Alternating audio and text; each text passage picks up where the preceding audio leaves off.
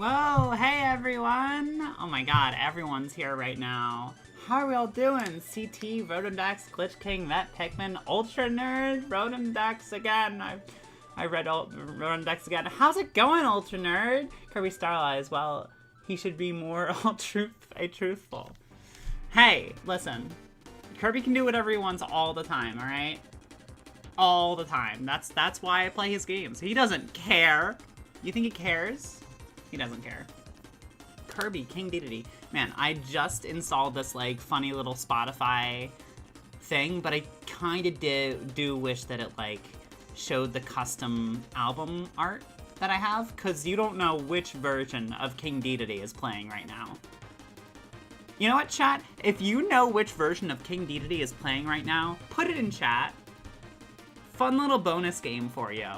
I'm going to make sure I have water and get some other stuff, because it is very dry out today. It's the middle of winter, by the way.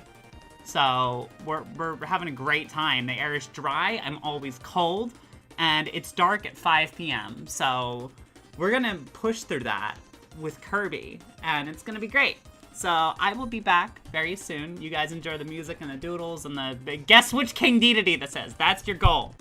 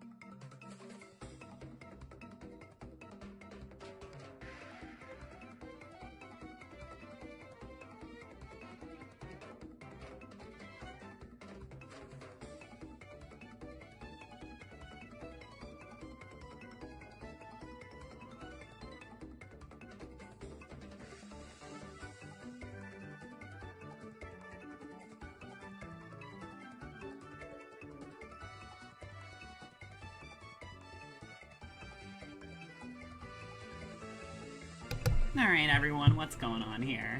What is going on here? It's Streamland 3! Hey, you guys got it! The Dedede that was playing was Streamland 3's Dedede. Incredible. You guys truly crushed it. Superstar Dedede theme close! Still in the SNES. Still in the SNES. What do we got going on here in chat? Is the Superstar Ultra version of the sound phone looks too clean for DS speakers? Yeah. Well, with the DS music, a lot of the times I do like the I get whatever versions on YouTube, and I just, like, slap it on. I like, custom add it on Spotify, which, like, I put in, like, custom, like, album cover art for the Spotify tracks, and it's not showing up on this funny little widget. If it's, like, an official soundtrack, it will happen, but, like, it has not happened, which is annoying. But at least it shows which song it is. What's up, Chris? Oh my god, May, hi! Yeah, chillin'. I love that for some reason, the Wild World theme, there's a part of the leitmotif for Star Dream. Yeah, yeah, it's really good. Crazy. Love that we all have all of Kirby's dream friends and allies, and then there's Highness. Yeah, Highness is also here. He's chillin'. There's more than just the dream friends that I made in this doodle sheet. Like Doc. Doc you could consider a dream friend. He at least appears in the dream friend stuff. You know what? Let's let's move to the other room. Let's move to the other room. Oh, darn it. I haven't, let's add the, thing for this. Hold up. Oh, hey everyone. How's it going? How are we all doing? Before we all get started, I just want to make sure I have the overlay for, like, what song is playing. It's only really gonna be playing for, like, another 10 seconds, but let's do it. Why not, you know? Slap that on here. There we go. I'm so cool. And then we already showed all the fan art. So where are we putting this? I'm gonna put this right here. We're gonna cover up Louis. We're gonna censor Louis. As we all know, he should be censored. He's not okay. He's never okay. And let me get the fan art out of here and include the other one. What we got? Aquastar Paradise. That's a good song. This is by, oh, hi, Zan. Damn, Zan jump scare. She was there in the beginning, and she will never, now it's Pitch. Okay, great, awesome. We're having a good time. We are having a great time. How am I doing? How am I doing today? I'm doing good. Today's my day off from work, and so I also have tomorrow off. So I'm just chilling. Look at Goldon and Silbox. They are so funny to me. Look at them. I drew that today. I drew that one today. Oh man, what a funny. I love drawing Kirby characters. It's so funny to me. Oh, it's so funny to me. Louis is a menace. He will always be a menace. I love Meta Knight. Yeah, Meta Knight's great. He's such a cool guy. Oh, let's see. He's a part of the rat. Yeah, he is a part of the rat. The Blue Woman is my favorite. The Blue Woman. Do you mean that one? That's Kirby. That's Kirby, by the way. Oh yeah, we saw a pretty wicked movie yesterday. We watched Wicked yesterday, me, Chris, and Fern. It was a great film. If anyone still hasn't seen it, see it. It's so good. It's so good. You don't understand. It is so good. Yeah, so today, it's about time, I guess, like we introduce the stream, huh? So today, I'm not really doing anything super special. We're just playing Kirby Star Allies. And I'm doing this because I specifically need footage for a video that I'm working on right now.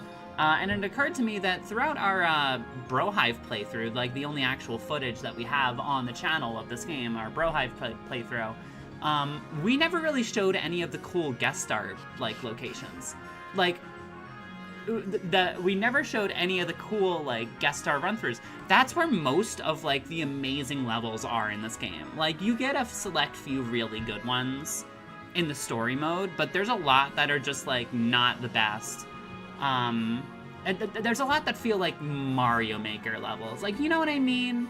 You know what I mean? They've got that like Mario Maker-esque thing to them. It's like blocks are just sort of placed everywhere. And like, yeah, there's a great background, but like otherwise it doesn't really look very thematically appropriate. It doesn't look like they put that much effort into it. But the Dream Friend levels are the exception. They're all really good, and they're all well done. Like, it's just like, it's basically just bringing in levels from the characters' games and putting them into the Star Allies engine, but they actually like put effort into it, like a pretty significant amount. So yeah, no, the woman Kirby fights that's blue. You're talking about Francesca. Yeah, Francesca's great. I like her a lot. Hey, Dead Squad, what's going on? What is going on? Oh, man. We just talked like a few minutes ago. I also took the liberty of pouring myself a mystery drink, so we're gonna be having a good time. Not only will this be a classic Star Allies stream, but I will also be procuring a little mystery drink. Oh shit! Oh, the president's up! Oh, the president's dancing! Oh, the president's dancing! Look at him go! Look at him go! Oh my god, that's so cool! Great job, man. That's so cool. All right, so because I am doing this for footage, we're not gonna have our normal like setup with all the plushies and everything. I definitely could add some plushies if need be, if there's like enough demand for it. But overall, like I said, I'm here for the footage. I want to record footage of playing the game, so we're going to be doing the same stream that we had last stream for the Lethal Company one. That one is, it's just like all the screen is taken up by it. And I am reduced to a mere little face. Not this one. So, you know, it'll be fun. It'll be fun. Except for the regular enemy guest star, which are boring as hell. Yeah, those are more like... Those are more you just, like, play them to play them. And there's, like, not much variety in them. Because it really is just, like, the main game again. So it's like, oh, you know what? Why don't we get into this game first while we're talking about it? Let's turn off all these amazing songs. Which one is this right now? This is Kirby's Adventure Medley from the Kirby's 25th Anniversary Orchestra. That is a great song. Oh my god. Fantastic album. Alright, let's turn that off. Let's go to the full screen stream and we can get going. Don't you guys worry, I also included chat for this one as well. Oh, wait. I gotta be tiny. Right, there we go. Alright, we are all good. Megalor plushie and Gooey plushie are a must. Alright, well, let's see what we can do here. Let's see what we can do here, right? Let's just see. I'm gonna keep music going. Let's see. Gooey plushie. There he is! Is that good enough for you guys? Do you like that? Do you like that one? Maybe I'll just have him over here. What do we think of this? What do we think of this one? I like this one a lot. Oh yo, what's up, Wobbs? How are you doing, Wobbs? We're gonna have some Gooey down here. Oh, he's jumping around. Oh, he's jumping around. Maybe he'll be on my head? Maybe he can be on my head? Nah, I'll put him right next to me. He can be tiny here. I don't want to block the chat is the issue. Peeled May. Yeah! Peeled May is a sentence. That's for sure a sentence. You're not too late, dude. We just started. We literally just started. Let me get another Kirby plush in here, and then we can get this going. Yeah, we need the Megalor one. We absolutely need the Megalor one. Megalor plush 1, and... Yeah, okay. I don't know why I named it 1. He's huge! Damn! Damn. Now put it on top of the VTuber. Wait a second. Wait a second. Hold on. Hold on. What if I were to purchase fast food and disguise it as my own cooking? Hold on. If I... Oh, we're... Hold on. Hold on. No, I have to transform this, right? I have such an idea. You don't even know. If I can just flip this. Properties, let's see. How do I do this? Filters. No, it's not filters. Transform. It's gonna be under transform, right? Flip horizontal. There we go. Okay, if I do that and then...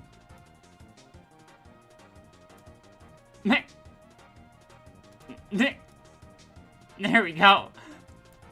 I'm on top of them. Ah! I kind of love this. Look at that. Look at that. That's so funny. I am Megalor. Hello, everyone. Welcome to the stream. Today we're playing Kirby Star Allies, the first game where you can play as me, because I'm so cool. Here I'm joined by my funny little friend Gooey. We're gonna go about the world, although probably he would probably be like this big, right? He would probably be a little bit bigger. I'll just have him. I'll be gesturing towards him for the entire stream. We'll both be doing things. I have become Magalore. Have you guys heard of the Kirby's Adventure vocal album? No, is that the one that they like did like a while ago? The one that's like really like cool because they did it a while ago.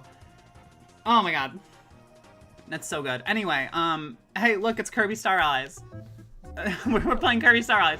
So, okay. I need to do the Star Allies. I need to do guest star question mark Star Allies go mode. Bring Mama B May back. I can do that whenever I want. I'm here. I'm here still. Don't worry. I have pulled the wool over your eyes. I am still here. However, I think it's funny to do this because I need footage. I need the whole thing. But I mean, luckily, if I use any of this in a video, you guys will be featured in the funny little video. It's not, you know what? Maybe I should make the chat a little bit better. We love troubleshooting. Not even troubleshooting. I'm just kind of like chat, direct, browser, sort. That's where that is. It's like you can kind of barely see. I've yet, for some reason, I've yet to make like a good chat. Like that's the one thing that I've still yet to do is like get a really good chat going. I sort of just have it where it's like, hey, I'm just gonna overlay the YouTube chat because YouTube chat kind of sucks, I'm not gonna lie. Like there's no, like default YouTube chat is not very good. So, I mean, whatever. It really truly doesn't matter too much. But yeah, Mega Crunch, yes, Mega Crunch. They did it in the 90s. It's very old, and I'll have to send the album on the Discord later. Yeah. Oh yeah, the Discord invite should be fresh in the chat if you guys want to check that out. We have a wonderful, cute little community. Just gotta read the rules and do a few things. But for now, let's get into the game. Why not? Why don't we get into this game? All right. So, guest star. This is basically the bulk of the game. If you're going to be playing Star Allies, and you're in it for more than just the story, which is already an inherently, like, rare thing, most people who buy this game are just going to play the story and never once touch any of these other modes. Not once, because the story mode's, like, the biggest thing. It's the thing that people are gonna get the, context of the game with, and it's just, like, all of that is just contained in the story mode. And I'm gonna be honest, everyone, the story mode isn't that good. Like, as is, it's fine, but it's not that good. It's not really the best. So, most people are just gonna beat the story mode and just be like, I'm done with the game now. I don't care. But if you did that, you missed out on Guest Star, which is the single best mode in the world.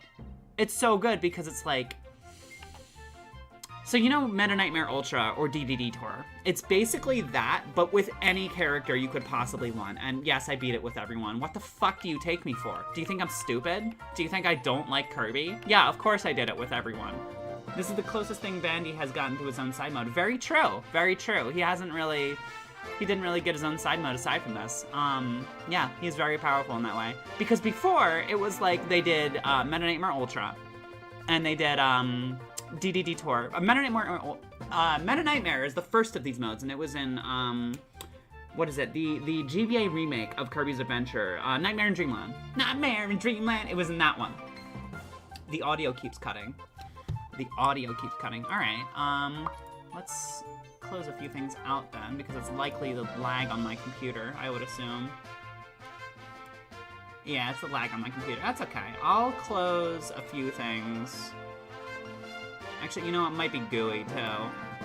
OBS is just not good with multiple things. So I think I'm just, for now, gonna remove Gooey. Yeah, OBS is not very good with a lot of things juggling at once, and I guess my computer can't really handle that. Yeah, you know, I'll just... We'll have it set with that, and if anything bad continues to happen, then we'll, you know, I'll have to troubleshoot some more, but for now, it's alright. But yes, so, for these different Star Allies, guest star, Star Allies Go mode, some of the Dream Friends have different rooms. Different, like, areas that you can explore that are references to the games that they came out in. But because, this game came out in waves, You can tell they put a lot more effort into the later waves. That is to say, most of these are exactly the same. Like, from Sword all the way down to, like, I'd argue probably Bandy. All of these are pretty much the same exact run through Guest Star with the same exact rooms. Which kind of stinks. There's a few of them that, like, if there's a puzzle that only requires water, if you have water, like if you're playing water, like Clean or something, you're gonna have access to those rooms. But for the most part, they're all basically just the story mode levels again, and all the bonus levels and everything. It wasn't until really the Rick and Kine and Coup Wave 1 and Marx and Gooey that they actually started making unique areas. So that's what we're gonna start with. We're gonna play the first chapter of Rick and Kine and Coup. I don't want to start at level 5. I really don't. So we're gonna do a new game. We're gonna start with like the first few chapters of Rick and Kine and Coup. We're not beating every single mode that we go in here with. So we're just gonna play it as we go. Also, adorable backgrounds for every character. Adorable custom backgrounds for every character that's meant to mimic the box art of the original game that they came from. How can you not like this game? How can you not like this game? I don't understand, because this game is wonderful. Like, I mean, I get that it's like not what a lot of people wanted out of a game, but come on. We're playing as Rick and Kine and Coup right now. And this is, it may not look like very much. Oh yeah, by the way, is a wonderful character because he can play as all 3 characters at once. Kine only really has one move, and he only really, makes a significant appearance in the water. But aside from that, Rick is really good on land. Coup is really good in the air. He's got this and this move, I believe. And aside from that, Rick has a dash attack where he uses the stone ability from Dreamland 3, which is very cute. He has his fire move from Dreamland 3. And I'm pretty sure that's it. I'm like 90% sure that's it. So yeah, we're just gonna play through the games. But this level is actually the first level from Kirby's Dream Land 3, including all of the accurate enemy placements. This like little mini boss battle definitely didn't happen in the game, but these are all mainly minus the ones that spawn. These are the enemies that you would see in Dreamland 3, which is very cute.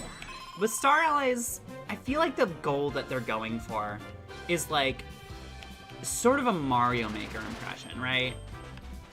This is also a new room. This is not in the story mode. This is dedicated to just... This is not even a reference to an older game. This is just Rick and Kine and Cou's funny little secret room where they use all their abilities. And it's just like, this is just added on to the main campaign just because it's cool. I don't know. Love that shit. What was I talking about? Fuck. What was I talking about? This should all be in the main game. This should all be in the story, really, is what it comes down to. Because again, most people are not playing it for this mode. Like, I love Kirby, and I love people who play Kirby, but most of these are not gonna be... Wait, how am I gonna do this without having a friend? Because if I just light it, it's not gonna work. Yeah, I need to cut it, then I have to light it. But I'm really just getting the triple power up. You know what, I'll get the triple power up. That's another thing. I get... Okay, this I fully understand because this is just like a part of the game. Star Allies has a big, heavy reliance on making friends and giving them powers, and that being the solution to the puzzle. And that's kind of cool once. Dude, can you... Yeah. Oh! Like, he's taking his time. And that's like the solution to the puzzle. That's all you have to do for most of the puzzles in Star Allies, is just have a friend that has like a fire elemental thing that can cut. Like, I don't know. If we ever get a Kirby 64 Let's Play, I go nuts. Yeah, we did actually have one way back in the day, but we never beat it. But actually, me and Colin totally played that mode. Me and Colin totally played Kirby 64 for a second time. I just never uploaded those levels. They're like lost media at this point. They were made like, I would say probably 2 years ago or something. I mean, they were good episodes for sure. There's a lot of good ones, but it's not like Chris and Fern, like you would think.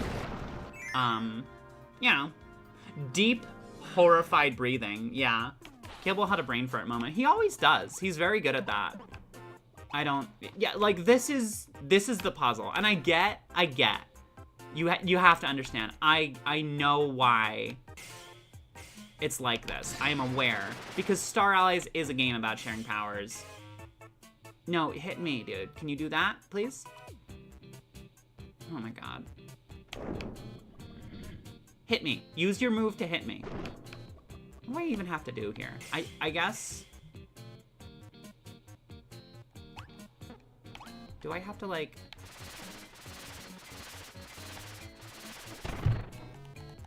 How do we get off? Whatever. I don't care enough about this. But yeah, so like the goal of this puzzle is to just have two guys and then they'll do it for you. Like, that's not a puzzle. That's just like, I don't know. You have to understand. I love this game with all my heart. I love this game with all my heart, and it's so funny. Mine's Water Rock because it's funny. Curling Stone. Yeah, Curling Stone's great. Curling Stone's very funny. Oh yeah, and this is Honey Hill now. The level that just just for no reason, just has a bunch of Waddle Dee balls. Balls that are made of Waddle Dees. And they all just sort of do their own thing, and they're just like, oh my god, watch out for the big Waddle Dee balls. Why are they like that? Hey, here's a question. Why are the Waddle Dees curled up in a little ball? Why isn't this where you get Bandy? Like, where you unlock Bandy in the main story mode. Like, I don't... If this game just leaned a little bit... This is my thesis, right? This video that I'm making is essentially, like, what Star Allies could be, but also why I love the game as is, regardless of what it could be. My thesis is that if they just leaned a little bit more into the Dream Friends and worked with assets that they already have in the game, like certain boss fights that aren't used in the main story for some reason, like giving characters dialogue or something, and not having a room where you just get 4 partners and do the train. This is fine for the story mode once, but it does not need to be in every guest star run. Why is this here? You know what the reason is? You know what the reason is? It's because they get a funny hat. It's because Rick gets funny hat. That's the whole reason. Rick get funny hat. And like, I get that. I love Rick Funny Hat. I'm a huge fan of Rick Funny Hat. But maybe this should only happen like once. Because they never do the Friend Star in Guest Star. They only do this. This is the only use of, like... It's that and like maybe once other.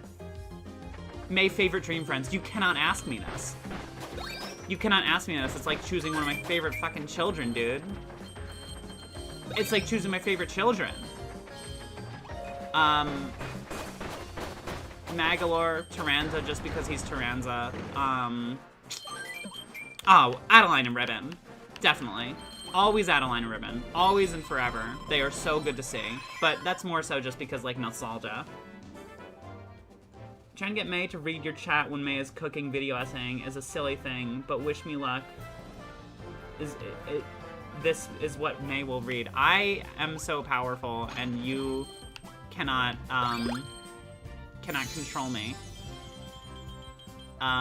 It's the ADHD in my brain that is telling me that I have to focus on one thing at a time. Also, it's been a while since I streamed.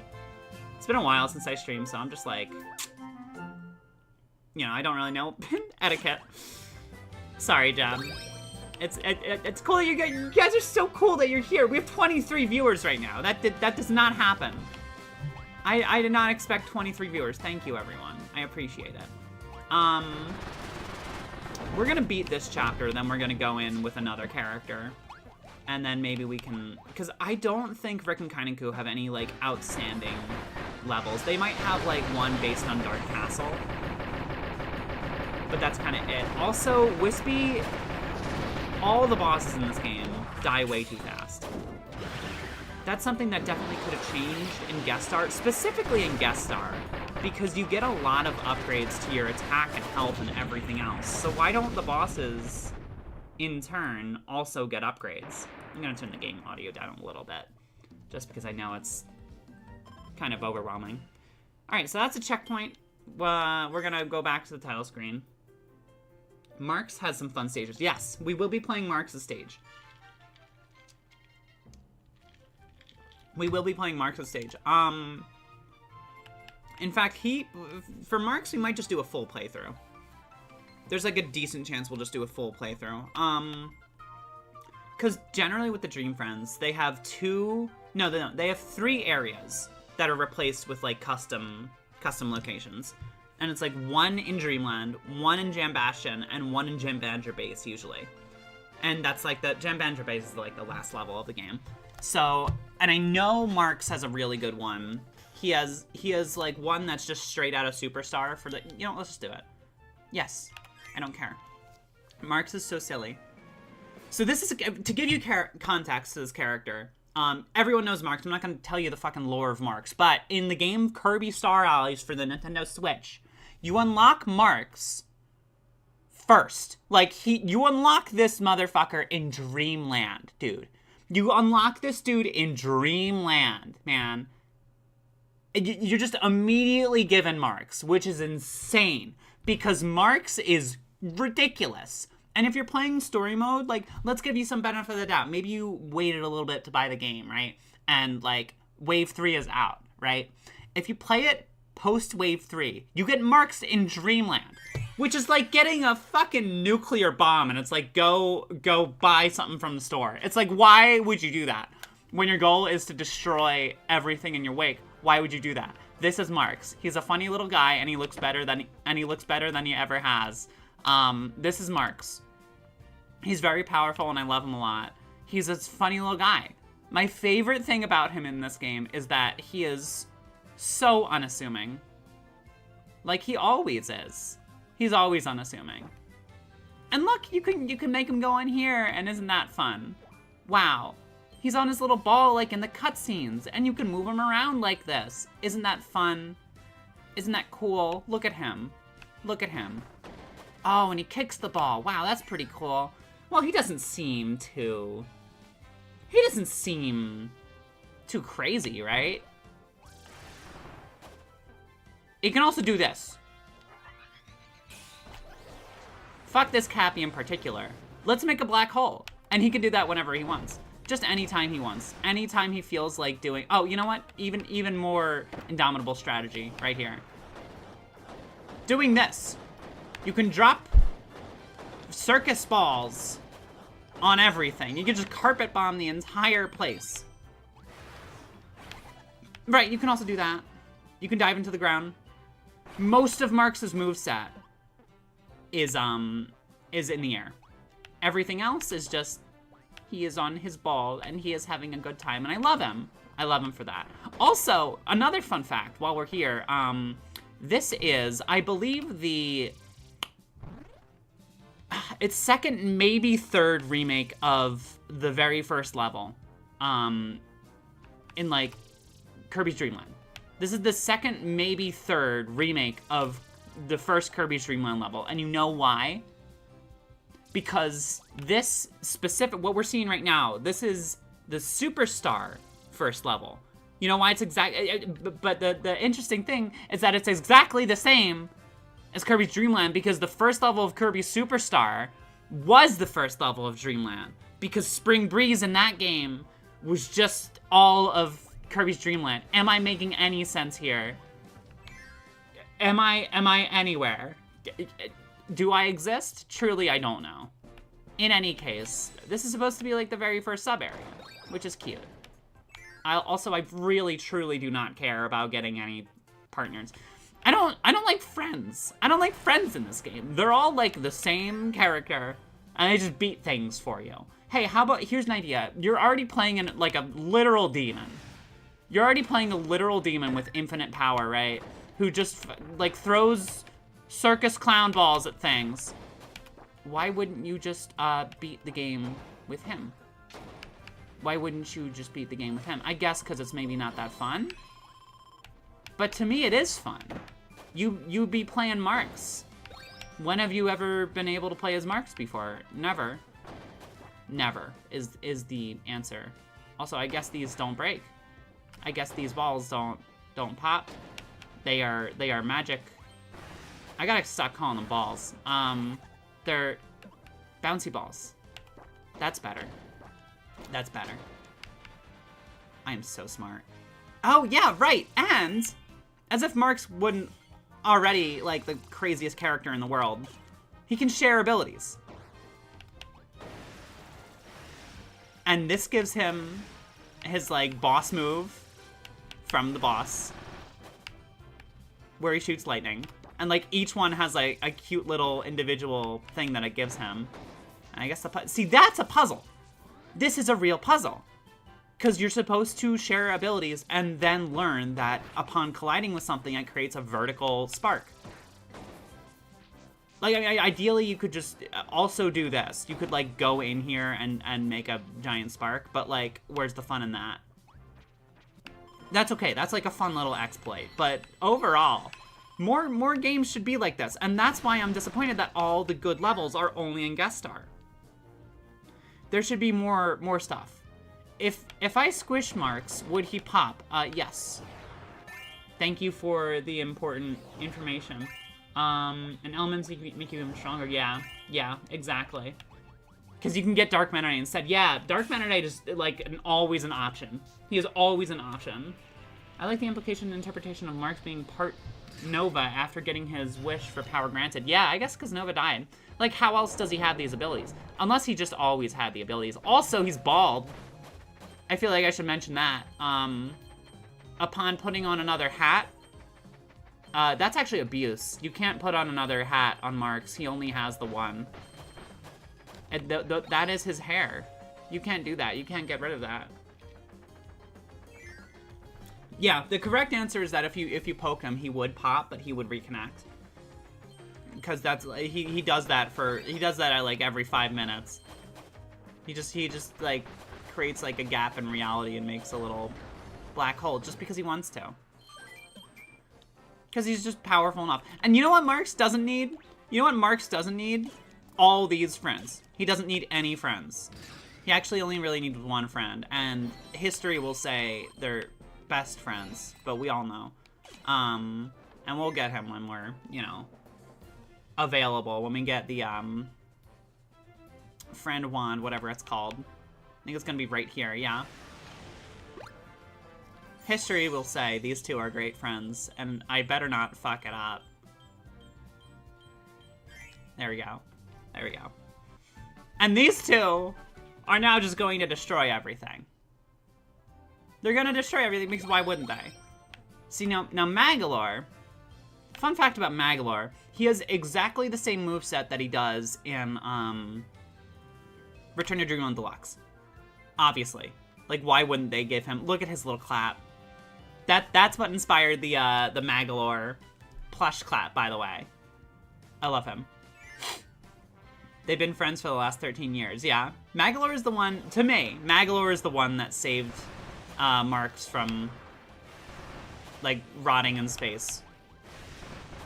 He's the one who did that. To me. But I just don't understand. Oh yeah, thank you, Marx. He can, Magolor can just do that. He can also make a black hole. Oh my god, twins! Oh yeah, and he can do that. I forgot, how do I...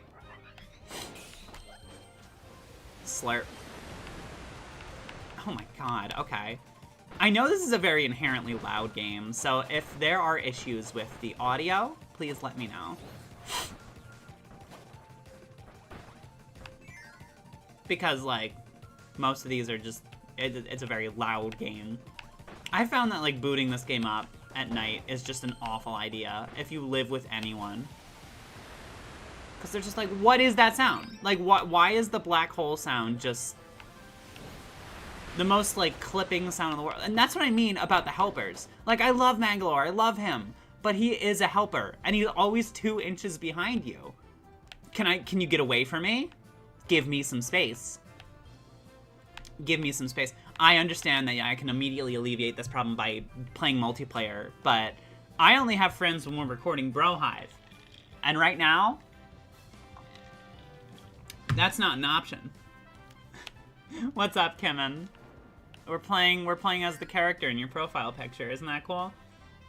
What the hell is this thing? Maglor finding Marx in space. Yeah, very true. Very true. I feel like he's been nerfed in Fighters too. Oh, Maglor? Yeah, he probably was. A lot of the characters kind of had to be though, because like Fighters 2 is kind of oppressive with its combat. It's like maybe not the best. Look at that. Already phase 2 Wispy. Already phase 2 Wispy. Like, I mean, I don't know. Maybe make the bosses a little bit more difficult. If you're already going to be giving us, like, crazy abilities, like, okay.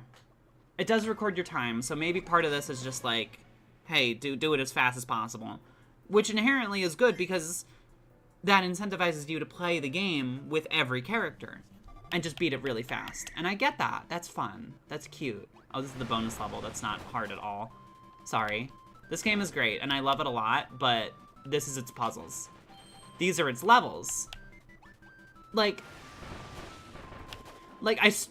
Take another look. Take a look at any other Kirby game. Like, the fourth level of the first world. Any other Kirby game is going to be vastly more interesting. Even a bonus level is going to be vastly more interesting than this. And I preface this all by saying I love this game, and it's like one of my favorite games of all time. I would not be playing this game in the year of our fucking Lord, 2025, if I didn't like this game at least a little bit. Also, Ribbon Portrait. Look, it's Ribbon. There she is. Kind of hard to see, and I remember when I showed Chris these, it took him like 10 years to see. It's on the left side of the screen. Can you see it? There he is. There she is. I love Ribbon. She is very good. She's a great little character. I drew her with a giant gun because I think she deserves one. She has one. It's not even a stretching of the truth. She has a gun. That's the special ability that she gives you.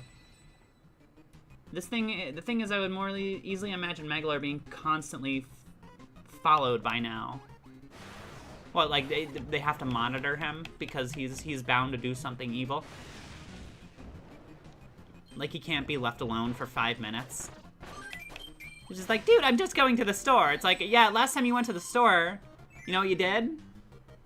You bought an evil ray gun. We don't want that. You bought that from Susie. Oh my goodness. This is one of the best levels in the game. Or rather, this is one of the best rooms in the game. Look at that. Look at that. Are you seeing that? Are you seeing the background? Are you looking at that? I don't know if you are. It's beautiful. Like, why isn't there more of this? Like, this is what I want a 3D Kirby game to look like. Like, imagine having points of interest in the map down there. Oh yeah, can you give me a new ability? Do you have any more? Do you have any more? Oh, you have wind. You have wind! Look at him go. Look at him go. Look at him go. He can just do this now. And then I think his... Yeah, everything... When you have the Bluster ability, it's consistently the most fun, like, change to... Like, look at that insane... Look at that. That covers so much space. Mount Deity in HD is a very blessed thing. Yeah, it is. Like, this is what I want levels to do more. Like, this is a location we know. We are in Mount Deity overlooking Dreamland. Like, the countryside of Popstar. Like, why isn't this more... I don't know, whatever. Why isn't that more emphasized in the main game? Like, I don't get that. Oh, and we get to see one of the best secrets. So this is one of the rooms that was added post-launch. I believe in Wave 3. The one that added Magalore, Susie, and Taranza. This is the one that added, that was added then, and it's one of the best rooms in the game because you're now just going backwards through Mount Deity, or Castle Deity, because you can hear the music, like, start back up again, which is very cute. Like, the music fades out in the last room that we were in, but now it just, like, starts back up again because, hey, you're going back, technically. And this is what these are the kinds of levels that I love to think about. Can you open this, please? Thank you. These are the levels that I love to think about because, like, even though it's not a 3D Kirby game and we're not, like, able to explore the background, it makes you think about the world a little bit more. And that's just kind of all I want from the game, you know? I want more recognizable Kirby locations. It doesn't matter if, like, we can actually go there. I just want more recognizable Kirby locations. That's all I want. That's all I need. Like, I don't know, put Butter Building in the back of, like, a thing here. Put Butter Building there, maybe make, like, the Dreamstalk. It is insane to me that the Dreamstalk is not in this game already in some form. I mean, it's Taranza's, like, it's one of Taranza's moves, but it's not a place. You know what the Dreamstalk is? It's a giant fucking magical vine. Put that in the game. Put that in the game. You never knew about this one. Yeah, they're well hidden. They're really well hidden. Because you wouldn't think to go there. But of course, like, that is the definition of a great Kirby secret. And look, like, this is you can see the room that we were just in. And despite this not being a 3D game, it's still interesting to, like, go in all these areas because, like, what's behind here? What's behind here? I have thought a lot about this game. I've thought a lot about this game and how it can be changed. And how it already is one of the best games. Because nobody knows about that shit. Unless you were on, like, in 2018, like, what is it, October, November 2018, where they were, like, teasing this shit. You have no idea this is in this Kirby Switch game that you own. Because nobody cares. No one wants to go back to His Royal Highness King Dedede when, like, Forgotten Land exists. If you want to fight Dedede in a cool way, play Forgotten Land, and you won't be disappointed. Like, no one cares about this Dedede. No one cares that it's a great, perfect representation of the Dreamland 3 fight, the normal default Dedede fight. No one cares. If there's one thing you're gonna care about, is Dedede with big buff abs. That's gonna be your first priority. And listen, huge fan of Macho of Dedede. Huge fan over here. You know it. You know I'm super into Dedede, but big. And you know what I'm also a super fan of? Huge, giant fan of this? You can befriend Dedede. You can befriend Dedede. You know who else you can do that with? Meta Knight. And that's it! Why don't you fight characters? Why don't you meet the characters in the level and throw the heart at them? And that's how you unlock them. Instead of going through Dreamland and it's like, oh, you beat Dreamland. Here's Marx. What? Why? Why Marx? Why do you get Marx at Dreamland? Why do you get Gooey at Dreamland? Gooey should be hanging out, like bumming out around somewhere. He should be in Jam Bastion. I swear to God. Gooey should wander into Jam Bastion and not be like coaxed in any magical way to be there. He was just curious. Like he followed a bug there. He followed a bug there. That's the stuff I want in this game. Why? Like, it makes so much sense that you can add... And you unlock Dedede after beating him in the main game, too. Like, you unlock him. Even if you didn't know that you can throw a heart at him, you still unlock him. Which is insane. Because, like, that's great game design. Why don't you do that with every Dream Friend? It should be a game about fighting and gaining the Dream Friends as friends. Also, that's a really cute picture. Crazy Mischief Among the Stars is what that one's called. And it plays a Gourmet Race remix when you view it, but Gourmet Race is not in this game. There's so much here that I can gush about. That's what they did with the Mage Sisters. Yes, exactly. And that's why the end of Heroes in Another Dimension is really good. Because you unlock the Mage Sisters after working for it. And honestly, it's not even hard. It's not even hard to get the 3 Mage Sisters. You just have to get some of the hearts, some of the main collectibles. But it's better because it's harder than anything else in the game. You don't just, like, walk into Popstar from Dreamland and it's like, here's Marx. Why? I don't know. If the Gem of Heart unlocks the power in Meta Knight to clone himself and control rocks, it should also unlock Dedede's physical strength. Oh yeah, I guess it did, like, his little rock controlling power he did get from this game. That's pretty cool. Pretty cool. Genuinely hope they have Magolor Epilogue mode for other characters. Yeah, that's what I'm saying. Like, that's what this game already is. It is already a template, because you know what Magolor's moveset was in this game? Magolor's moveset in this game was the template that they used to do Magolor Epilogue. Like, literally, his moveset is almost exactly the same. I think he has, like, 1 or 2 new moves. But, like, most of the game is exactly the same, exactly how you would expect. Anyway, I guess we're also doing the friend circle, which, it's a cute pun. This should appear maybe twice in the game. Maybe twice, 3 times in the game. I don't care. Stop making me make a full team of 4. I want to just play as Marx and Maglor and Dedede too, because he was there.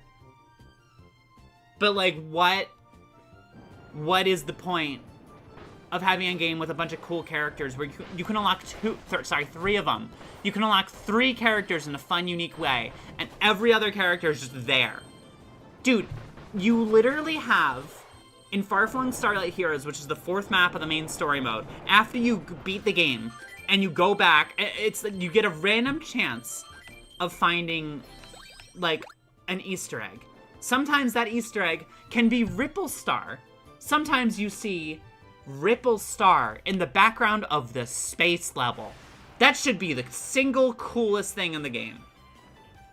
Aside from the final boss. That should be the single coolest thing in this video game.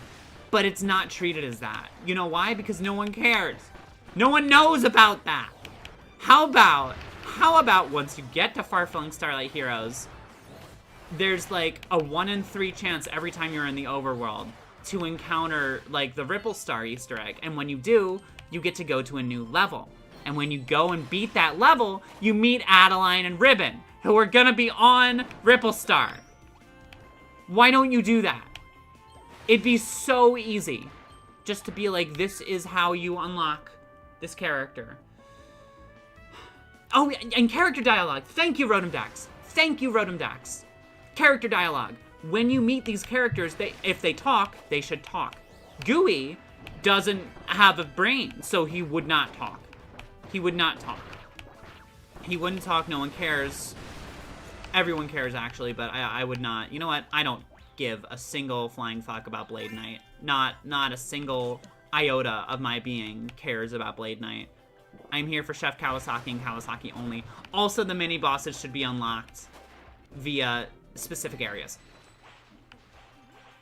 In the main story mode, in Wave 3, they added 3 new areas. There's one in Planet Earthfall, there's one in Caverna, and there's one in Echo's Edge, the first ice level on Popstar.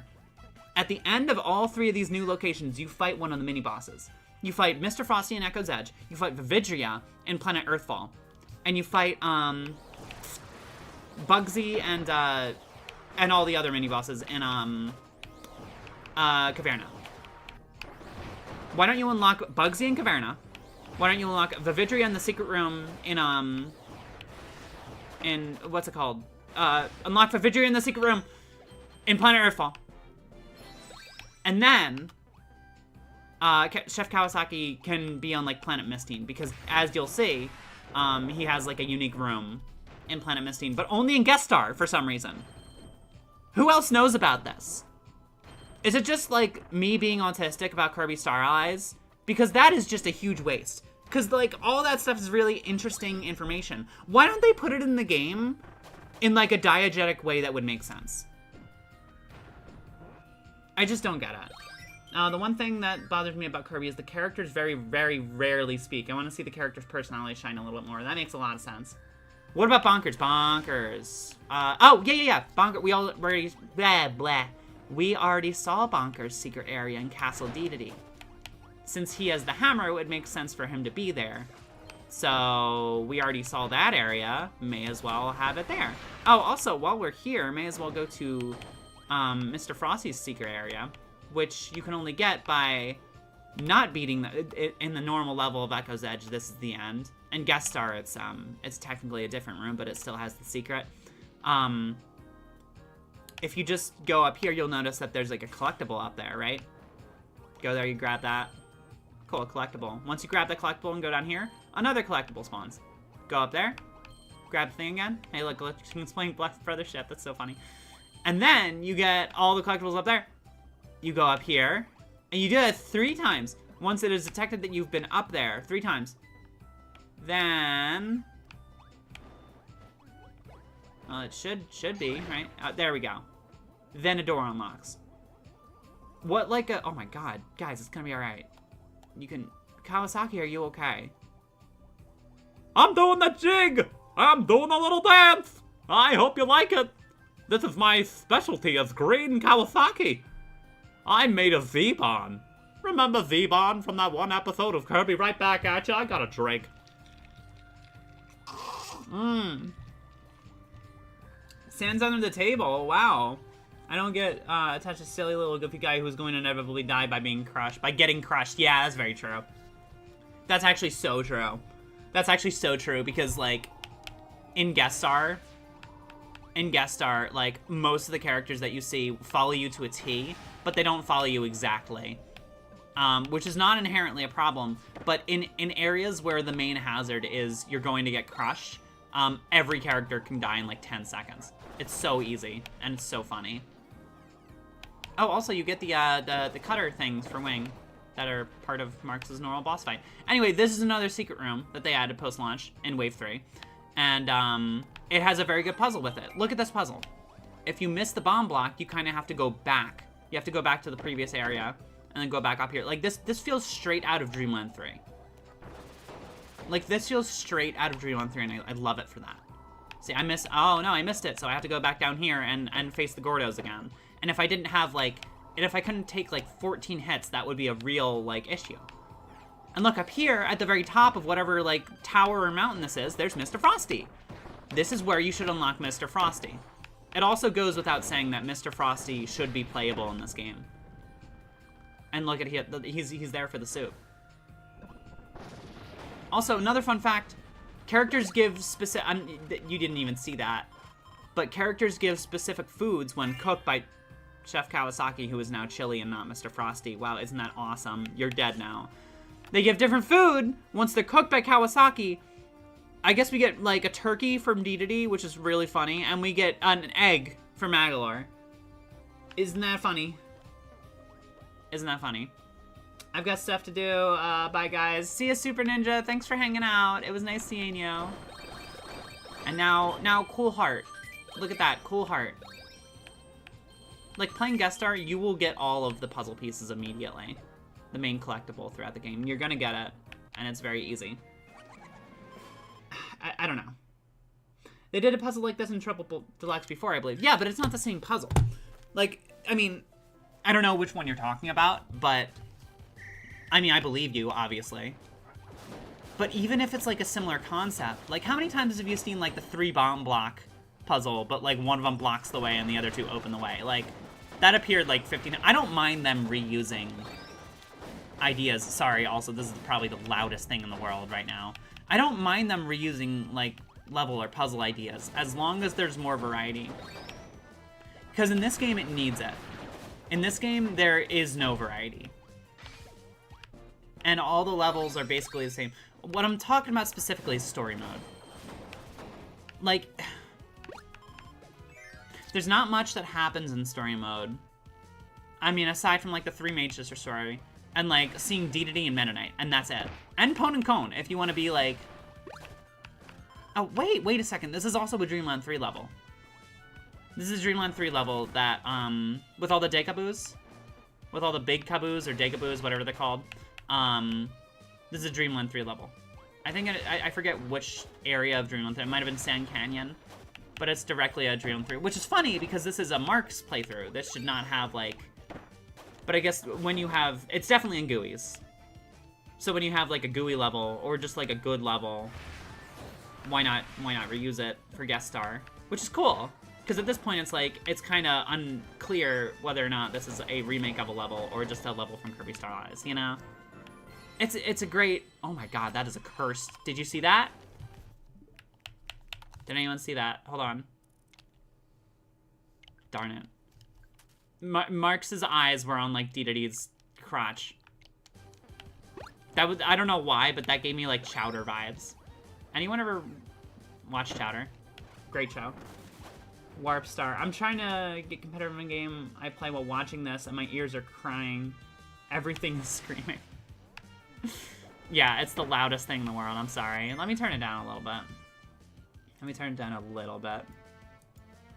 One of my biggest problems is how terrible the abilities are handled. The abilities are fine. There's so many abilities in this game. That's like one of their, that is one of the best. Did you know ESP was in this game? Did you know ESP was in this game? I didn't either. I had to be reminded of that because it never comes up, but it is in this game. And like, despite what you may think, there are levels that like sort of showcase the abilities, like main strengths. There are levels that like do that. Like Planet Earthfall is great for clean. Spider has like the whole first Jambasha or Jambashan base level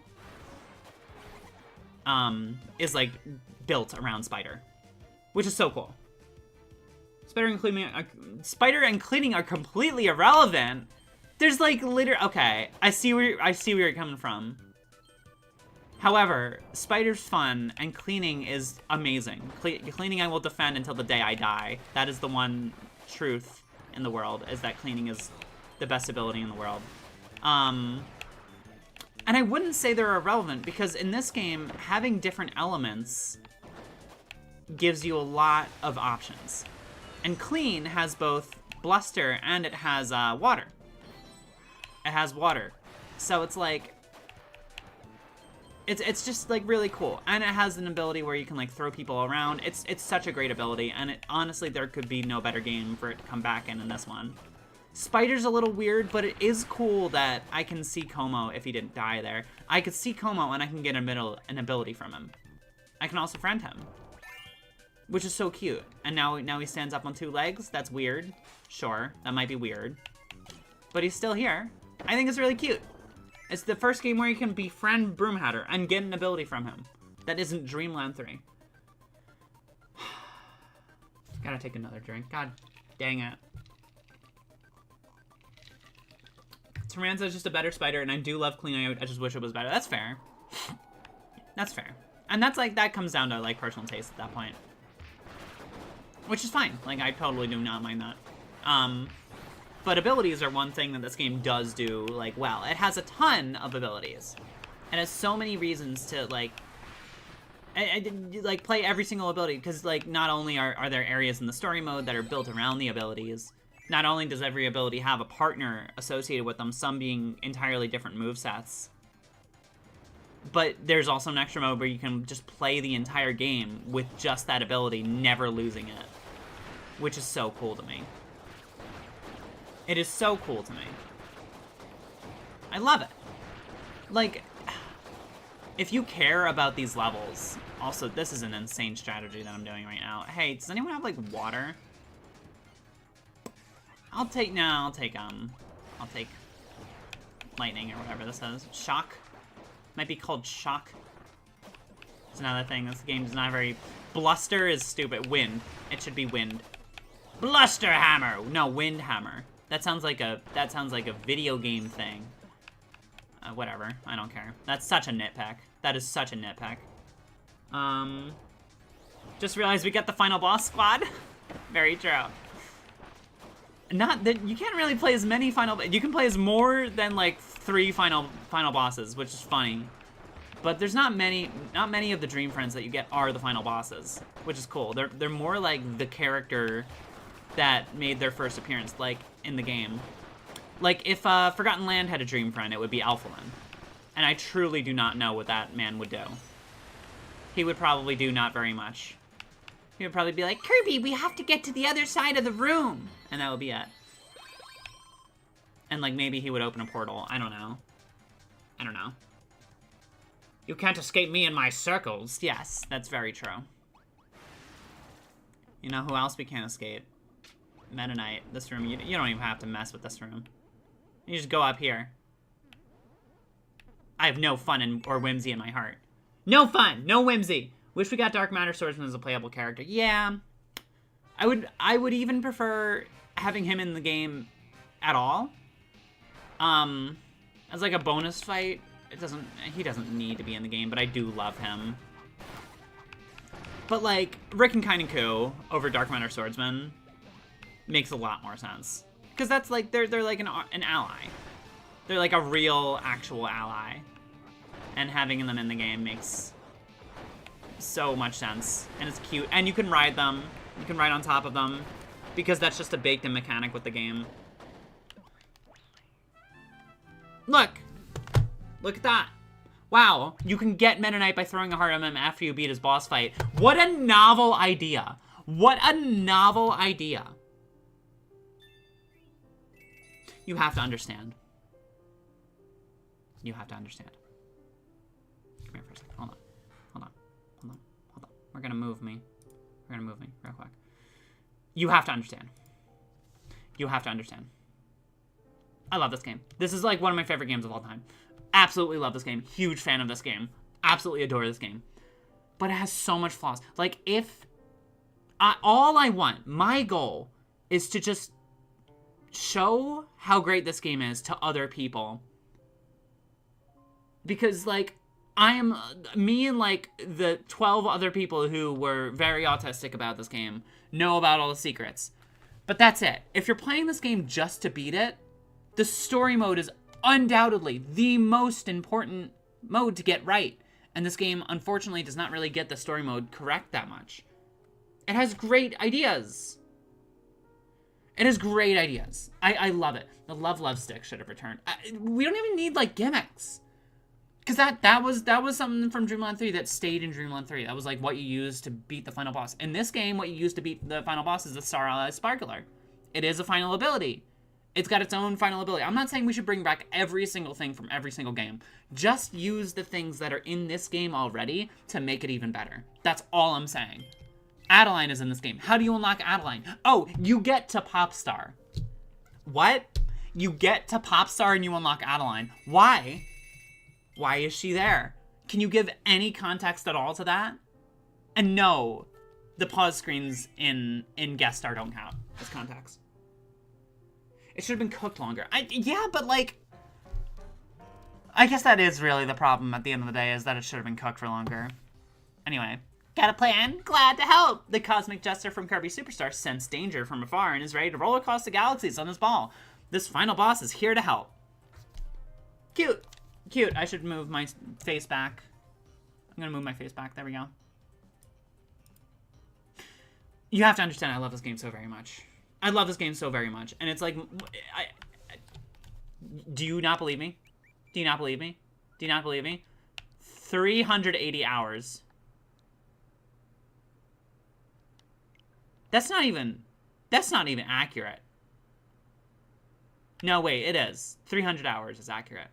300 hours is insane. As the bitch who also has 1,000 hours in Smash, like, 380 hours is insane.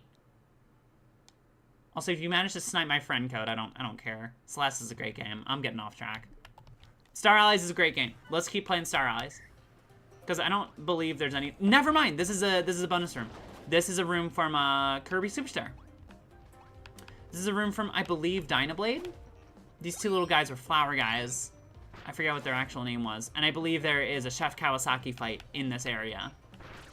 Oh, and look at this. This is a Marx only room. You only ever get to see this room in Guest Star while playing as Marx. So it's like, here's a cute little optional puzzle. See all these enemies? You could either get them as friends, or you could absorb the candy and be invincible for this next area. Isn't that cute? Isn't that cute? Because now you can beat Kawasaki instantly. He should be in this room somewhere, right? Megalor, I need you to stop doing that thing. I need you to stop doing that worm. But like, this is a great room. It has the Gem Bastion, like, outer area tile set.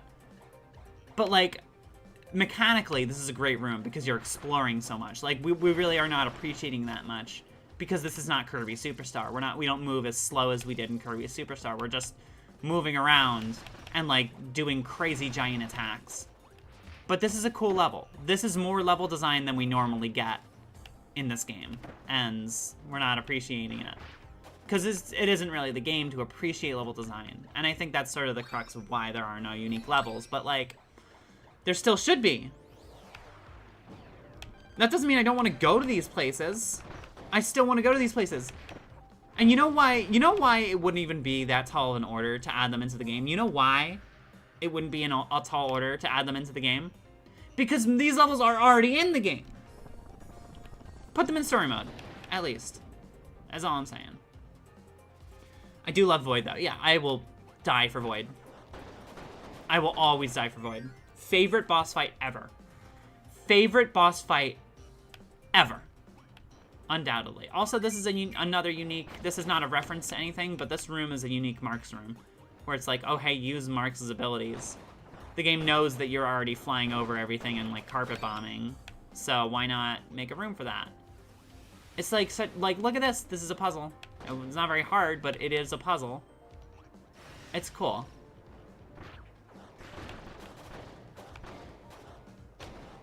Like, when you get the AoE of the, when you get the AoE of, like, the friend abilities, like all the elemental abilities, everything's easy as hell. Can someone mod the game so we can have Magolor Epilogue outfit in this game? That would not be a hard mod. I mean, I don't mod Switch games. I just put mods on Switch games. Like, this is... I'm gonna out myself here. This is a modded Switch. I can even show you some pictures of modded Smash. Modded Smash is, like, my favorite thing in the world. It is so good. I mod Smash a little bit. I mod Smash a little bit. Just for fun, you know. Simply just for fun. Look upon your kingdom and weep, Ganondorf. Look upon your kingdom and weep. It is all mine now, Ganondorf. No. Oh, no. Shit.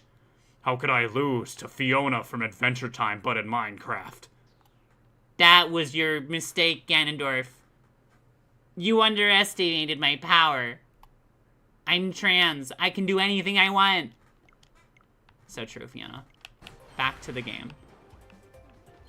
Back to the game. Is modding a Switch hard? No. No. You just have to have... You have to have kind of specific things, but, like... You have to have this, like, little jig that you have to insert. Okay, so basically, you need an SD card. You need, like, this 3D printed little jig that you put in one of the Switch's, like, slots on the right where you put one of the Joy-Cons. Because it has to be doing a very specific button combination and connected to a computer to realize that it's connected to a computer. And at that point, you can, like, insert things. There's tutorials for it online. It's very, very easy.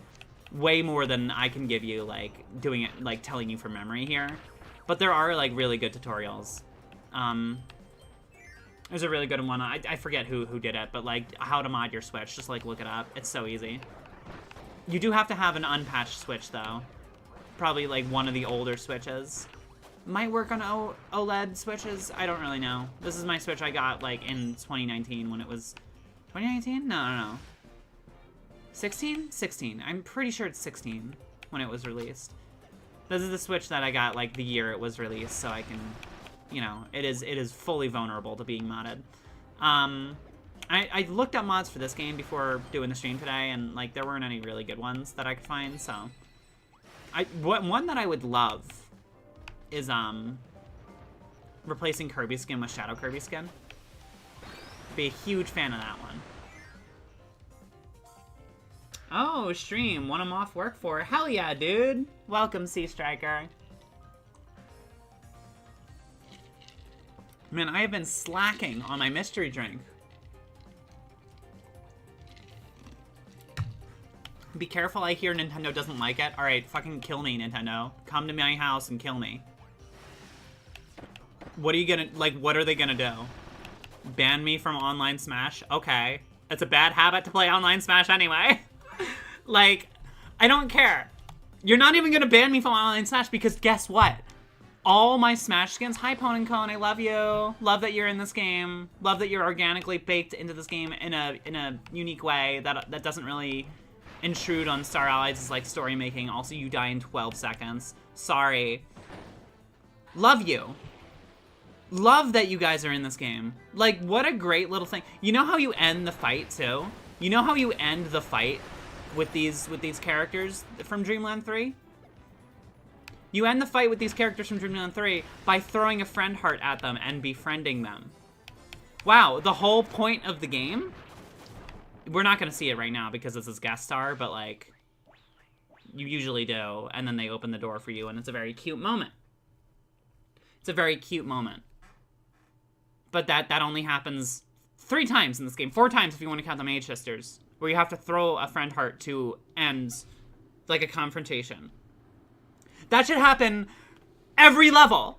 That should happen with every boss fight. Beat the boss, throw a friend heart at it. It should happen with Void. It literally like, Void literally dies. Thanks for giving me, like, a cute little head massage there, Magalar. Void literally dies in, like, an explosion of happiness, so why don't you throw a friend heart at him to kill him? You can already kill him with friend hearts.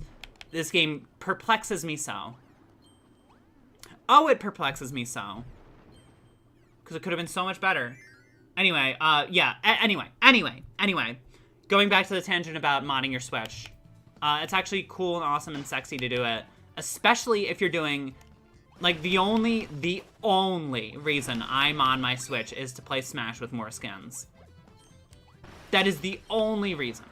And you know what that changes about the gameplay and the all-online play? Nothing. It's all client side. It is all just stuff that I can see that doesn't impact the game at all. And hey, if Nintendo wanted to make like a fucking $48 skin pack for Smash, I would buy it. But they didn't. And the skins that they have in base Smash are bad. So, I mod my Switch so I can play as Fiona from Adventure Time over Steve from Minecraft. And that is all that matters to me. Alright? Like, it's like, it's not even like oh, they're gonna get you. How are they even gonna find me, man? My friend code? Am I gonna share my Switch IP on stream? No. I have like 3 viewers on the stream. I actually have 22 viewers. Thank you guys so much for viewing. I really appreciate it. That really means a lot to me. However, I don't give a shit. Nintendo does not care about Brohive. That's not true. They copyright claim Brohive a bunch of times. Hi, Francesca. What do you have to say? Colin collected Frozen General Francesca is one of the 3 mages of the head of Jan Bashman forces. This freezing attack she unleashes are enough to chill the very hearts of those who oppose her. That's cool. That's cool. Francesca, you're really cool. I wish I could befriend you, but obviously due to story mode reasons, I cannot. Which makes sense. How dare you insult Spiky or Pichu? I'm not insulting Spiky or Pichu! Oh, hi, Flambers! Why are we just going straight to...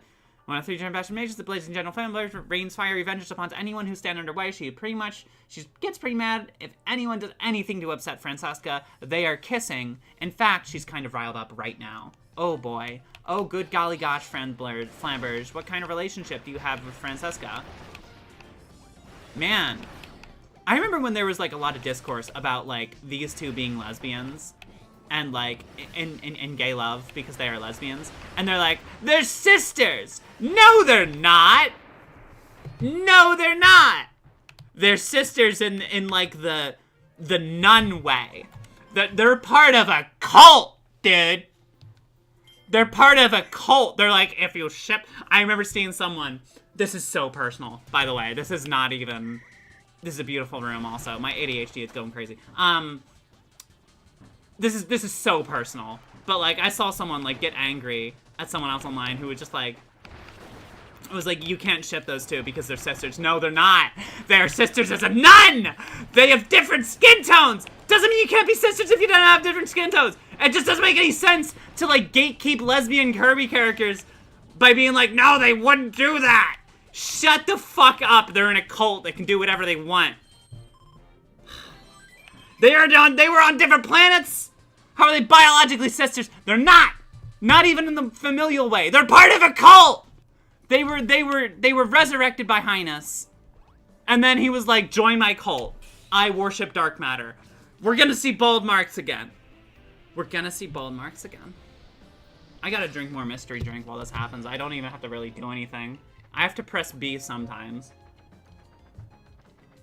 Not gonna lie, I kind of forgot that, a lot of this game, like a lot of guest stars specifically, is just like Like, there's so many rooms where you just do this. Whether it be friend circle, friend train, or... Well, you don't even do friend star in this one. But guess what I have to do for this? I have to set my controller down on the ground and press B every, like, 3 seconds. While I drink an Aperol Spritz. May, calm down, it's just a game. You're right. Yeah. And I started that off. I was saying this is so personal. Because it truly does not matter. It truly does not matter. But it's just funny to me. Like, I am a Kirby Star Allies historian. I'm a Kirby Star Allies historian. I was there. I was there at Ground Zero. And I was cheering the game on since day one, man. I love this game so much. Even love it day one. You can see me and Chris playing it on the channel day one. And I loved it. I loved it. Because it was a new Kirby experience that had a lot of characters. If there were Dream Friends day one, I would be flipping my shit. I would be going insane if you could play as Marx day one. But no, you know what I did instead? I played all the extra modes with all the characters, and then as I was doing that, they released different waves, which is cool as hell. I love this game. It's a great game. It's a great, like, literally play it. Hey, guess what? If you're a Kirby fan and you didn't play this game because people said it was bad, play it. Like, you can probably play as one of your favorite characters. If you're a Kirby fan and you got a favorite character, play this game. You got a favorite Kirby character, they're probably in the game. Unless your favorite Kirby character is like Ted Hahn or something. Ted Hahn's not in this game, but most other characters are. Chris's Highness voice is iconic. It is. Doesn't matter. Is that part of the dark matter? Doesn't matter. Doesn't matter. Yeah, but me trying to summon doesn't matter to reanimate stupid arguments that I had in like 2016 online. Me trying to summon doesn't matter. I would love to see a Kirby movie. Yeah, me too. Prince Fluff! Yeah, Prince Fluff should have been a dream. He was one of the 3 Dream Friends that was planned for the game, but they didn't include him because they were like, we're only gonna do mid-series characters. Anyway, this is Zan Partisan. She's trans. The dutiful leader of the 3 Jambashan mages, Lightning General Zan Partisan, seems to energize the fortress itself and uses high-speed attacks to render her prey helpless. Prey is a word. At the bidding of some unknown power, she hunts for dark hearts. A Kirby movie would 100% get fumbled. You know why, though? Because the Kirby fandom just wants to see every character in context and do justice. That's what I want. I'm a Kirby fan, and that's what I want. Magalor, can you shut up? You don't have to do that. Wait, is she, And May's Magalor voice, yeah. I'm really good at Magalor. He's funny. He's such a shit-eating little guy. I love him. Anyway. Wait, is she? Yes, and I will not be taking questions. Oh my god, Planet Earthfall, my beloved. Best level in the game. I'm getting rid of all my friends. I'm getting rid of Magalor, Mennonite, and Dedede. Metadedede is not my prerogative right now. It's Marx and Magalor. Like, not even as, like, a ship thing. The only correct ship is Metadedede. Everything else is like, why are you shipping Kirby characters? And I guess Flamber. That one's canon. That one's canon. But, like, these two just mess with things. This is, like, while this is an extra mode, Marx and Magalor would indeed, like, rain absolute chaos on Dreamland and the surrounding planets for fun. They would just do this. This is like a normal Tuesday night for them. They are completely, like, justified in doing this because they're just a little silly. As we all know. Oh my god, excuse me. Excuse me, oh, holy shit. Oh, that means I have to take another sip of my mystery drink. Ugh. I ship Bandy and Kirby. I mean, they're kids. They're literal. Kirby is like 1,000 years old, but he is still a baby. He is and always will be. That stupid little idiot with infinite power is such a stupid little kid. I love him for that. I realized that I kind of love any character that's stupid.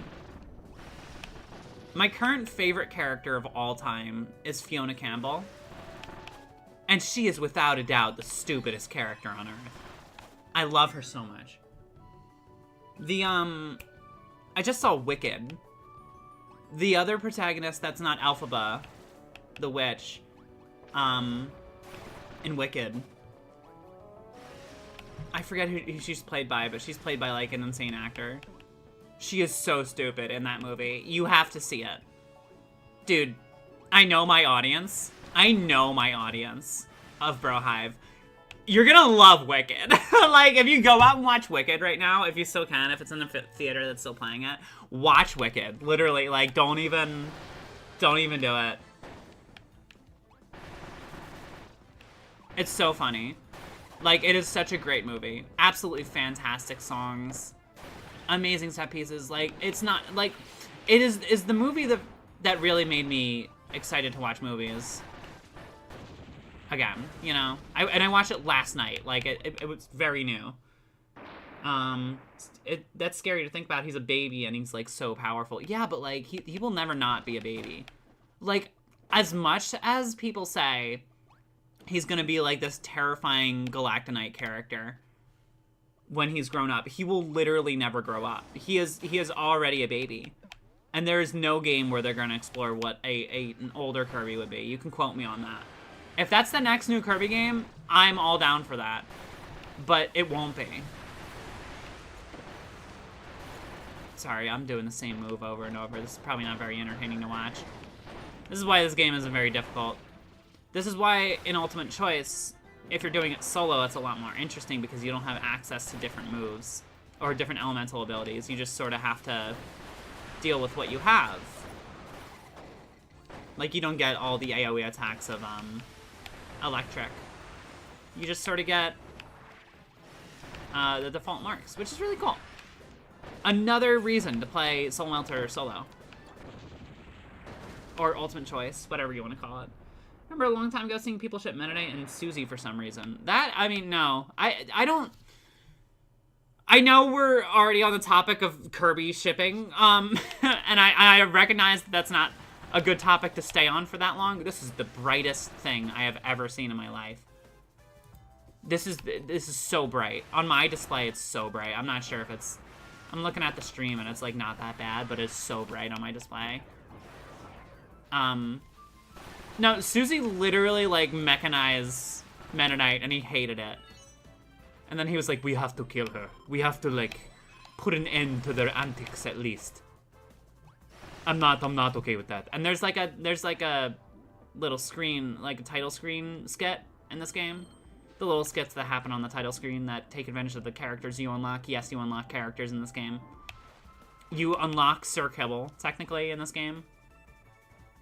You unlock Sir Kibble.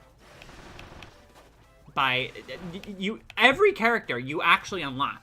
They will not appear in the title screen skits until you unlock them, which is insane to me. That's like never explored. But if you have a file that doesn't have every character in it, and you go in there, only the characters that you have played as or had in your team in the title screen will appear. I am insane about this game. Toothpaste green background right now. Yeah, that's kind of what Planet Mistania is all about. I like Planet Mistine. Like people who say there's more than one Morpho, or that he just has the night mode. I want to be wrong so badly. I mean, I kind of believe that he only has the night mode. Aside from that, he has night mode. K-N-I-T. Night mode. Also, Goldon and Silvox, separate rant. We'll get to that later. Morpho Knight has... His default mode is Butterfly. And when he absorbs the souls, or when he feels like it, he can manifest the night mode. And also use this... Like we saw with Fecto Alphalus, he uses them as like a projectile or whatever. It's like one of his cool abilities is to use people he has like taken the soul of and as like an ability, as like an attack, which is so cool. Amazing idea for any villain, let alone Kirby villain. Which is why I also need to see a fight with him where he utilizes Max Profit Haltman and also Sextonia, because he had to have taken their souls, right? Like, they were too far gone. Man. Alright. Gotta go, Kaboom. Oh, awesome, dude. Thank you so much for hanging out. Have a wonderful stream. Also, man, I'm gonna work on the Gen 5 sprays more at some point in the near future again. Oh, nice! I love Fecto. They are so cool. Yeah, they are. Like, that's what I feel like, a lot of people don't like about this game. In comparison to Forgotten Land, is that, like, Forgotten Land has great cutscenes. Amazing cutscenes, great villains. Like, that is truly and without a doubt the full Kirby package, which is, like, exactly what they wanted it to be. They were like, I want this to be the next, like, I want this to revolutionize Kirby games. Like, I want to revolutionize Kirby games. Let's do that. And they did it. They took their time. They made little filler games in the meantime with, like, Super Kirby Clash, like, Kirby Fighters 2, Kirby's Dream Buffet. That happened after. But, like, still, they took their time with it and they made a great game. Kirby Star Allies was the launch game. The launch Kirby game for Switch. And because of that, a lot of people are just like, well, it's stupid. But, like, what other game can you play as Marx and Magolor? None. None. Like, until they make a Marx and Magolor go to fucking Candyland. Like, they're not gonna do that. This is the game. This is the cool game. You guys want to know another cool secret? Do you want to know another cool secret in this game that I bet I bet no one in this chat knows about this secret. I'm not even sure if we showed it on Brohive. That's how secret this one is. I bet we, like, no one in this chat knows what the secret is. It's a really cool one. It's like one of the coolest secrets in this game, but I believe it is kind of broken in Guest Star, and you'll see why that is later. But once you open the door in Caverna here, this is the first room of Planet Caverna. The one of the planets in Far-Flung Starlight Heroes. Which, if you have no context for Star Allies, doesn't make any sense, and I understand that. But here's the secret. Once you unlock this door in Normal Caverna or Guest Star, go all the way up here. And oh, unless I'm wrong. Unless I'm wrong?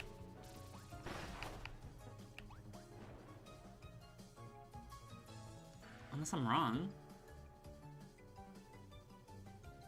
I guess not. Alright, maybe it's broken in Guest Star, but if you do that in the normal story mode, you go to another room that has more difficult versions of all the characters.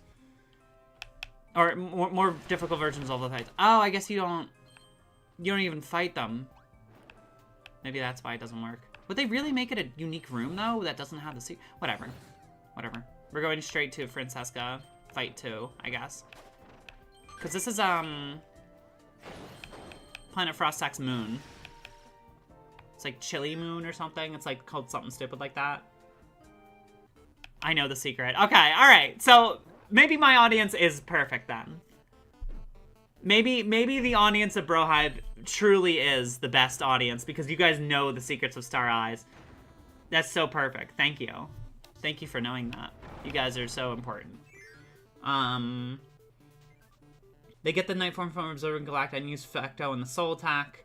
And in my opinion, the screen turning power from them as well. Yeah, I could see that. I feel like the screen turning power is just the translation of, like, the discombobulating ability they have in this game where it, like, turns your allies against you. I think it's just their version of that. Since there's no allies in this game, like, that's just Morpho, like, fucking with you in a different way. That's, like, not too hard to believe that he has, like, hallucinogenic properties, right? He's a butterfly! I don't know how that makes sense, but it does. Also, oh my god, can I just gush a little bit about Planet Frostak? Like, we're not in the main level.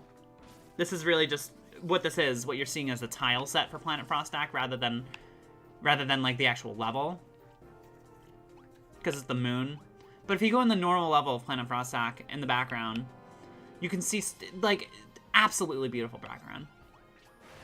All, like, the little decorations. Like, if you get separate tangent, I cannot remain on one point to save my goddamn life. But if you guys have not read Cucumber Quest, read it now. Read it now by GGDG. That's Gigidg. Read it now. Stop the stream and read it now. It's so good. It's a webcomic. It has an official, like, book, physical book that you can get. Such Kirby vibes. Such Kirby vibes. This is what this game does to me. This is what the Kirby series in general does to me. It elicits that beautiful set of, like, wonder for me. That's why I love Frostak so much. Like, look at that background. Oh my god, like, look at this background. Are you serious? Are you serious? Are you serious? I just don't get it. How could someone like Kirby but not like this game? And I think that's really the crux of it, is that people who like Kirby do like this game. It's just not very accessible for people who don't like it. The music in this level is so peak. You're so right. You're so right, because another fun fact. I am the absolute queen of fun facts about this game. Planet Frostak has one of 3 instances where they remix Rainbow Resort from Kirby's Adventure. One of 3 separate instances where they remake Rainbow Resort from Kirby's Adventure in a new sound font and a new style in Kirby Star Allies. Another one, there's a friend portrait for, the one that you unlock from getting all the puzzle pieces, obviously. And in Here's in Another Dimension, the I forget what it's called. It might just be called Another Dimension or something. Oh wait, it's like Memories of Levels Past, of like Places Past or something. Memories of Worlds Past is the song title, I think. And that has Rainbow Resort in it, because it's the last level of that respective game. And that's what they wanted to do for all of them. Oh, it's so cool. Oh, it's so cool. If Morpho comes back and doesn't have Effecto Soul Attack, I'll be so disappointed. Very true. Because, like, obviously he has the form from Galactonite. And since that was the first form that he absorbed after becoming, like, Morpho in True... No, Megalor! That's, like, the form that he takes, which is great. Oh, my god. Time to take a mystery drink. Heroes of the Last World, that might be it. That's probably it. Okay, I'm gonna take a quick break because I need to take estrogen, lol, and also refresh my drink. I'll be right back. I'll see you guys quite soon, and maybe I should make the chat a little bit more visible, huh? Because, wow, I can barely even see you. Color key, let's make it a little less. There we go. That'll work. That'll work for my current needs. All right, I will be back briefly. Won't take long. This has to be over my plush. There we go. I'll be right back.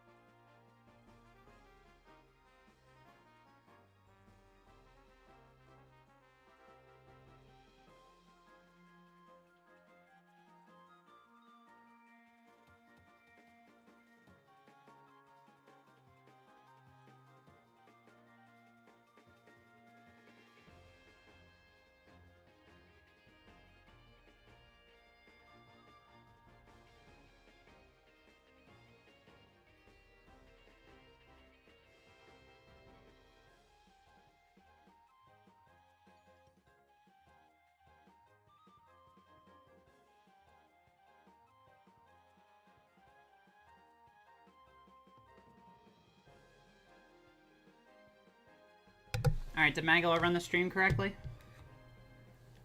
Is Magalore running? Did he do it correctly? Cool. Cool. How long is the stream going on tonight? We're probably going to do at least another full run. We're going to complete Marx's run, and we're going to, probably do Taranza. Probably Taranza, I would think. I should maybe put who I did the run with in the thumbnail, huh? That'd be cool. Oh, anyway, this is the boss of Planet Tawera. That's cool. Who's that? It's Krakow. I love Krakow. There's no additional lore that we need to worry about. Just look at him. He is very good, and I love him a lot. He's very good. Magalore's running stream now. Marx and Magalore. Yeah, I ship Marx and Magalore in that they just do shit together. They fucking, they rain chaos and do little jokes and pranks on people together. And that is why they're very important to me. Oh yeah, you can electrify them. Right, you can electrify these guys when they're doing, their water move. That's another great thing that this, game has. Whoa. Wow, that was strange. Huh. Did you hear that? Like, all the music cut out for that. That was crazy. The only tower in this game, yeah, very true. Oh, man. The Taranza picture. Oh, my God. Oh, my God. I love Taranza. Very funny character. Very funny character because he is just sad all the time. Like, that's, like, the only time he's not sad is when he is being, like, hypnotized by his queen, whom he loves, but doesn't give the love back for her because she is insane. Like, it's literally insane, so she cannot requite the love that Taranza has for her. But he still dedicates himself to her. And at the end of the game, he has to realize that for the greater good, he has to put his wife out of her misery, even if she never really loved him to begin with. Just because he gave her a magical mirror that exemplifies the darkest parts of her. Like, what a story. What a story that's never told in the game. What a story that's never told in the actual game. I love who, even though Magalore had a redemption, people still treat him as a little bastard. That's because he is. That's because he is. Look at him. Like, that's because, you know why? Do you know why people do that? Because he is, like, he still acts like a little shithead. He still acts like a little shithead, is the issue. That's why people still treat him like a little shithead, is because, like, even if he's not directly, even if he's not, like, doing the world, he's still, like, shitty. He's still shitty about it. He's like, come to my theme park. Come to my theme park. Yeah, you want to play all the challenges? Sure. Sure, absolutely you can play all the challenges. That would be wonderful. You know what you could also do? Do all these original, like, little challenges. Oh no, Magalore's dead. Oh no, Magalore's just dead. He's just straight up, he will not come back from that. Okay, I guess it's back to Marx. He's like, yeah, of course you can play all these games. You know what you could also do? Do these challenges that'll take you 3 hours to complete if you're doing them by yourself. Isn't that fun? Go ahead, try them. They're just for you. They're just for you. Try it. Like, it's so funny. Didn't Triple Deluxe have its 11th anniversary yesterday or something? I believe that. Most Kirby games came out in, like, the beginning of the year, if not, like, March. This game came out March 16th. I know that because I love this game. Forgotten Land came out in March as well. March of 2021? That would actually make a lot of sense. I think it's 2021. I gotta jump. I had to jump. This is just like default Flamberge fight. I really should be doing better at this, huh? No, well. And these guys are cool. These guys are like objectively cool fights because they're basically using the gimmick of the game against us. And in their super fight, they like super use the gimmick of the game against us. In that it's not just like them using elemental abilities. It's also them working together while doing that. And it's like such a good, oh my god, love this game. Great game. Great game. Huge great game. Those damn challenges, yeah, you're so right. Thought it came out in April? No, it was definitely March. It was definitely March when it came out. Forgotten Land. This game also came out in March. 2022? Is that true? Whatever, I suppose it doesn't really matter. Oh boy, an underwater combat. Like, I can kind of see why... Oh yeah, the Goldon and Silvox rant that I was gonna do. Goldon and Silvox are a boss that is in this game that is the harder version of Pon and Cone. Pon and Cone were really only in this game to be like for fan service and to give you access to the Jam Bastion. They're only in this game for that reason, and otherwise, their only existence is to be an easier fight of Goldon and Silvox, who appear in the water level for some reason. Now, here's my idea. Instead of like making another version of Goldon and Silvox that nobody will ever care about, why don't you put another boss in the game and make it more interesting? I know the reason. Oh, this is Chef Kawasaki room. This is the room I think they should put into Planet Misting and have you unlock Chef Kawasaki this way, because it plays his music. It plays his music. Fun fact: this is the song from this is a song from Kirby and the Amazing Mirror, from that soundtrack, and then I guess by proxy also Kirby Right Back at Ya, the anime. Anyway, Goldon and Silvox should not be in this game. Instead, in their place, Acro should be a boss, or Fatty Whale, whatever aquatic boss you want to add to Planet Misting to make it make sense. Do that. Pon and Cone, a recolor of Pon and Cone doesn't make any sense. Remember the Grand Mam boss in this game? Yeah, boss of Planet Caverna. She was an interesting boss, but she only really existed to showcase the what's it called? Oh, we don't even fight them. Wow, we don't even fight them. They only exist to showcase the like Friend Star abilities. That's their exclusive purpose. It's just so, I don't know, it's neat. It's cool. Hyannis's whole thing is that he abuses the power, unlike Kirby. Yeah, they should do more of that. Because he literally uses them as weapons. He uses Francesca Flamberge and Zampardzan as weapons. And, that's kind of ridiculous. It's ridiculous, and I know. But it's, like, great. It's a great version of the boss. Like, oh, I wait a second. Sorry. Listen, everyone, you have to recognize that I am not good at, like, holding any sort of train of thought. And playing this game doesn't make it much easier. Oh, wait, I need 4 people for this. I need 4 people that I'm going to immediately get rid of upon, finding this secret. Hi, Como. I love you for 15 seconds. Come here.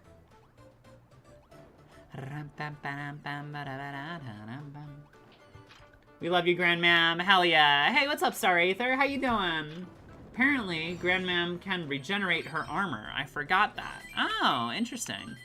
And you would only ever know that by playing the main story mode, which is the only mode she's in, because she's not in Ultimate Choice because she requires different elemental abilities. Anyway, Marx's friend portrait is here in the bonus moon for Planet Frostak for some reason. Or one of the bonus levels. This might actually be a bonus level and not have anything to do with Frostak. It just shares its tile set. But look, there he is. Isn't that cool? Isn't that cool? Wow. Oh, if you had another person, those quirks would one-shot the bonkers. Yeah, that's cool. I like that. They should use that more, in general. You know the Kirby game where you have to battle what looks like a colorful bee that turned into a flower? Yeah, that's Triple Deluxe. Sectonia. Insane way to say Sectonia, also. Love that. Sectonia is a great boss. Great, tragic character. Like, I'm not talking about, like, Betty Groff and Simon Petrikov levels of tragedy, but she is, like, pretty tragic. For a Kirby game.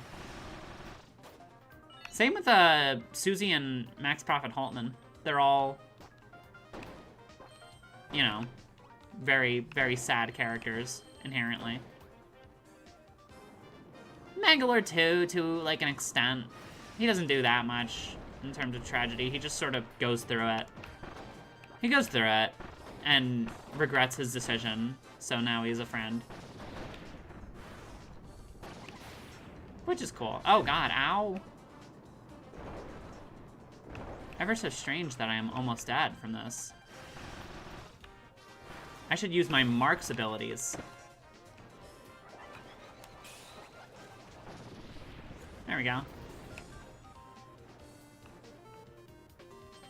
All I had to do was use my Marx abilities.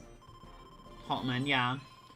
Haltman is definitely a little more... Well, Haltman lost his daughter. And dedicated his life to getting her back, and even when she came back, he didn't recognize her. Which is terrifying. Very scary. Love that, though. Like, he was too far gone to even realize she came back to him. Susie is such a good character, too. And in this game, apparently, she's still trying to, like, mechanize planets. Why isn't that shown in the story? Can these guys die? Propeller? Oh my god.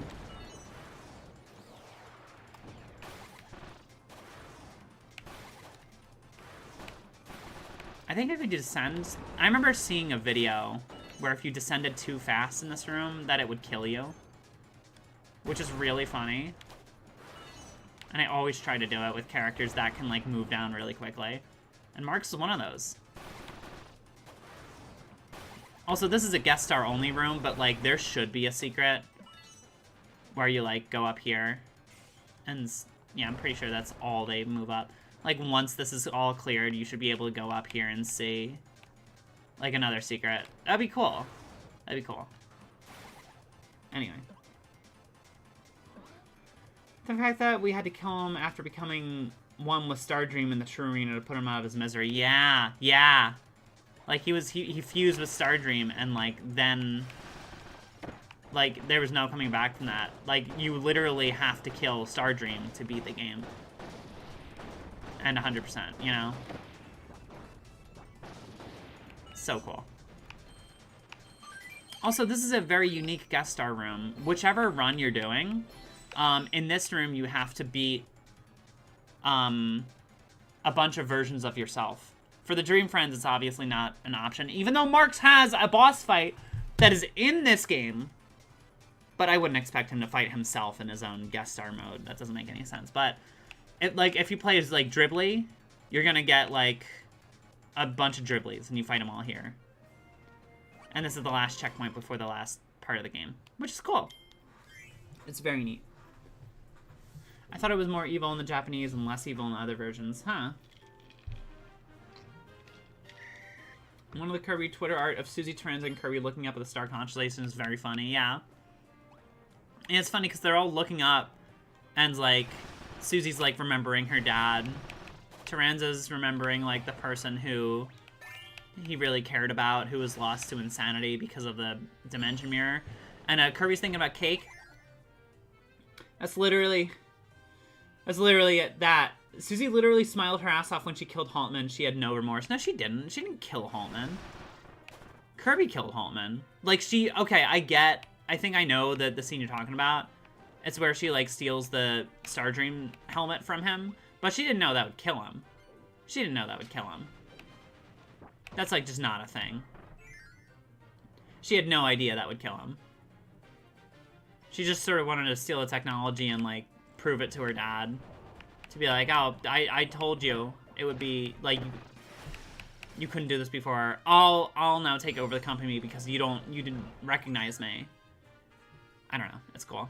It's cool. The whole thing's cool. I don't know. Yeah, she's not, I mean, she's like an evil character just because inherently she loves capitalism. Like, we all get that. We all understand. But, like, she's not like an evil character, irredeemable character. She just does business. That's all she knows. All she knows is how to make her resume stand out. That is all we can do. Apparently this game went through translation hell. I believe it. I actually know it because in the American version, we are not even Dark Dream, Soul, and Heart, which is like a crucial part of Void's lore, is never mentioned once. It's like the 4 states of matter, Dark Dream, Soul, and Heart. Soul being one of them is insane. But yeah, that's just like never mentioned? Question mark? Oh, hi, Chef Kawasaki. That's okay. You're allowed to be right here. I love you. I do love Broomhatter, but I love you as well. Suzy is still aiming to mechanize the universe is sadly another example of Star Allies having trouble with localization. As far as I know, the original Japanese text mentions nothing about that. Interesting.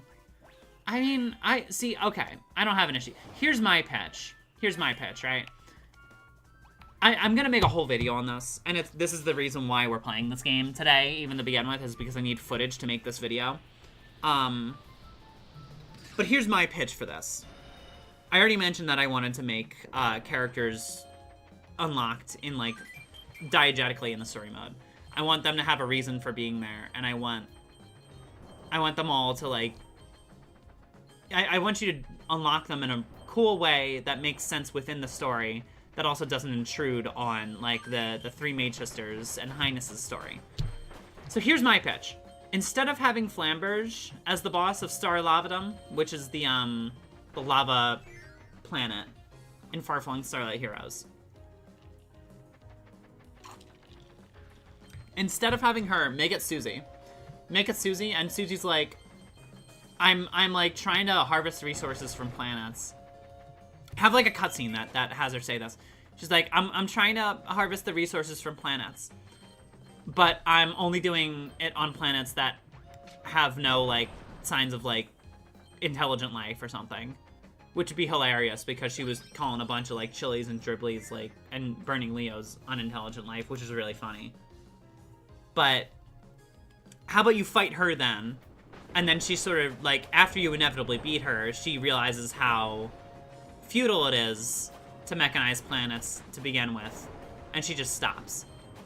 That way you could have your cake, your like bad translation, and eat it too, where it's like she's not evil anymore. She just like settles for being a businesswoman, and that's it. Like, I don't know. So many ideas I have for this game. I'd like to think that Suzy recycles resources from uninhabited planets. Yes! Yeah, so it's like that sort of thing, where she's not like worrying about mechanizing them. She's just sort of doing it because she needs resources to fuel her ever-present company. And I assume throughout a few games, or one game specifically, she would be like, this isn't worth it at all. And just like move on from there. Anyway, we're about to move into the last level of Marx's playthrough. And I'm pretty sure this one is gonna be Half Moon, right? It should be, at least. This is Half Moon. So Half Moon is one of the levels from Kirby Super... Yes, this is Half Moon. Half Moon is a level from Kirby Superstar that had a lot of, like, hazardous things in it, right? It was a planet with high wind, a lot of electricity walls and everything. A lot of enemies that would really hurt you. Like, for example, in this, if you touched a Biospark, they would immediately grab you and do, like, a powerful attack on you. Which is cool. Cool as hell. Yeah, they would do that. I guess they still do that in this game, which is cute. But yeah, in this game, Half Moon exists, fun fact, both as a level in Guest Star, the one that we're playing right now, and also as an Easter egg in the main story. If you go, after beating the game, if you go into Far-Flung Starlight Heroes, there's a very low chance that you're going to be able to see the moon, that you're going to be able to see Half Moon, the planet. The actual planet. Which is cool as hell, might I say.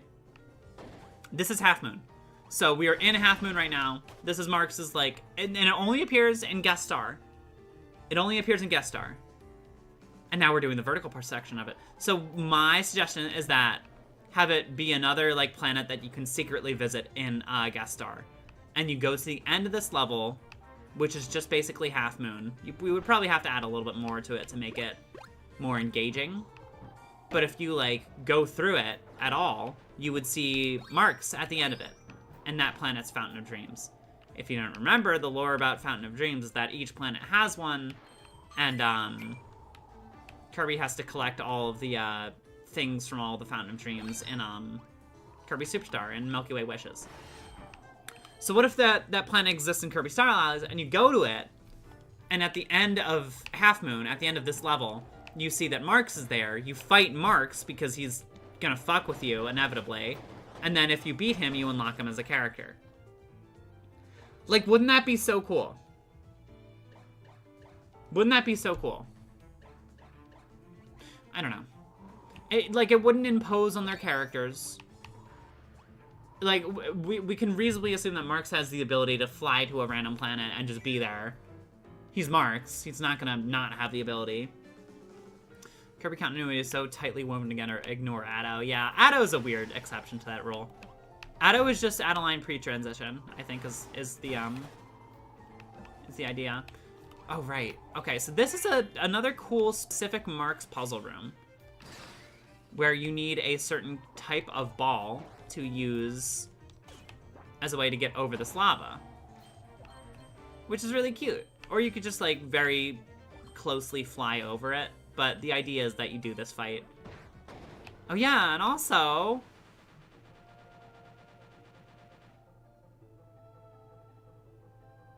this is the music from Milky Way Wishes. It's the music from Milky Way Wishes, the one where Marx tells you to collect all the little MacGuffins. They're at the galaxy. This is the first place where he appeared, and fun fact, each character has a little room like this. Each dream friend, I should clarify, has a room like this where it spells out their name. I think the funniest one is the three Mage Sisters. That all of their names are spelled out in full, and it's really funny. But I think this is really cool. This is just a great addition to Guest Star. In the hypothetical world where Planet Half Moon is a secret level in the base game, and that's where you unlock Marx, this should not be in there. This should only be in their Guest Star runs, I think. MRX. Wait, prescription. Hold on. Let's have Marx get his prescription. Picking up his prescription from the pharmacy, be like RX. FX. Anyway. Cool as hell. Flamberge is misspelled. Yeah, it's Framberge or something. F-R-A-M Burge. Which is... why? Why is that a thing? It's so funny. I mean, I guess I'm going on with water, right? Oh yeah, the cool thing you get with water is the ability to grow these plant things, which Marx obviously has in his boss fight. All right, let's beat this so we can go to the next one. How about that? How about that? How about we do that? Isn't that super cool? Hi, Zan! Hi, Zan! What's her lore here? Zan Partisan swore an oath of loyalty to Highness, even though he has yet to remember her overly long name. Her respect for Highness never falters, thanks to his intoxicating charisma, and her deep sense of duty, and despite her poor treatment of her. Yeah. He does treat her badly, but she is loyal, so she's allowed to, question mark? I don't know. Oh yeah, with water you can fuck her up in this state. Let me just do this. When she has her like cool super move, you can stun her if you have water. Let me see if I can do it again. This might just kill her. Yeah, just killed her. Sorry, Zan. I love you. I'll always love you, Zan. Okay, so like because Morpho's canon, what is this? Yeah, I don't know. Is this canon? No, I don't think so. No, I don't think so because he's summoning Galactonite here. Because, well, minor spoiler for I doubt anyone cares. But Highness here is summoning Galactonite, who then, you know, you'll see. But that's not canon. In any case, Galactonite is never canon. But it also might be canon because Morphonite exists already with his night form in Forgotten Land, so it might be canon. It might just be canon. I don't know, dude. I don't know about the canonicity of this fight. All I know is that Highness has an incredible theme. I forget what it's called. It has a, like, crazy French name or something. It's like La Fia de Amor or something like that. Crazy. Just consider all of the extra modes, alternate universes / timelines, so that's why they're canon, just not to the main universe. Yeah, but like Morpho. And in Forgotten Land, like, Morpho appears in the canon, like, undoubtedly.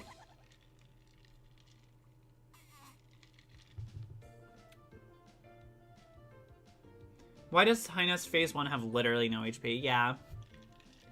Well, it's that in combination with the fact that I also have a bunch of, power-ups. That's, like, the point of this mode, is to power yourself up to fight all the bosses, which, for a mode where, that you have to do it, like, 30 times in order to get true 100% completion, makes sense, but La Folia di Amor, yeah. Italian for some reason, sorry, not French. I don't know any, I'm not very smart. Anyway, Galactonite. Which, like, first of all, the fact that it plays his music is insane. The fact that it plays his music there is like, oh my god, I'm ready for a fight with Galactonite. I'm so ready for a fight with Galactonite. That's awesome, but then...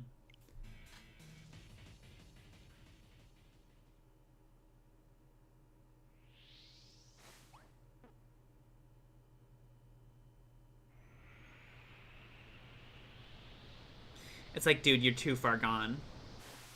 You are too far gone. I'll handle it. Oh, yeah! Ends!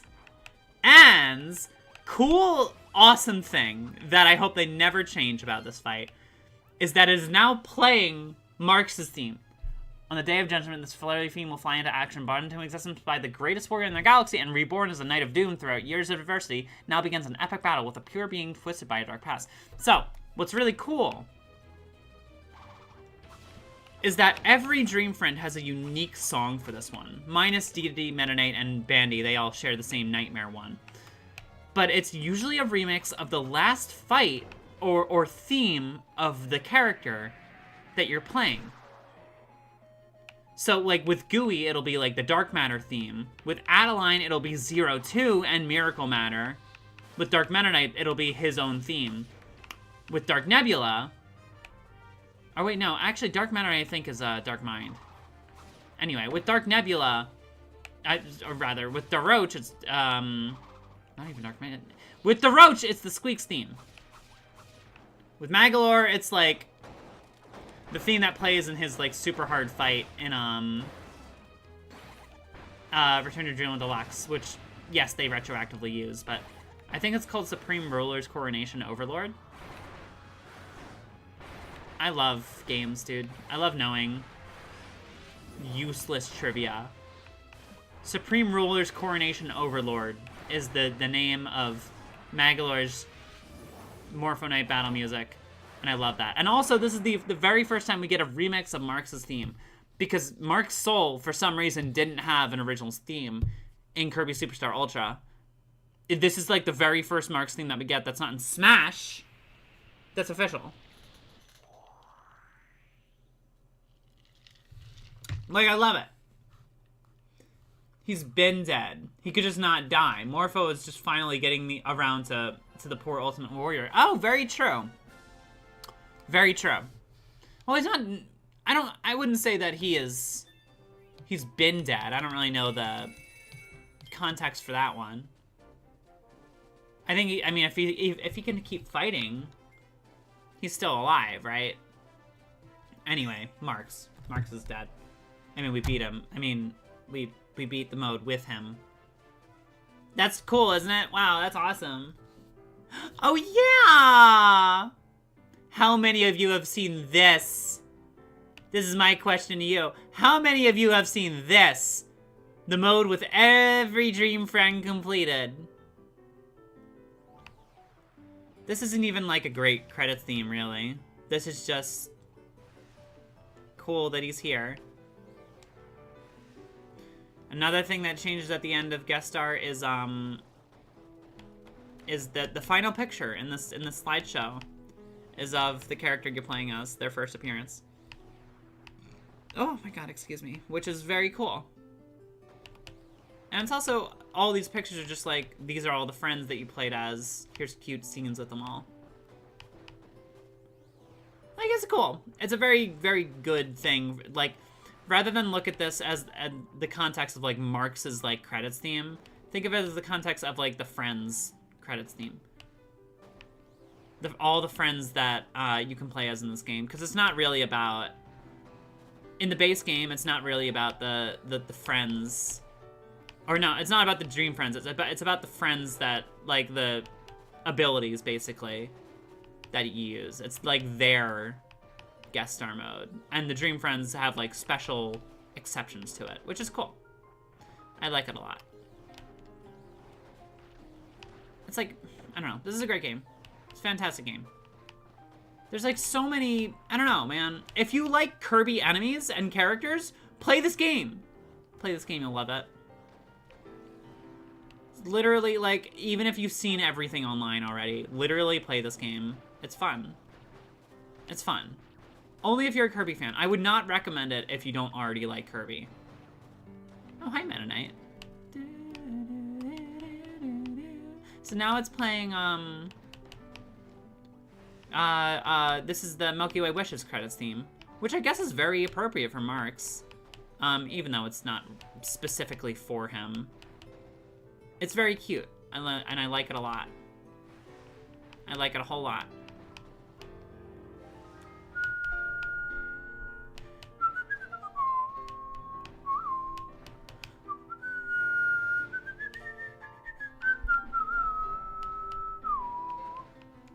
It's about the friends we made along the way! Very true. Very true, unfortunately, no matter how cheesy it is. Dude, you are going to die today. Yay, look at that. Simply must protect his identity. My one complaint with, was that the girl Gooey with a bow from Kirby Star Allies 3 didn't appear. Yeah, wouldn't it be funny if that was, like, the 4th player version of Gooey? And, like, Microtransagler also should have appeared. As, like, the 3rd player version of, like, Magalore. That'd be really cool, right? Come on. Like, come on. And then the very last thing that we see is Marx's very first appearance. Look at how cute that is. Isn't that so cute? Isn't that so very cute? No, not Chucho. PJ, I'm pretty sure they mean, the different Gooey that you see. Look at all these characters. Look at them. I beat this with every character. And now they're all in the audience, and I love them. Look at them! Oh, but they're so cute. Oh, but they're so cute. Man, I just ever so love... I wonder if we can just play Gooey's final level, because I kind of need his final level. Let's do Gooey's final level. Since we're already talking about Gooey, right? Let's do Gooey's final level. So, Gooey has another level that, I would include in the base game. Also, Gooey's so cute. Like, this is... We're playing as, like, Gooey from Dreamland 3, basically. And he's basically an amalgamation of a bunch of moves that Kirby had. And then also, he's got his, like, final form from Dreamland 3, where he's Dark Matter, which is so cute. But otherwise, he's just Gooey. He's just Gooey, and I love him so very much. I got an umbrella! Yeah! Chris does a very good Gooey. I can't really do this one. Dreamland 2 really needs a remake. Yeah, I mean, it is definitely one of the Game Boy games of all time at this point. I would still say that Dreamland 1 is probably better than Dreamland 2. Just based purely on, like, the theming of it all. Like, it's more of a milestone to have beaten the first Kirby game rather than Dreamland 2. Dreamland 2 is pretty obtuse, too, in the way that you have to collect its, like, additional stuff. It's obtuse in general, but it is a great game. All the Kirby games are worth playing. Literally, like, every single one. The only Kirby game I believe I haven't played are Mass Attack and Battle Royale. And some of the DS download play ones. But they're all, like, they all capture the same sort of vibe. Where it's like everything's good and wonderful. And you live in a world without worry. And love. And it's like all magic. I love it. Gooey was simply meant to replace another character from a different game series, but they added up not replacing the character. Yeah. Gooey does bring up an interesting hypothetical. If dark matter can turn good and become like Gooey, could Kirby go dark and become like Zero or dark matter? No, I don't think it's not in his nature to go dark. Because he's already Kirby. I feel like if the only situation where the alignment of dark matter, or we're really talking about Void at this point. Void is the progenitor of all of these things. Void is literally just Void. Void is the very start of dark matter and Kirby. I think Void can be influenced. And I think Void was influenced in a very weird way and made Gooey. And I think that's like, but Void must have also been influenced in a weird way and made Kirby at some point. But that's obviously never explicitly stated, which is cool. I like to think that that's what Miracle Matter is because of the copy abilities. That's a very good point. That's a very good point because it has Kirby's copy abilities. I never even considered that. People have said, yeah, it's a larval 0-2 or something, but like it's, I don't know. Not really.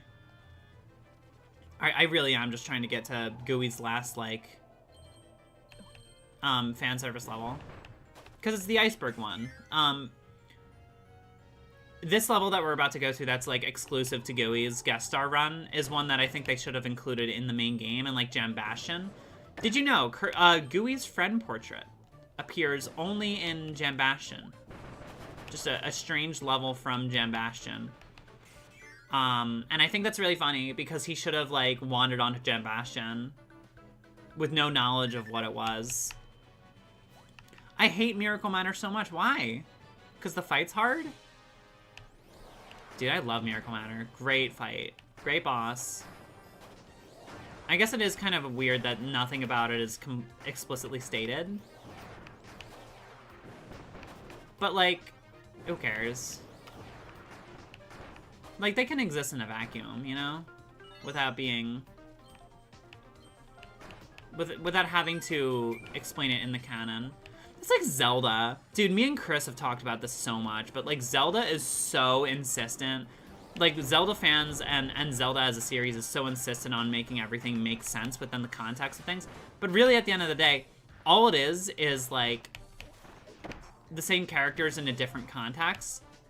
And it's really just up to the creators of the game to see what, like, Link, Ganon, and Zelda are doing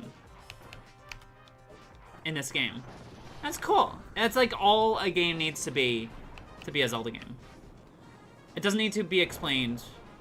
Oh, Gooey is not, straight up not having a good time right now.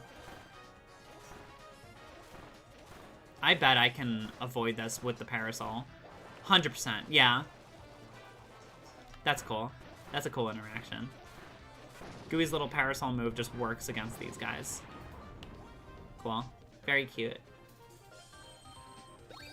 I remember there being a theory that 0-2 is Zero kind of reincarnated using Gooey as a medium because the Gooey phase 0-2 makes at the beginning. Yeah, I love that that fight has so much going on in the first, like, 5 seconds of it. Because, yeah, like, at first it's just this, like, weird nothing face. Then it's, like, the Gooey face. It'd be kind of interesting. Like, because Gooey exists, like, 0-2 was able to. But, like, I don't know. I really do think that it's just, it's just dark matter again. It's just the second form of dark matter that we've seen. I'm really trying to, like, kill Gooey here.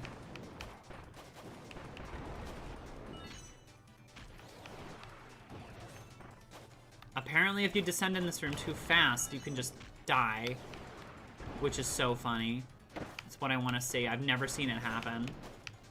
Speaking of things that I've never seen happen, with those of you who with knowledge of like the Easter eggs that appear in the overworld in this game, have any of you seen Nova's clock appear in Far-Flung Starlight Heroes? Have any of you ever seen that? Because I've not once seen it. In all my years of playing this game, I've only ever seen like images and like thumbnails of that mode. Or rather, that Easter egg. And I have no, like, explicit confirmation that it actually is in the game. No! I'm gonna have to bust out the spam from a distance.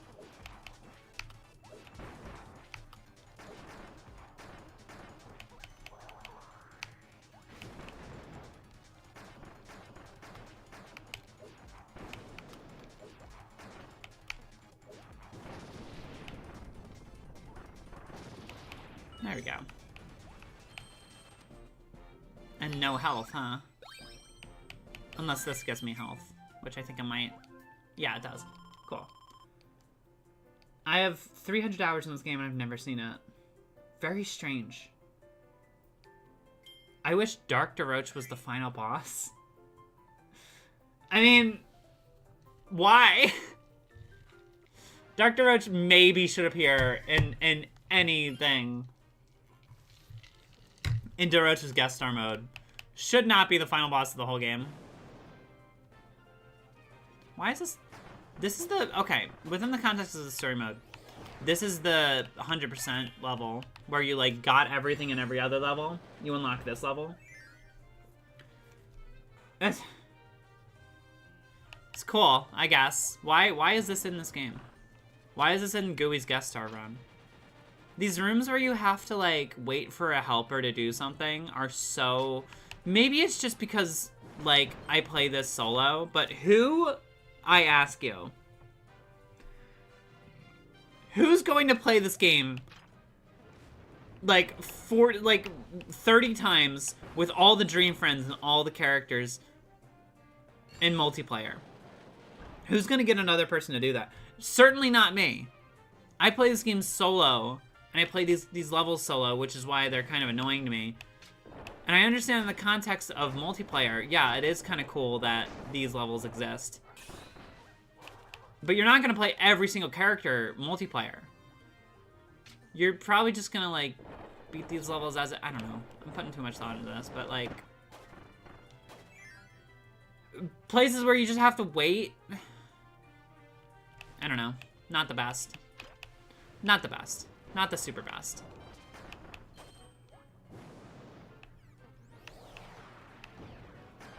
Oh no, not Chef Kawasaki a bunch of times.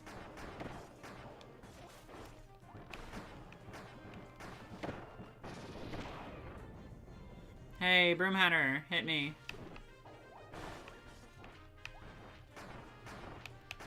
Dude, allies are like useless in this game. I get it. They're in the title of the game. They don't do anything. Or they do too much. Like, it's just, that is such a valid criticism. But it is cool that you can have 4 players and have them all do something. You know, have them all play a different character. Goddamn, I really wish this were not part of any guest star run. Why is this a thing? Whatever. Anyway, we're gonna get to Gooey's cool area, and then we're gonna be done. Aw, look at him. Look at him with his stupid weird tongue out. He's just so happy to be here. This is why this game exists.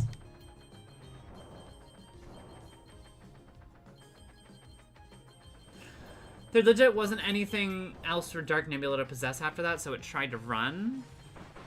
Oh. Well, I mean, why couldn't it possess Kirby? I guess I get that. I do get that. That he just ran. He was like, okay, there's no more options for me, so I'm out. They killed him. Like, he didn't run at the end of the game. Like, Kirby killed him.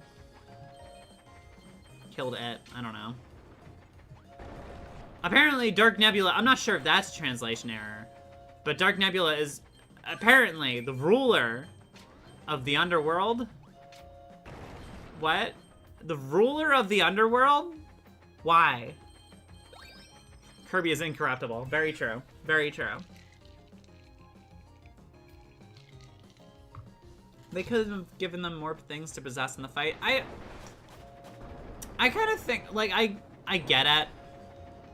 It's kind of, like, disappointing that Dark Nebula just was, like, one phase. Like, you fight Dark Roach, and then you fight Dark Nebula, and that's it. But, like, I don't mind that. Dark Nebula was fun enough as like, a cool boss that I didn't really think they needed to give him another phase or another form. He was just super cool. I liked him as, like, the demon inside the box without much context aside from that. I think that's fun. You chase him in the tiny star form during a fight. Yeah! That level is in this game, too, in Durich's guest star run. Very cool. After we do this Gooey level, I'm going to show you guys one of the coolest ones. Is this... This is the Gooey. This is this cool secret one. This is... I remember this. These guys are in place of the, Remember the characters in Dreamland 3 that all had different elemental weapons? Bukisat? Are they Bukisat? Hold up. Bukisat. Yeah, it's Bukisat. It's literally Bukisat. These weird little, like, cool guys. They have, like, a bunch of different, like, versions of elemental weapons that they use in the fight, and that's what these guys are all replacing in these areas. Like, this is a Dreamland 3 level, I feel like I should clarify. This is a Dreamland 3 level that is remade in Star Allies' engine. But obviously, since they didn't have Bukisat as an enemy, they're just putting all the enemies in place of it, which is cool. I like it a lot.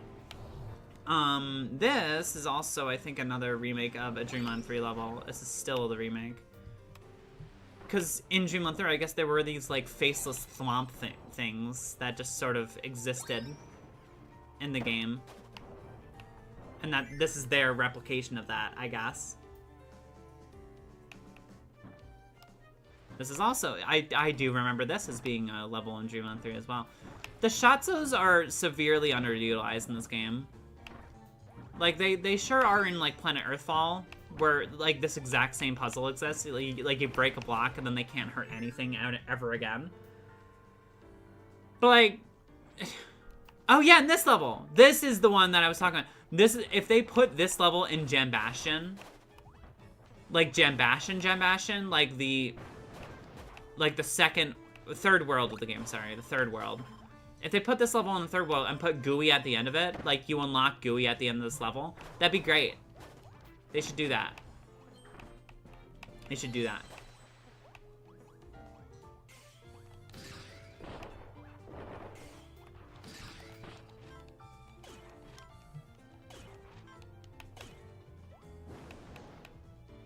Anyway.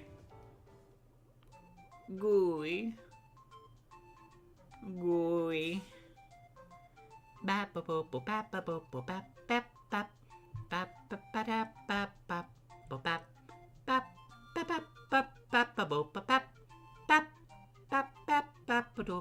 See, what's cool about these rooms is that for the first wave, they just directly imported the song from the game that they're from. But in wave 2 and 3, they made new compositions of their songs for these areas, which is very cute. I don't have a friend, so I can't get those things, but I will break these. Go. It just says go. I recognize. I am aware. I am also aware that I don't have a friend, because I killed them all. Oh my god, I killed them all. That's the reason. I gotta drink more. That's the thing. I gotta take another sip of my mystery drink. Well, his name literally means Death God. Are we talking about Void Termina? Necrotius. Oh, Necrotius. Necrosis is way scarier and powerful than he has any right to be. Is he? He just breaks Kirby. He is the only villain to just immediately get rid of Kirby as a threat. You know. So that's kind of cool. Hi, Zan. Kind of tired of attacking you. If this were, like, ultimate choice, I would never tire of attacking you. But, like, I know I have 2 fights after you. Ow.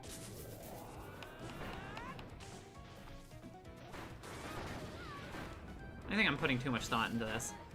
Gooey's also really cool because he has a bunch of different elements as well. He has fire and he has water. And he might have ice. And he gets rock too. Like, he is able to be transformed as a rock, which is neat. I like him a lot. He did almost kill Kirby, so I'd say so. Yes. Yeah. I'm tempted to take a sip of my mystery drink because of the stream. Listen, man. You can do whatever you want. I'm not encouraging substance abuse. I'm just saying it's my day off. I have off tomorrow. I am so powerful and thus can do whatever I want. Is really the crux of the situation. That's just really is all it comes down to.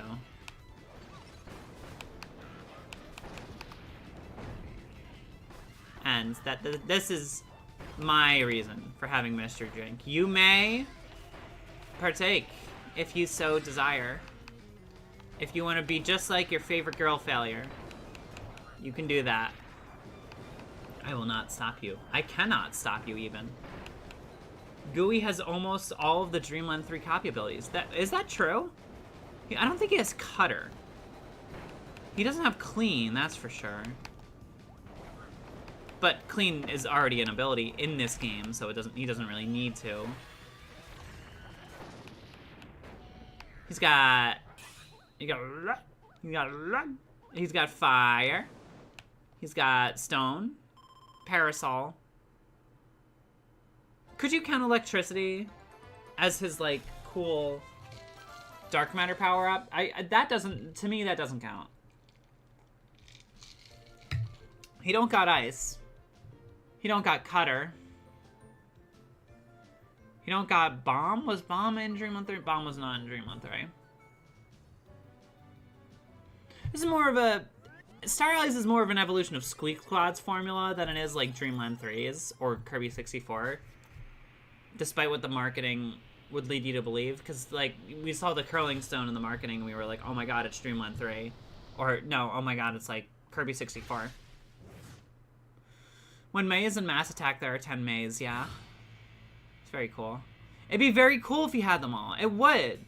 It would be so cool. I straight up thought I was going to fight Galactonite there. I got duped again. You saw, like, the skip cutscene thing come up? That's because I thought I was going to fight Galactonite there, and I don't have any brain. I think the Kirby series could use a Ravenbeak style. Plosu! Needle for Gooey theory abilities. I don't know what it means. Plosu, you know I love Needle. You are well aware. I love Needle so very much. Plosu. Plosu. Plosu. Plosu. This is a message just for you. I need you to know. Remember, like, all those years ago when you made me those, like, special ability charms?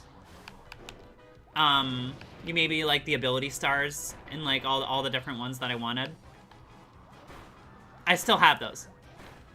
They're great. They're, like, super cool. And I love them. I still have them on my shelf, and they're very important. I love them a lot. Ow. Also, this is, this song, I think, I'm not sure what its official name is. I call it Mock Matter, because that's Gooey's, like, move. Be in midair is Mock Matter, which is so cute.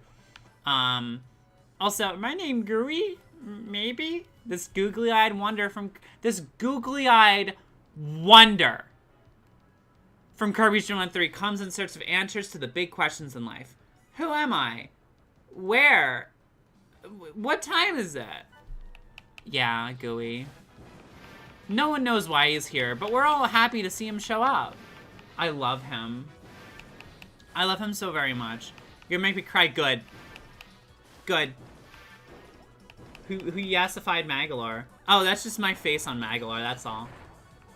It's only yassified because I inherently am very yassified. I am just so cool. Why not call it Wob Matter? Yeah, that's a good point, Wobbs. Very good point, Wobbs. Why not call it Wob Matter? Really is truly what it comes down to.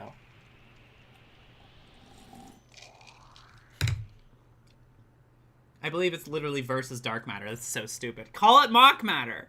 Because not only is it like Gooey is sort of Dark Matter, but he takes that form. He takes the form of what they call Mock Matter in the fight that they are referencing. Why not call it Mock Matter? I have it as Mock Matter on my phone. No one can stop me from adding a custom Spotify song called Mock Matter into my phone. No one can stop me. Also, that thing that we just saw is one of the best illustrations that come out of this game. I want to see Galactic Knight is in a 3D game. Did you? No, he wasn't in Forgotten Land. Hey, we got some records. We did not even get records. We just played the final level of there.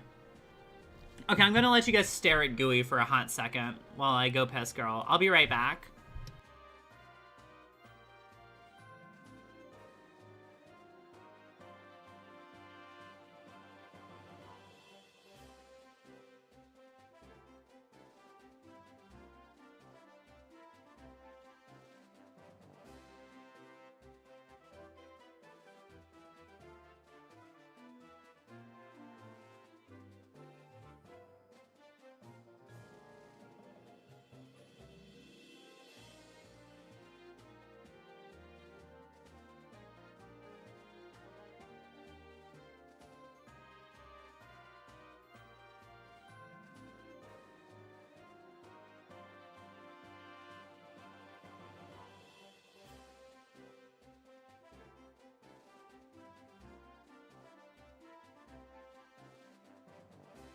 Alright!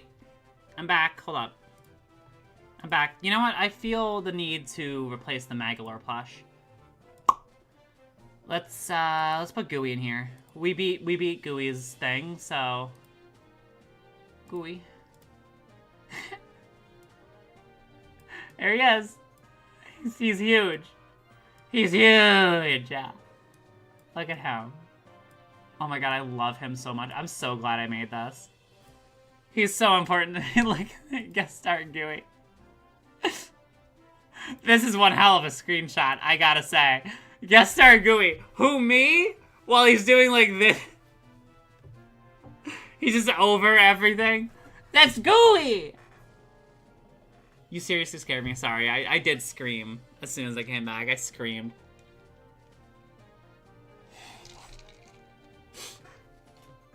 I need to see a run through this as Dark Meta Knight. We actually already did that on the Brohive. I'm not gonna do that in this stream because we already did that. But Dark Meta Knight does have some of the best levels in this game, I will say. Flip horizontal. Let's put him over here. He's gonna be over here with me. All right, how about that? What do we think about that? He's gonna be sitting here with me. Let's move me, how about? Can we move me? There we go. And Gooey's just gonna be in the corner. We're gonna put him there for a little bit. And, yeah, I'll have to watch that. Just watch the highlights video, honestly. There's, like, not much. Yeah, just watch the highlights video. That has everything you need to do in it. Kirby's like Goku. Most of his friends are people who tried to kill him at least once. Yeah, exactly. Exactly. Oh, right, shit. Who, me? I love him. Look at this.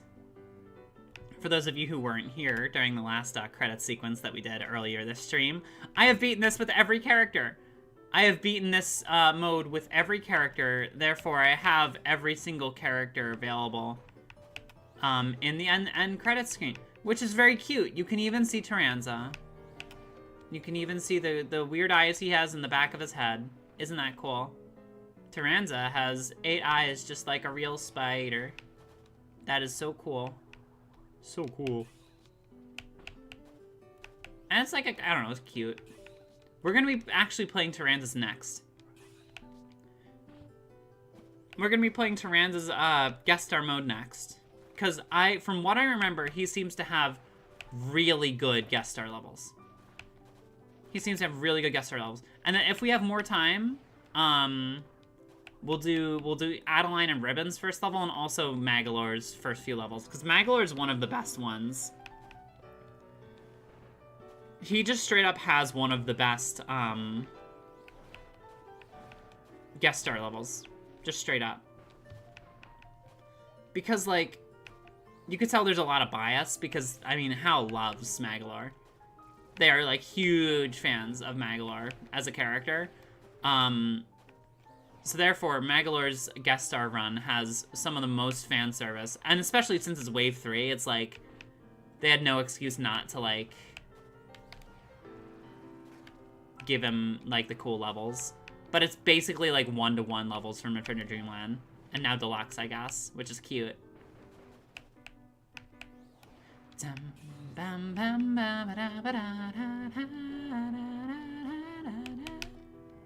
I love him. Hi, Mennonite. How are you doing today?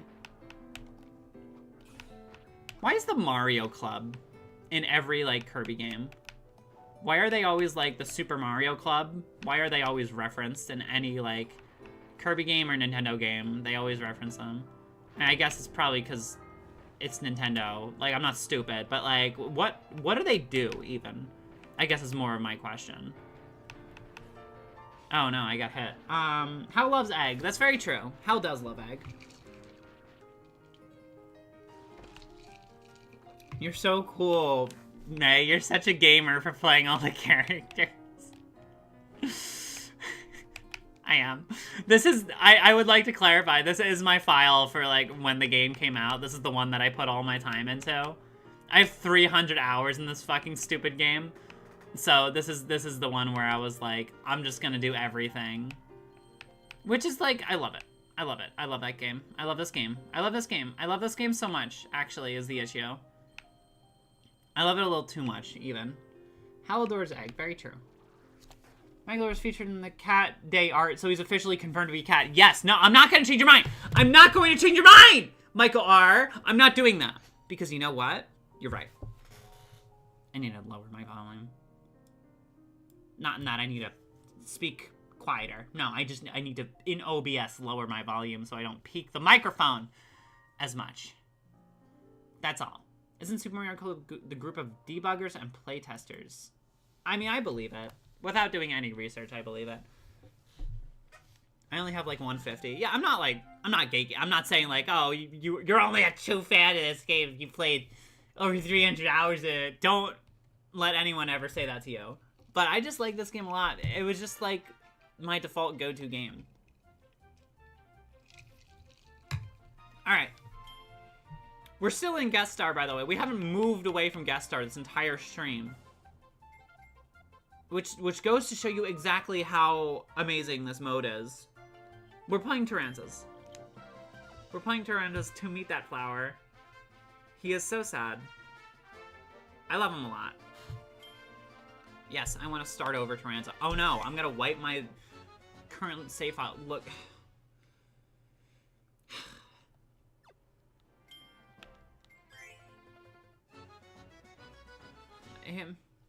He's so cute.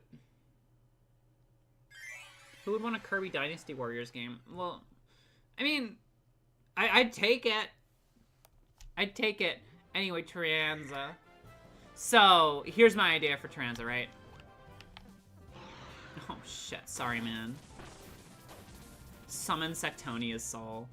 Anyway, here's my idea for Taranza, right? On Popstar, what if the Dreamstalk existed? As just an like an item you can interact with in like the main area. In like the world map of Popstar. Imagine if there is the Dreamstalk, right?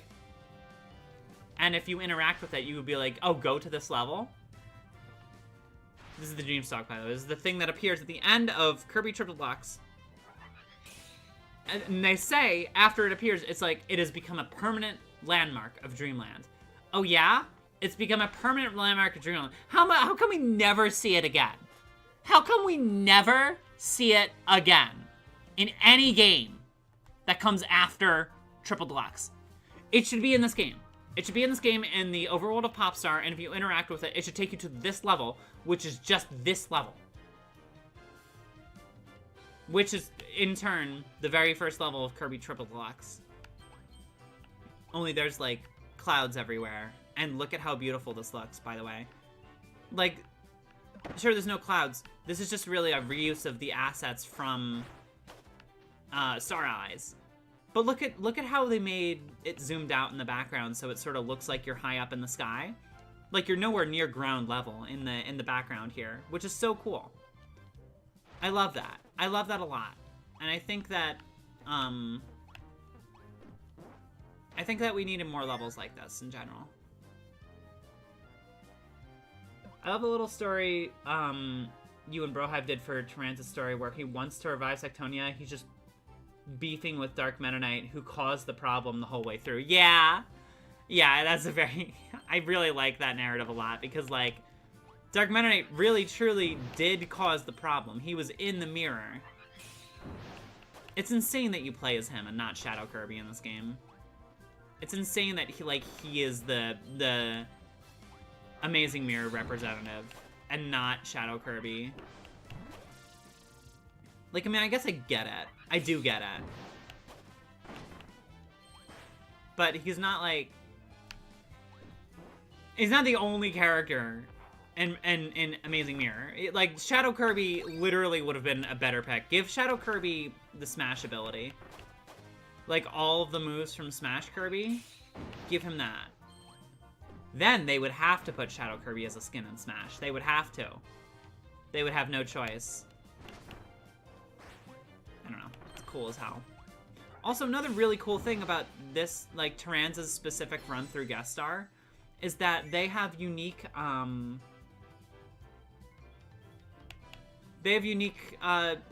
gimmicks. Like, look at this. There's a Bronto Burt in the background, and when you get close to it, it goes into the foreground.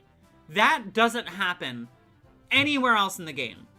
Enemies do not exist in the background, aside from Taranza's Guest Star mode. Which is insane, isn't it? Like, what a crazy waste of a gimmick. If you're already able to translate that into a 3D space, why wouldn't you make that the whole game? Why wouldn't you use that throughout the entire game? I mean, I guess it does give Guest Star sort of its own unique taste and flavor.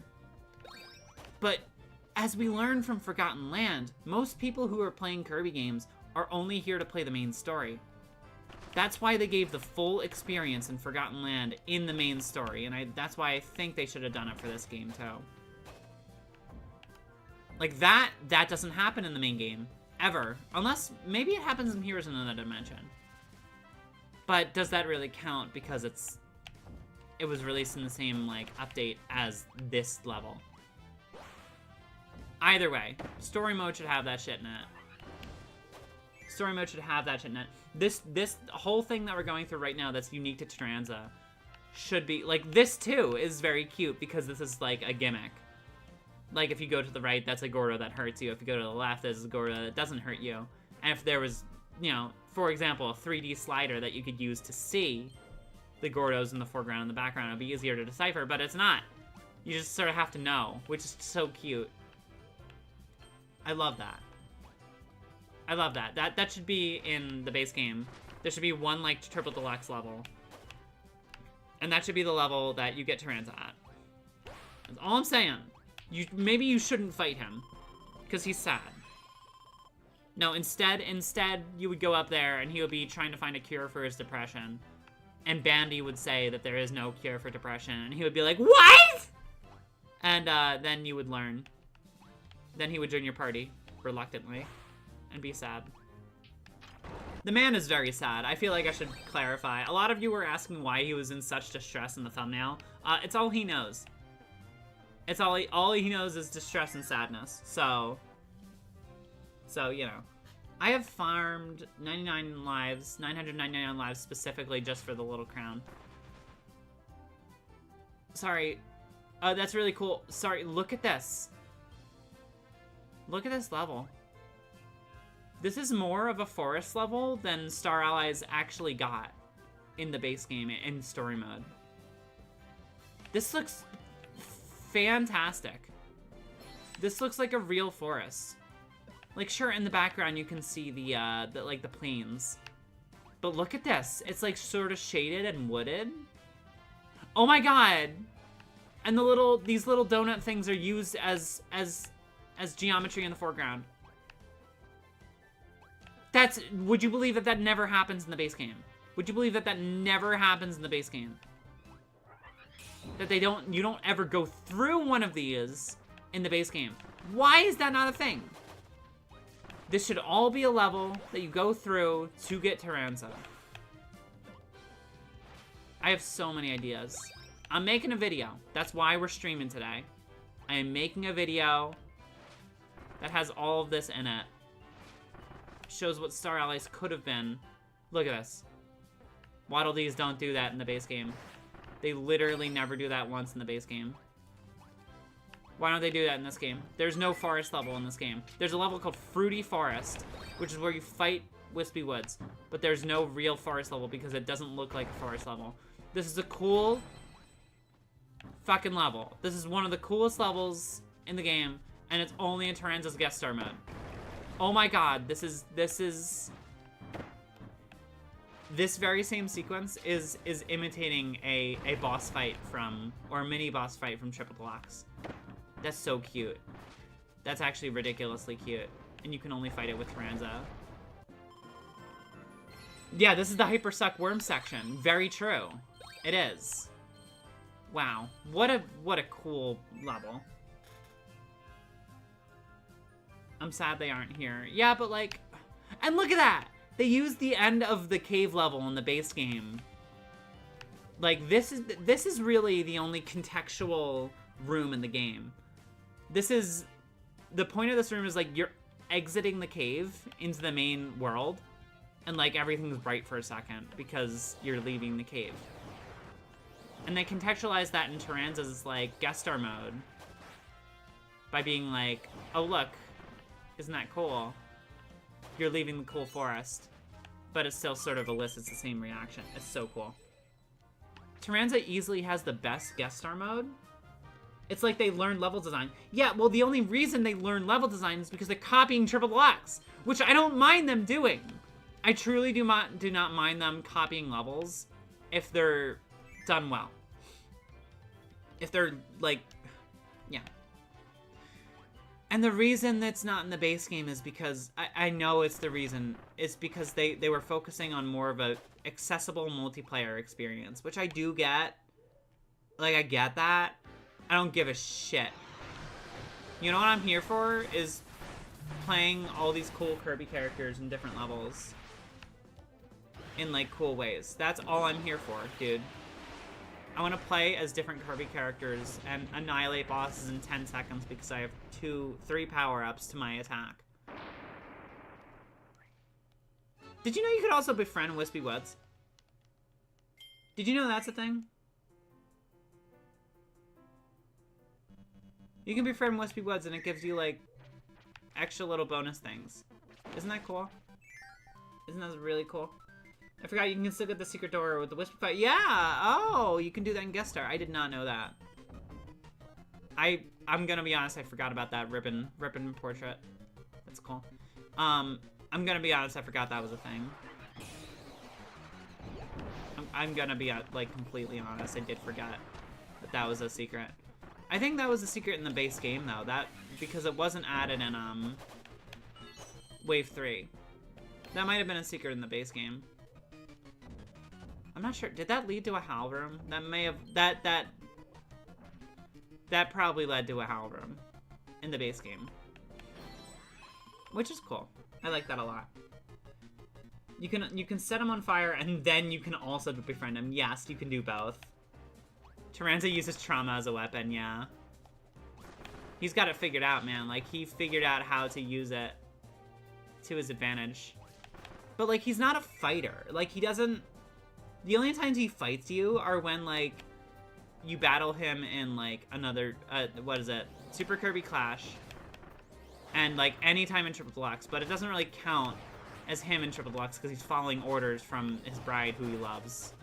Or it's not even a romantic interest, he just serves her because he feels he needs to. Which is insane. I love him a lot. I do love him. He's a great character. I just think it's so funny to see him, like, miserable and sad. I think it's just, like, there really is only one Kirby character you can just make fun of and, like, push on the ground and, like, kick multiple times. And it's Taranza. Also, this is the cool secret. This is another secret that was a Wave 3 edition. I love it. Dude, I love this game. I think it's cool. I think this game is really good and cool. And if they baked it for a little bit longer and they thought about, like, the context of why all these characters should be here, I feel like this would be a 10 out of 10 game.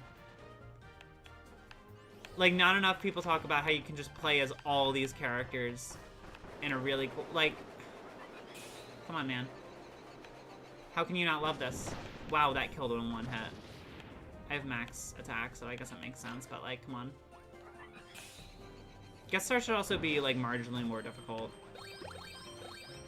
This is all I'm saying. Fake fans? What do you mean? Please don't push down Taranza. Yeah, but, like, it's really funny. Have you considered... Like, I mean, like, he is so far gone, and there's nothing that's gonna save him and make him feel better. It's funny. Anyway. Oh, hey, what's up, G-Buggy? Fake fans in chat. Oh, is that where that came from? Hi, G-Buggy. How's it going? Final boss Morphin is also an avatar of death, so Taranza is fighting the Grim Reaper that comes to grips with Sectonia's death, even though the battle theme is fittingly melancholic. Yes, very true. Very true. I kind of wish there was a way to very quickly get to, like, change chapters instead of having to continue a game. Because I kind of really don't want to have to go through all the filler locations. I'm gonna be honest, I don't even remember the, different levels that Taranza's guest star mode references. I really only remembered the first one. Because it's an amalgamation of, levels from the first area of Kirby Triple Deluxe, and those are really great levels, so I remember them a lot, and I love them a lot. But... I mean, aside from that, it's not really that crazy of a mode, because most of the extra stuff isn't the cool parts. Most of it is just the story mode, which could inherently be cooler if you added these levels retroactively to the story mode. Then you could use them in guest star whenever you wanted.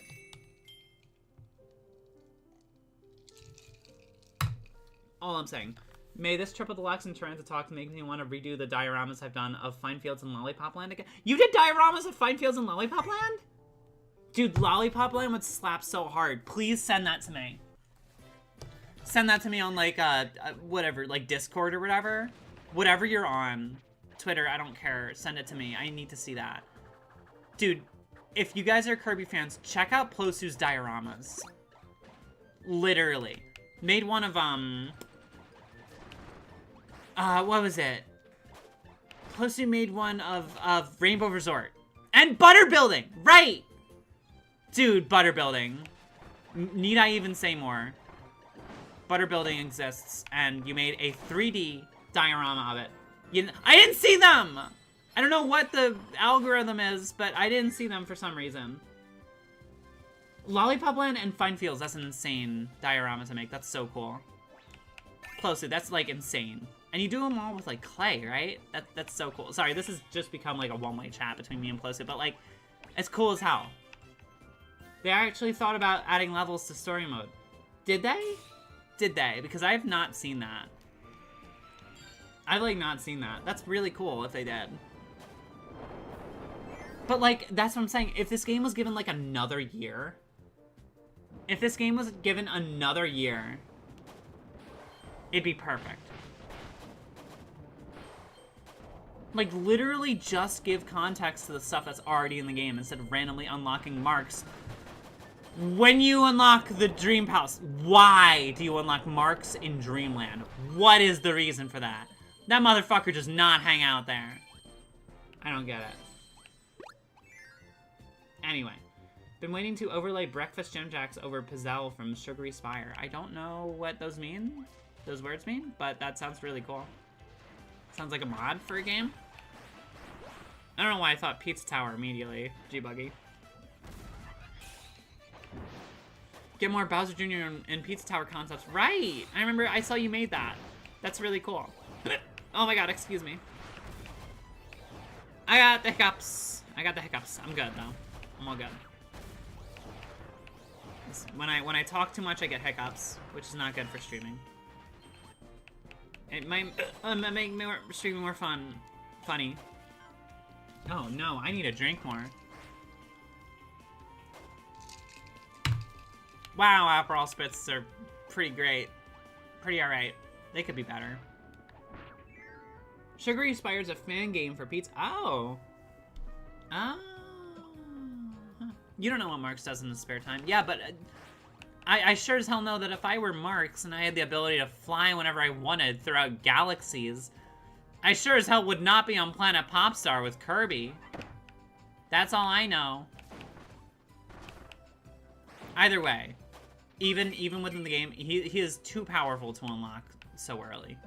I could go to the secret, but I'm not going to. He is too powerful to unlock that early. That's all I'm saying. Yeah, I'm sure this is a Donkey Kong 64 situation where if they had more time, in the second pass, they would do so much more differently. Yeah, yeah. And it is, because it was meant to be like a launch-ish title for the Switch. It came out in 2016. Is that true? Hold on. Is that actually true? Kirby... Because I know it's March 16th? Star Allies release date. March 16th, 2018. Never mind. It was 2018. It was totally not in... It was totally not in 2016. It's the 16th, but it's not... Anyway, 2018. The year of Kirby. Also the year of the Octoling, as we all know. Great one.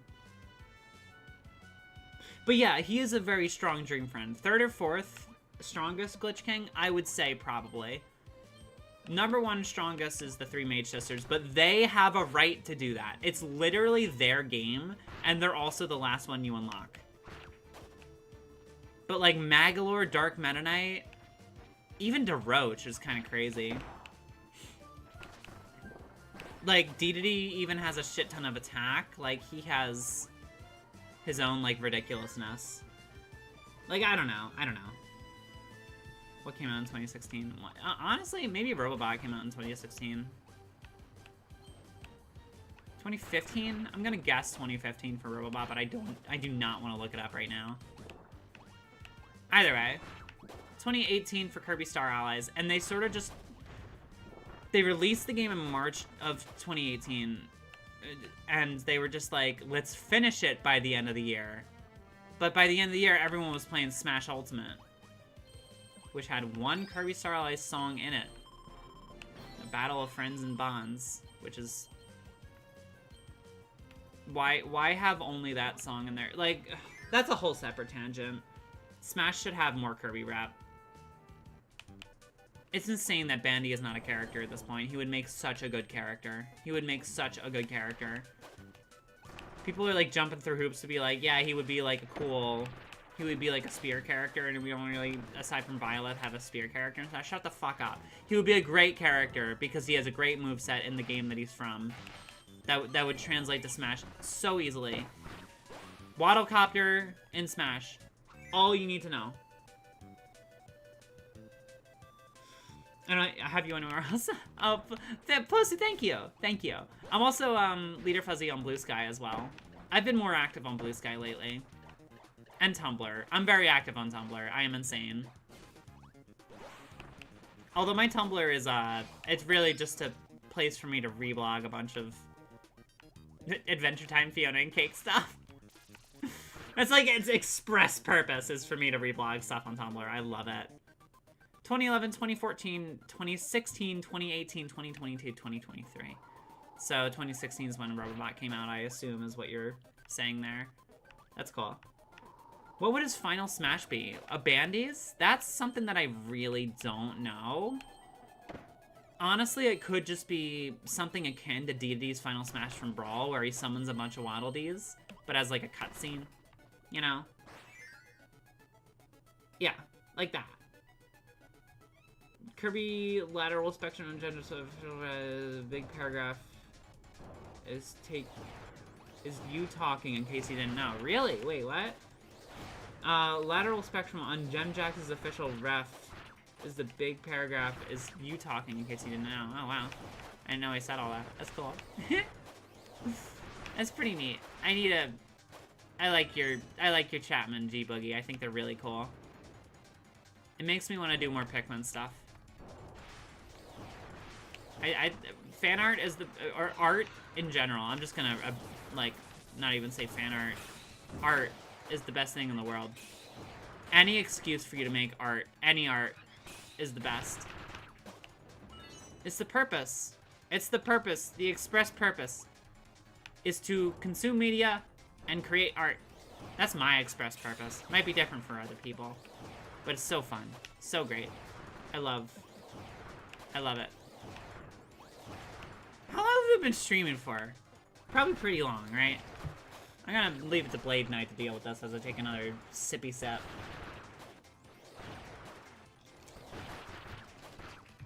Look at that, I didn't even do anything. I didn't even do anything for that.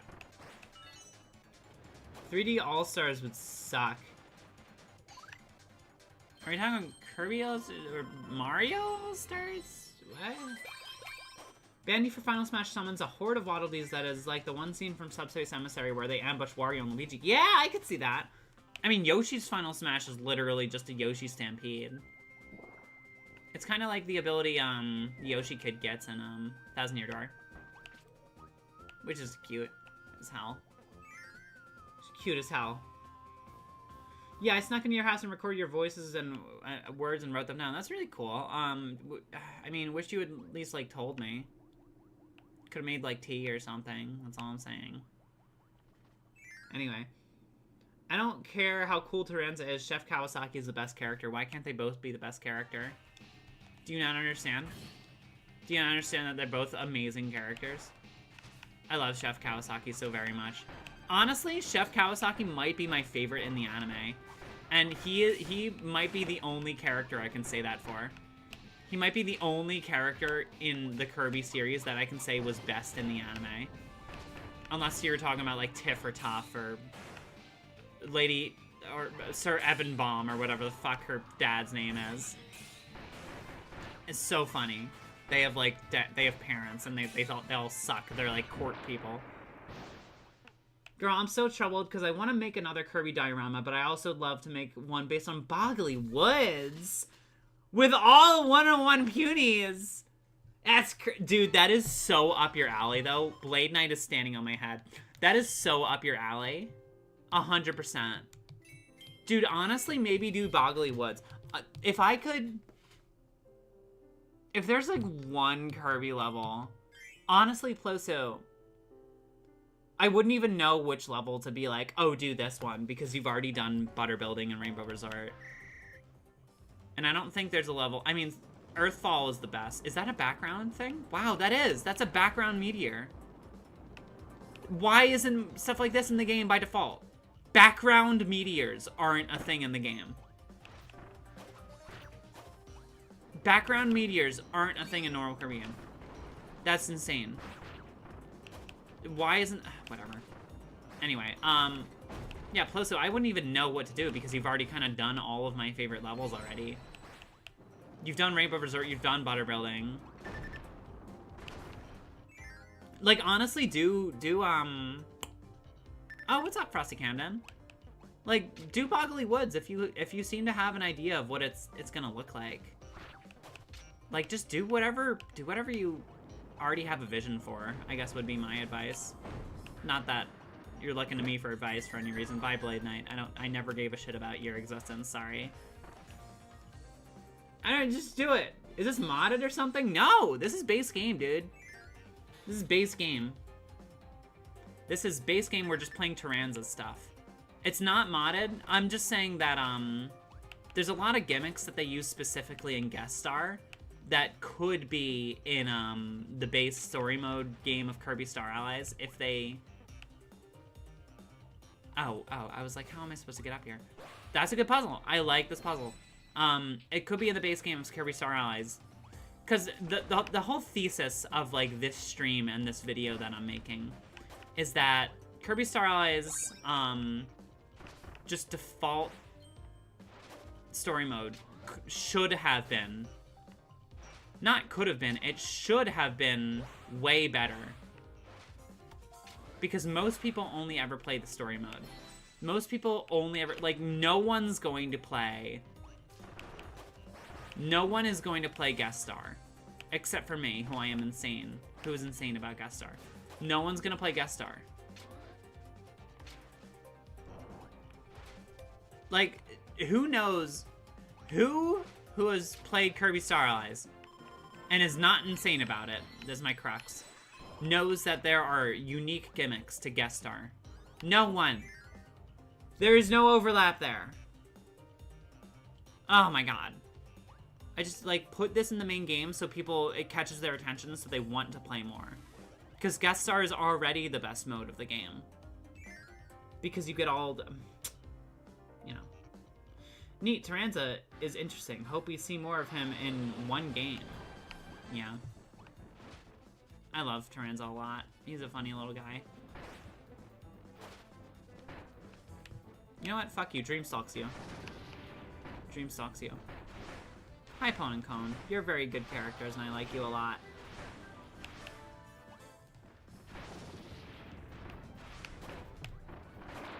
I like them a lot. These guys are the last, like, point where friend hearts are used in a meaningful way within the main story mode.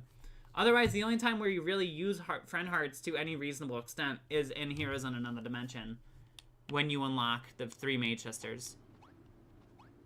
It's so fucked up, because, like, friend hearts should be something that's used in every level. Not just, like, not once or twice. I'm very normal about Kirby. I can be trusted around Taranza and will not steal him. Yeah, that's very true. Oh, yo, we're already on Francesca, I think. Yeah. That's crazy. That's a nice argument, but dream stalked. Yeah, very true. It's like finding that there's a mode where you can play as Waluigi in a mainline Mario game. Yeah, it's like, why would you... Like, imagine if, like, Super Mario Party had, like, a Waluigi super mode that you unlock after, like, playing a game on every board. Like, who's gonna know that exists? Who's gonna care? Especially because this game, you have to beat guest star once with at least one normal, like, partner before you're even able to play as Dream Friends. Like, as if you couldn't make it less, any less accessible. Dream Friends should be immediately playable as soon as you unlock them in the main story. And thus, Dream Friends should be more difficult to unlock in the main story, or at least have a little bit more fanfare, right? Like, again, I already said this earlier in the stream, but Dedede and Meta Knight are perfect examples of how Dream Friends should be unlocked. You fight them when they're possessed, and you gain them as a friends, optionally, or just, you know, optionally immediately, or just as an option later, after you beat their fight. Like, I don't know. I forgot you had to beat it with normal first. Yeah, because, like, who's playing this game from a fresh save file in the year of our Lord 2025? Who's doing that? Who cares that much? Me. But also, like, no, yeah, it's like, this game is not made for Wave 3. Like, something tells me that the ideal experience playing this game isn't playing from a fresh save file. Also, insane fight. Wow, I can't believe she's already at half health. The ideal mode for playing this game isn't beating on, like, a normal save file. You know what it is? It's having played the game in 2018 when it came out, and then playing every content update as they're released. Which is so stupid. For Chef Kawasaki mode, that's very true. You can just play Chef Kawasaki. And that's, like, worth it, inherently, just because you're playing as Chef Kawasaki. And, like, honestly, now realizing it, playing this game right now, today, has made me realize that, like, this game, like, I love Guest Star, but playing it back-to-back over and over is just straight up not super fun. Also, this is a very well-hidden secret. It's not super fun, but it is something interesting, especially with the Dream Friends. I cannot imagine, if I wasn't hyped up on the Kirby juice in 2018, if I would ever be able to beat this with just the default characters. Also, Miracle Matter music. Also, this is one of my favorite rooms in the game. Like, aesthetically. Look at this. You got those lanterns hanging from the wall. You got, like, the cool grid on the top. What is that grid doing there? You got, like, the Halloween-ass colors. Also, what meal do you get from Taranza? This is my question. A melon? Why do you get a melon? Is it because that's the only thing he wants? Why do you get a melon? Is it because that's his motivation, Spider Lemon? Anyway. Have a good Feel lucky to have experienced it. Yeah. You should feel lucky to have experienced it as it came out, because apparently that's the ideal experience. You know what happens if you boot up a fresh save file? Now, if you go back to this game, I'm not saying this game isn't worth playing, but you know what happens when you boot up a fresh save file? It gives you a cutscene for every single character. It's like, whoa, you unlocked this one. You unlocked this character. You unlocked this character. It's like, you unlocked Rick and Kine and Koo. You unlocked Gooey. You unlocked Marx. You unlocked Adeline. You unlocked Dark Mennonite. You unlocked Daroach. You unlocked Taranza. You unlocked Susie. You unlocked Magalore. Play the game. It's like, that is an insane thing to do. To immediately make your players watch when they boot up a game. The game should have just been better. I'm sorry, I love this game. You have to understand, I love this game. But there's so many points where it could just be way better. I don't know. This cave thing kind of looks like a melon if you squint hard enough. Yeah. Yeah. Melon, because it's sweet, unlike his dead wife. Unlike his life without a wife. Yeah. Plosu, you got it, dude. That's so true. You have it figured out. You have more knowledge on Kirby lore than the rest of us. The definition of living in the moment. Yeah, and not thinking about the future. You love this game, but you know it could be so much better. Exactly. Exactly. It's a great game. It's a great game. And, like, even though you have to go through some menu bullshit, and, like, there's not that much fanfare as, like, with playing a new character. Even though there's not much fanfare with that, it's still a wonderful game. And the fact that you can play as Taranza in a mainline Kirby game that isn't Triple Deluxe is insane to me. Like, he's got cute little animations that are unique to him. He, like, fucking preps his hair. Are you kidding me? I don't know. What if it's a melon because it has patterns like a spider web? I could believe it. I'd believe it. That's cool. Why do I still have an SP? Nesp. Nesp is a stupid name, sorry. I get it. It's like Ness and ESP. I get it. Nesp? Are you supposed to say Nesp or NESP? What is the point? I don't know. Whatever. Give me another melon. I apparently want another melon. The train transformation needed a boss fight. That would have been cool. That's a good idea. That's like a genuinely really good idea. There should be like a character, a dream friend that you fight that utilizes that specifically. Who would you race? Is there a single like dream friend that you would like realistically race against? Melon because plant like his dead wife. Yep. Some levity from my sorrow is still one of my favorite Brohive jokes ever. Literally anything. It's so funny. Yeah. Oh my god. Can we talk about how Taranza's hair eyes always look at the camera? Yeah, it's the way they're rendered. G-Boogie's talking about, like, the top, like, popcorn kernel-ass eyes that Taranza has.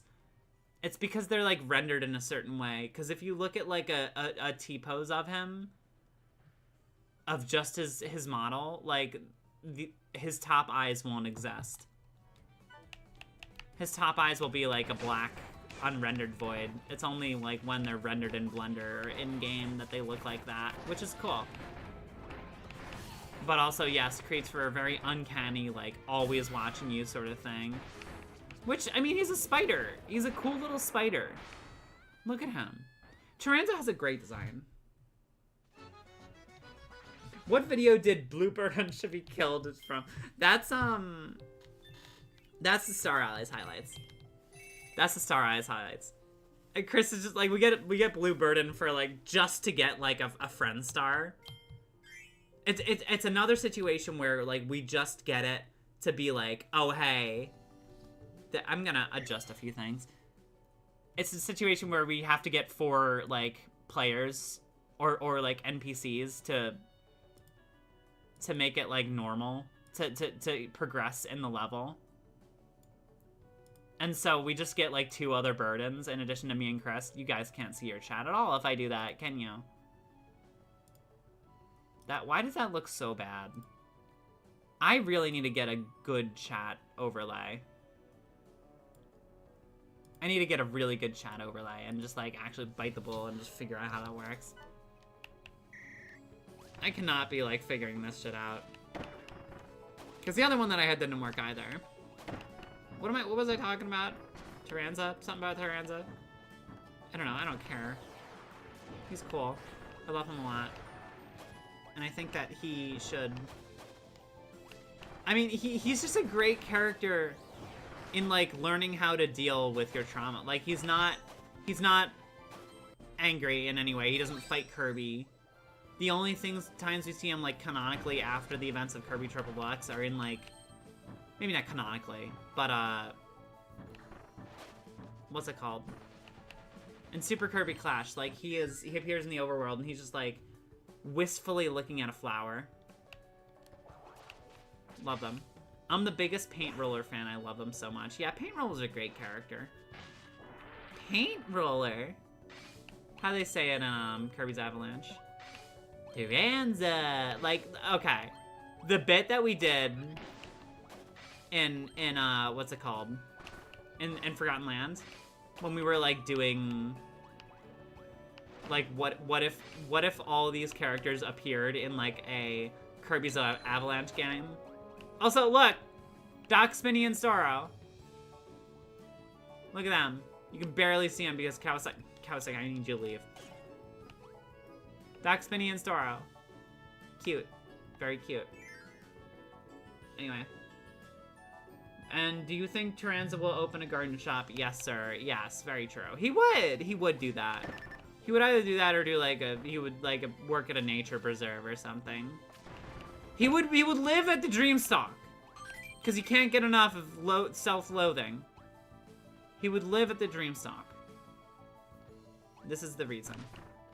So I have no power-ups. Oh, man. Most likely, but not true. I don't care, yeah.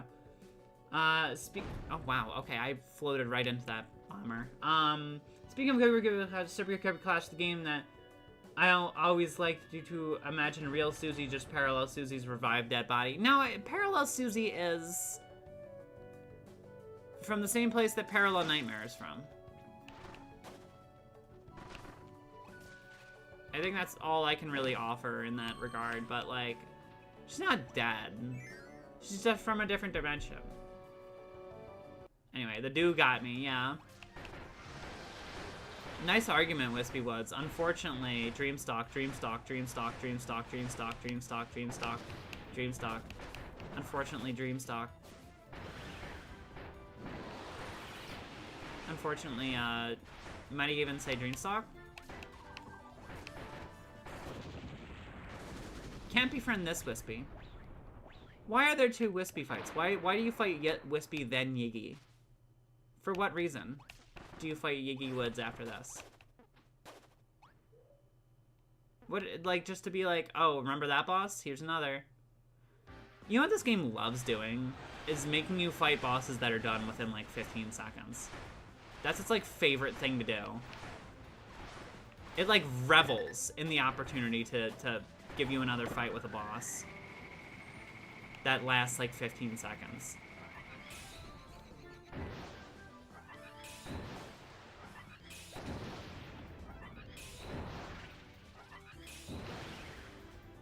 Which is fine, I guess. If they just want to showcase the power of having 4 friends and playing a Kirby game together. I get it. I do get it. Grass versus grass is not very effective. Yes, it was. It was still effective. I just don't have any, like, power up things. Power up things, yeah. I don't think I've ever seen Yiggy get lit on fire. Well, I mean, he's a reskin Wispy, so it's, like, not much changes. Look at Taranza swimming with his, like, 6 hands. That's what I'm saying, like, literally Kirby...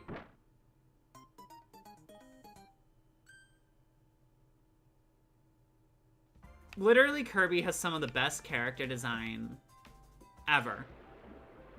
Like, Magolor, as we all know, is a 10 out of 10 character design.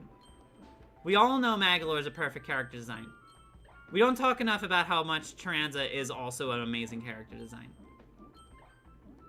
Like, there's a good character to me is more than just like, oh, it's an appealing design. It's like a lot of elements come together to complement like a character. Like what we're seeing here with Taranza. Let's take a scientific look at Taranza, right? He's a spider. First and foremost, he is a spider. He's a little spider dude, right? He's got cool hair. Okay, cool. He's got 6 eyes. 4 are on the back of his head that we never see. But 4 are in the front. 2 of those eyes make a face. And 2 of those eyes almost basically form like part of his hair. He's got horns. Horns are cool. He's got a cool cape. And he's got 6 hands. And he's a prim and proper little boy. And he's a prim and proper little boy. And he just looks like that. That's his default animation. Like, I don't know. Dedede is also a very good example of perfect character design.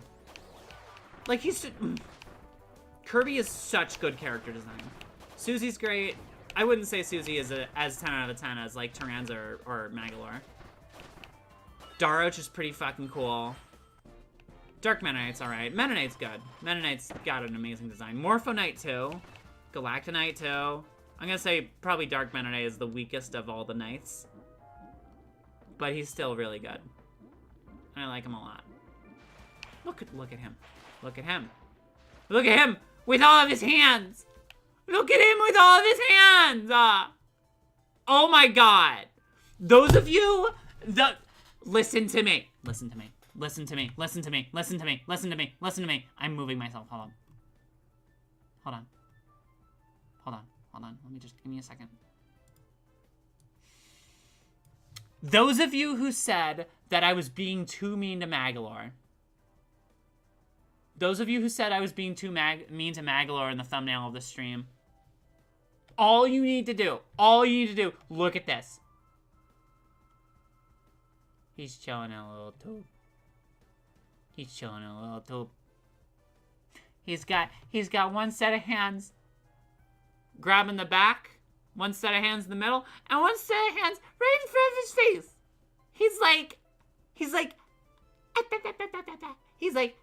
ah.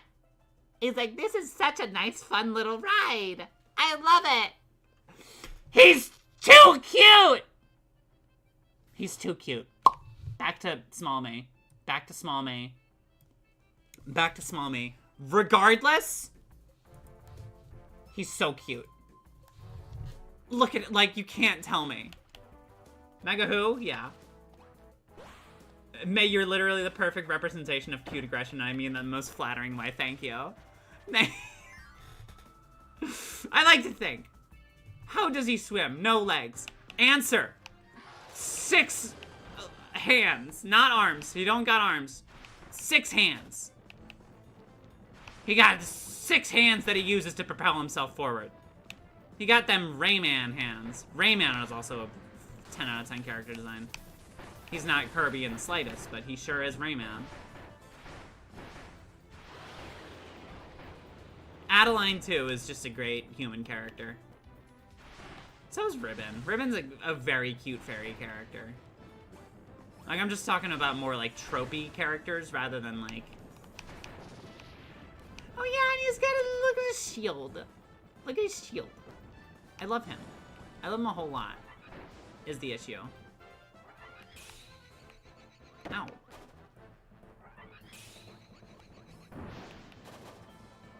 Goldon and Silvox fight sucks, by the way. I feel like I should mention that the fight is not very good. Hands Frosty, he depends on his hands heavily. Yeah, you take away his hands, forcibly remove his hands by running away with them, and you got a predicament. He's ready to throw hands and he's got 6. I've been working on making a bunch of like Kirby character portraits, and I think it's just really funny when you just give a Kirby character a gun. I think it's even funnier that Susie just has a gun by default in this game. For her neutral B, she wields a gun. Daroch having a gun just makes sense thematically, but how funny is it that Taranza has a gun in each hand? How funny is it that he could do that? Why'd y'all beat the arenas in Return to Dreamland with? I did them with Parasol. What did I do them with? When I did them myself, I'm pretty sure I used Leaf. When I did it myself, I used Leaf. When we did it in the thing, when we did it in the channel, pretty sure I used Sand's Leaf up until I had to use Sand.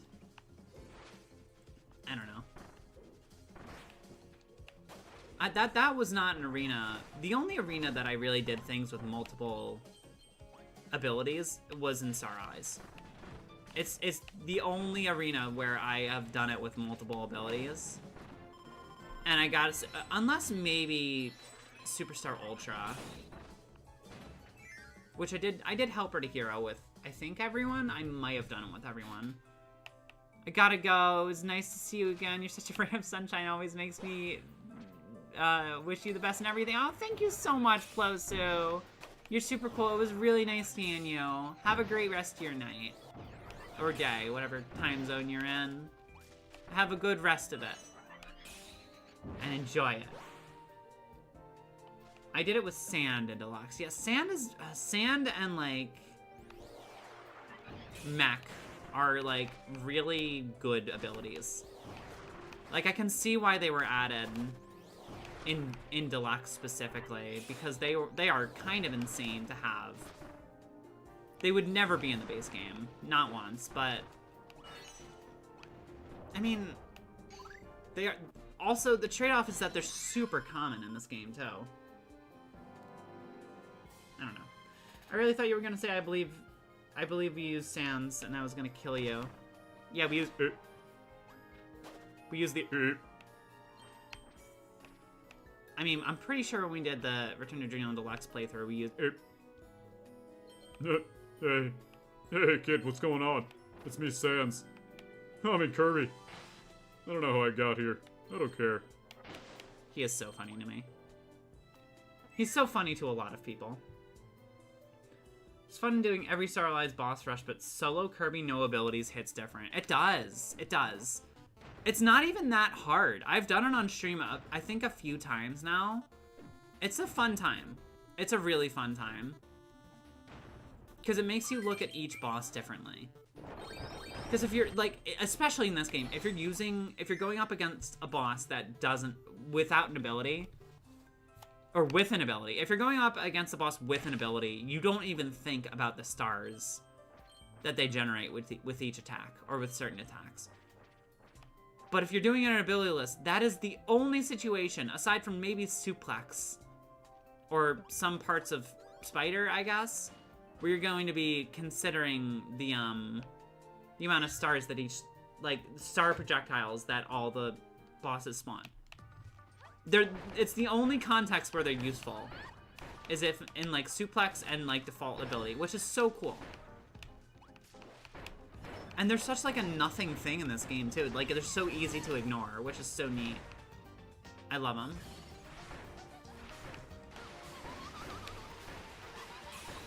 Oh, wow, that just killed her. That's crazy.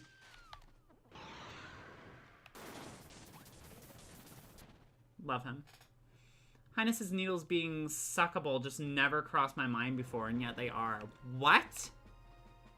Highness's needles being suckable. I'm gonna be honest. Oh, his, like... The spears? Oh, right. Yeah, no, those are totally projectiles. 100%. Because you can break them in one hit. They're, like, meant to be broken in one hit. At least you had your time in the sun, yeah. Everything in this game is exactly the way it was in 2011. What? 2011? Do you mean Triple Deluxe? I don't know. When did that game even release? Spears. Yeah, the spears. Those are interesting because they only really appear in the first phase of Highness's boss fight. And they're, like, supposed to be, or they might be a reference to, like, not the friend heart, like the spears that they use to seal Void Termina. Wow, I've talked a lot about Kirby tonight. I sure have. Drinking the rest of my mystery drink. I think I've said it several times on stream what this mystery drink is, but I really just love referring to alcohol as a mystery drink. It's very funny. I will hurt you.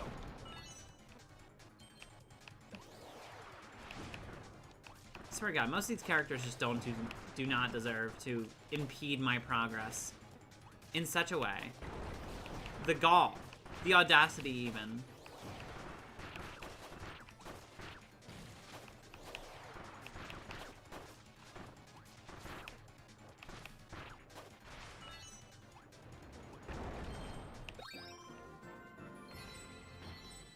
There's a Kirby talk during the Kirby stream since when? Alright.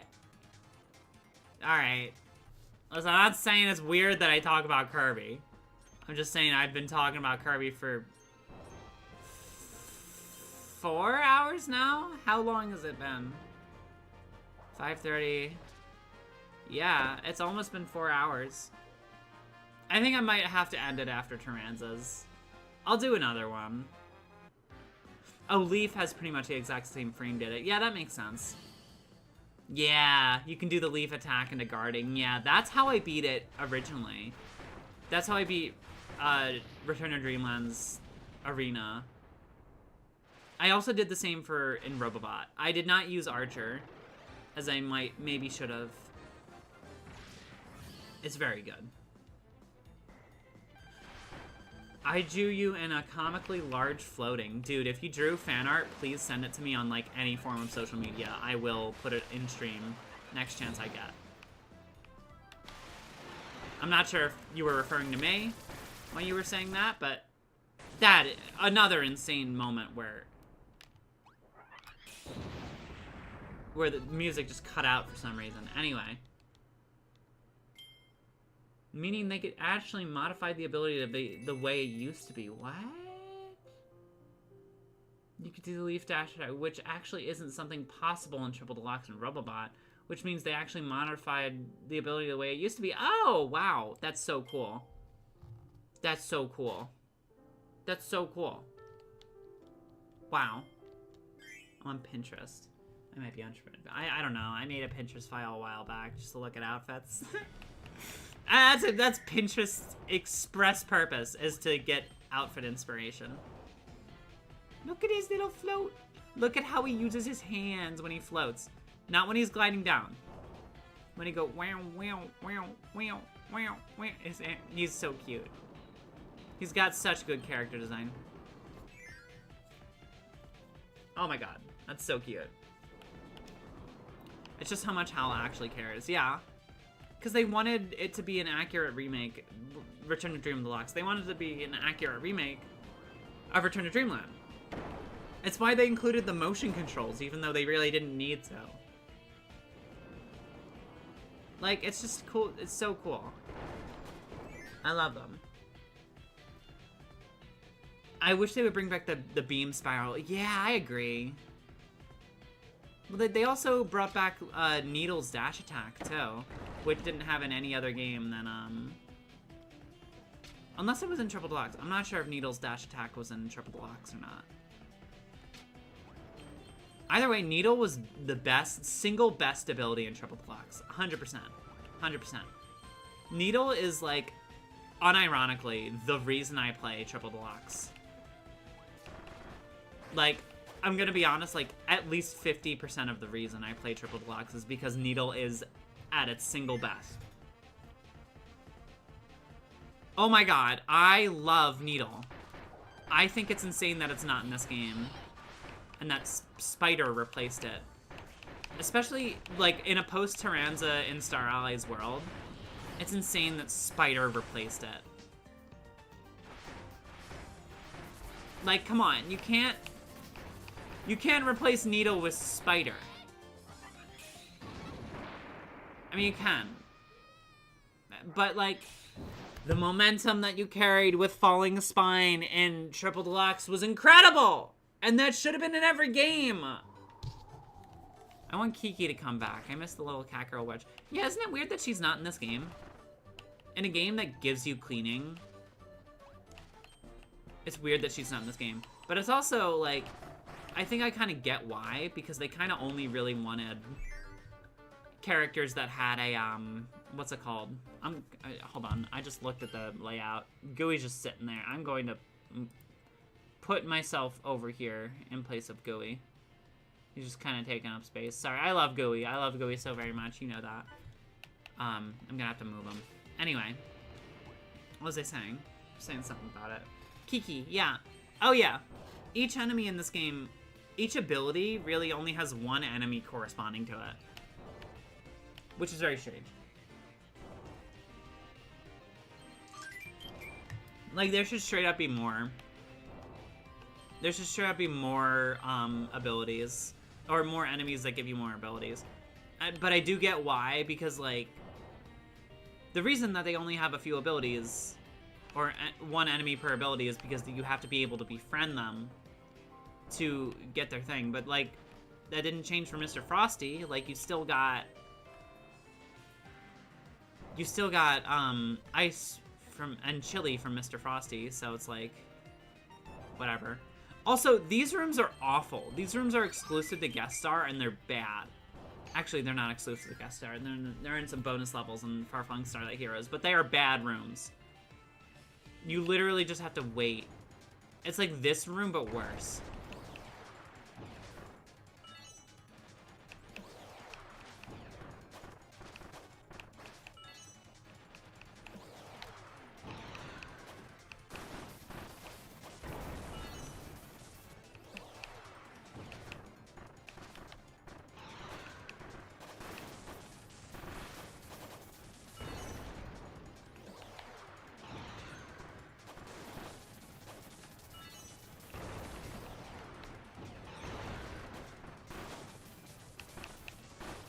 My favorite characters, Rob and Samus, who are in Dreamland 3. Very true.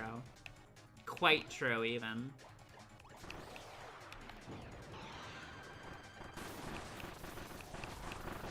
Oh my god, that killed him in one hit.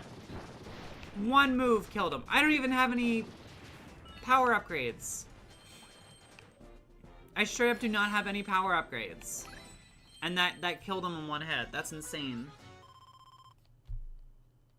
To think this update cut out a few redundant rooms, but left the waiting rooms. Yeah, right?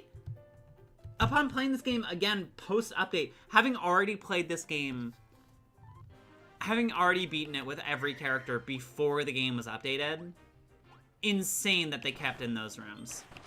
They kept in the long, like, slide puzzle waiting rooms. Just because, I don't know, I guess he had to. I don't know. Why? I don't know. Spider versus Beetle, rough matchup. I mean, I guess, yeah. I mean, we know that from Bug Fables. Bug Fables is a great game. I feel like I should mention. Oh yeah, that's another example of, like, the fact that you can just skip it. You can skip the, like, having to use 2 people by having any ability that just goes through walls, which is so funny to me. These rooms are never really fun to go through solo, I guess. You know, these rooms are never super fun to go through solo, just because they're like, I don't know. What do you do? When you wait? You basically just wait. Look, I need to... I'm like activating this way before this motherfucker could even get here. Which is like, one reason why I think maybe doing a speedrun of this game would be really cool. But also why it would be incredibly redundant and annoying. But whatever, that's the nature of speedruns, I guess. Playing Bug Fables now, beat Tough Bugs a few hours ago, 5-year anniversary, updated the game a few months ago. Yeah, a few months ago. That was like maybe a month ago. A few months ago. I think it was in, what was it? November, December? Damn, was that a few months ago? Fuck, no. Oh god. Time passes. Did you guys know? Time always passes. That's insane. You can never mention it enough that Bug Fables is a great game. Yeah, I think Bug Fables is still my favorite game of all time. Like, despite everything, despite having played Kirby Star Allies a shit ton, despite Thousand Year Door Remake being incredible and wonderful, despite all that, I think Bug Fables is still my favorite game, which is insane because I haven't played it in, like, years. I haven't gone back to play that game in a very long time, but I had a phase where I would just constantly play that game. I would play the Mystery Run, where you just get random medals. Oh my god, that game is so good. That game is so good. Just like, wow. Love that game. All the characters, there's so much content. Oh my god. Streamer started Bug Fables and tricked him into doing the Tough Bugs code. Oh my god. I would not want to play that game first with Tough Bugs on. What is that? That's the shit. I don't think I ever did a Tough Bugs run. Is that the one where it's like stuck on hard mode forever? And you can't really do anything? And it's like crazy difficult regardless? Bug Fables randomizer. Yeah. Bug Fables surpasses Paper Mario. It's just the way mechanically deep and has a lot of replay value to it. It's my 3rd back-to-back playthrough. Wow, that's awesome. I think your channel is the reason why I finished Bug Fables. Hell yeah, dude! Dude, that's so good. I'm so glad. Bug Fables is an incredible game. Hey, you guys all watch Team Slacker Gets Fired and Happy Birthday V, right? If you're talking about how much you love Bug Fables, you definitely watched Happy Birthday V, right? By Jokobo, Jocobo, on YouTube. By Jokobo on YouTube. It's a video called Happy Birthday V, and you guys all have to watch it immediately. Because if you haven't seen it, guess who's in it? Guess who voices the character? Oh my god. So good. Hey, twerp. What is it? From your #1 fan. From your #1 fan. What the? Your #2 fan? Well, at least they're honest. Oh, it's so funny. Oh, it's fun. So funny. If you guys haven't watched Happy Birthday V, watch it. Do it now. Also, oh, this is another Taranza specific room, isn't it? There's another Taranza specific. Oh, yeah. Look at this. This is cool. Gordos. Jump through the Gordos that you can only really see in the foreground and the background. Cool puzzle. I love cool puzzle. I've seen the Team Slacker Gets Fired and the spider animation. Watch Happy Birthday V immediately. The stream is gonna end kind of soon. Watch it. Literally watch it. That's your homework. I don't care when you do it. Watch it. It's so good. It feels like it feels like a situation straight out of like default Bug Fables. Like, all the characters are done so accurately. Guess who's also in it, too? Not only am I in it as a voice actor, I voiced Mathiva. Best character in the world. Also, whoa, what is this thing? But Chris is in it, too. Chris is in it. If you need any more incentive to watch this animation, Chris is also in it. Which is incredible. And he does such a good job, because obviously, Chris is a great voice actor. Ugh. Tough Bugs is hardest mode. Hard mode plus extra. Ryuji mode and frame 1 are the same time. Hardest mode gives a 15% HP increase. Chapter 3 increases attack by 1. Chapter 4 increases defense by 1. Wow, okay. That's cool. Yeah, I know about Ryuji. That's the one where you have to pay Edel to upgrade. You have to, like, give him money to upgrade any ability, which is insane. I've never done that, but I feel like it would be very fun. I remember when the only complaints about that game when it first came out was, like, you can just put a bunch of berries in the bank and leave the game on overnight and get, like, just have as much money as you would ever need. Which is an insane way to be like, I did an exploit and now I feel bad about doing the exploit, you know? Whoa! Why did that work? Why did that work so quickly? Taranza has a really cool... Oh, more? More? Taranza has a really cool area. What is this? Is this supposed to emulate, like, the Hypernova section? Where you, like... You know... Where you, like, just steamrolled every single character in the game? I think that's what this is supposed to emulate. Which is fantastic. Love this. Look at this. Love this. Oh, no.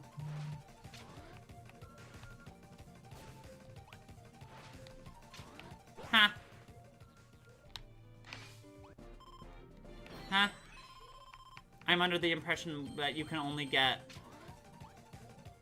the invincibility candy if you already have the invincibility candy. Like a star from Mario, but better. So funny. This is a cool level. Why is there not a level like this in the base? I mean, there is. I love this company, yeah. Dude, I love the company. I'm going to beat these guys organically, I think, because that would be really funny. Lol. That was not even hard. I will still get the thing. Yeah, there we go. I hope you guys like this song. Glad they didn't change this from...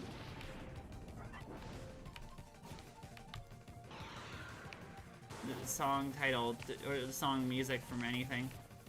They just made it the same...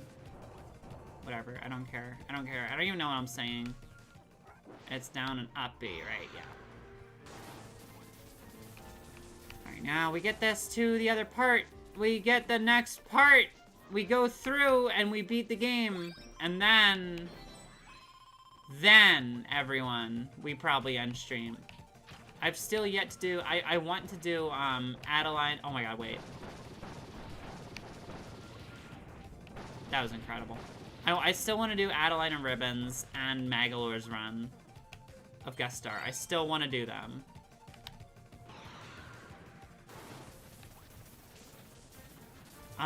But that's gonna have to save. That's gonna have to be saved for another stream because, right now, I can't do every character. Oh my god, Taranza.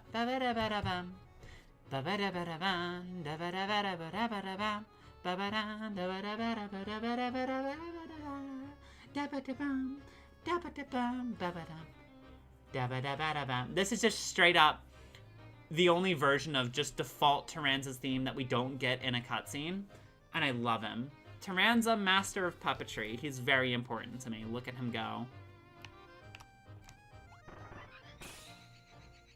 Taranza.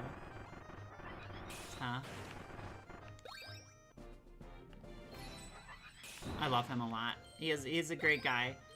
But yeah, as you can see, this is not just a song directly from Triple Deluxe. This is a song unique to Kirby Star Allies Guest Star Mode.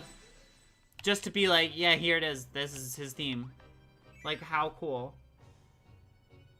What's your Tumblr? Oh, it's Leader Fuzzy or May Fuzzy. MAEFUZZY. Or just Leader Fuzzy. I'm Leader Fuzzy on literally everything. Every single thing in the world. Make Taranza. I should have made it trans. I should have made it Taranza. Man, what a missed opportunity. Should have made it Taranza. What a shame. Kirby has a lot of trans representation if you just ignore canon. For example, Zan Partisan is trans. I will not be taking questions. I will not be taking questions. Yeah, Taranza's main melody is just DDs, or rather, it uses DDs as a bass. Ba-dum, ba-da-ba-dum, ba-dum, da-ba-dum. That's DDD. But then Taranza's is ba-da-bum, da-ba-da-ba-da-bum, ba-ba-da-ba-da-bum, ba-da-ba-da-ba-da, da-ba-da-ba-da-ba-da-ba-da-bum, ba-ba-da, da-ba-da-ba-da-ba-da-ba-da-ba-da-ba-da-ba. Like, come on. That's so cool. Like, even though it is kind of an offshoot of DDD's theme, it's cool that he has his own theme. I just realized today 3 Chapmen are in Pikmin 4. Literally the final cave of Pikmin 4 is you using 3 Chapmen. I mean, those are just the Pikmin that you use in the final cave. That's cool. That's cool. I'm not sure. Do you mean like blue Pikmin exist in the final cave of Pikmin 4? Or like, you fight the man at legs in it? Terrorist child, fat child, and glitchy child. Hell yeah. Hell yeah. Nago also trans, kinda. Is Nago trans? Why is Nago trans? Wait, can I guess? Hold on. Is it because that breed of cat that Nago is usually female, but he's referred to with he, him? Is that why, CT? I simply must know. Yeah, it's just remix. Yeah, it's cool though. It's a cool remix. And it's the instrumentation and the slower BPM BPM. Yeah, I think it is BPM. It's a slower BPM. It's cool. That makes his own. That makes it his own theme. Yeah. I don't know why. Every single time I am prepared to fight him. Galactonite. Like, I am prepared to fight him. It's so funny. Anyway. You guys ready for, like, a banger-ass song? This is one of the songs that I, like, have a music video in mind for.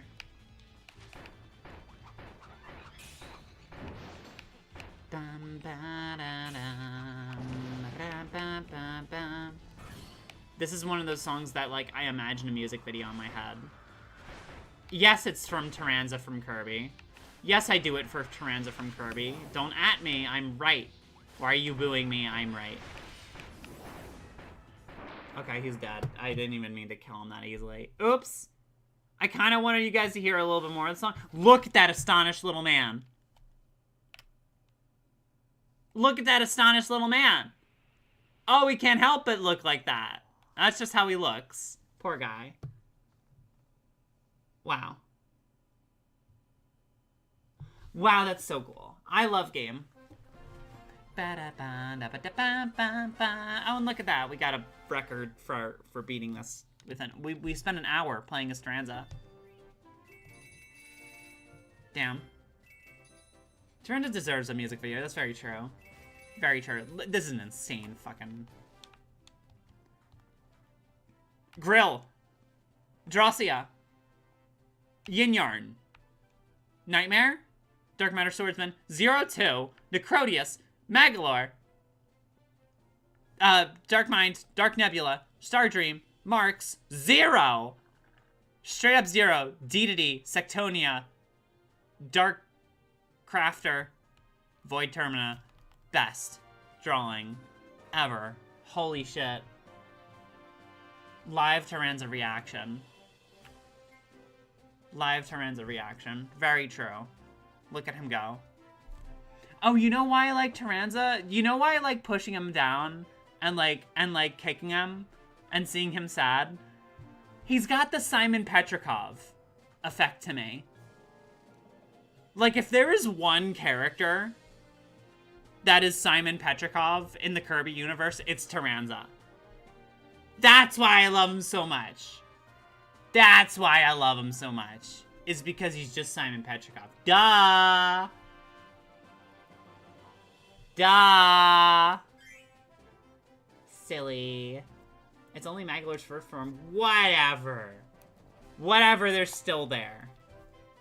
Magolor is the final boss of a Kirby game, so he shows up in there. Whoa, Taranza is in the front fucking seat here. You can just see another full-ass Taranza looking directly at me with his 4 eyes on the back of his head. I love him.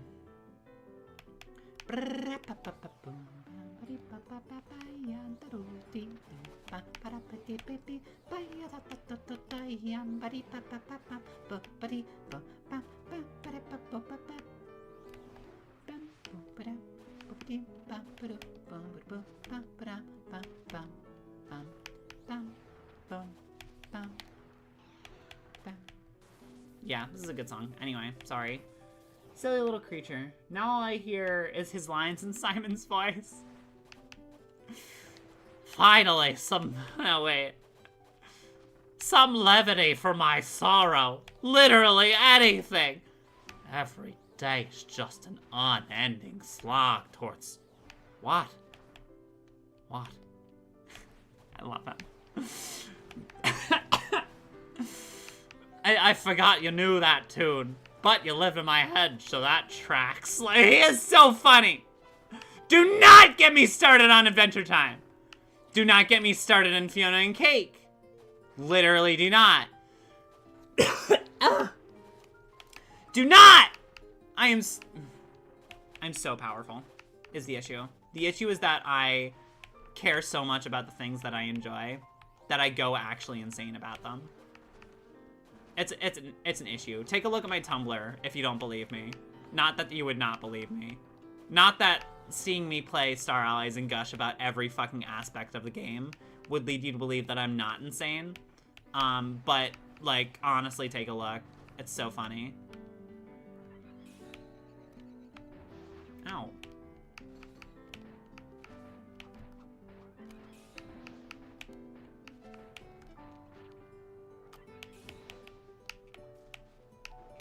I kind of really, I don't know why, but I need to kill him. I don't know why, but I need to kill him.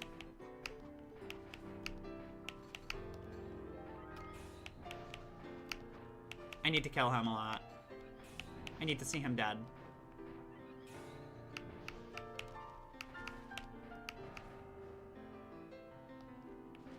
You better actually die, dude. You'd better actually die.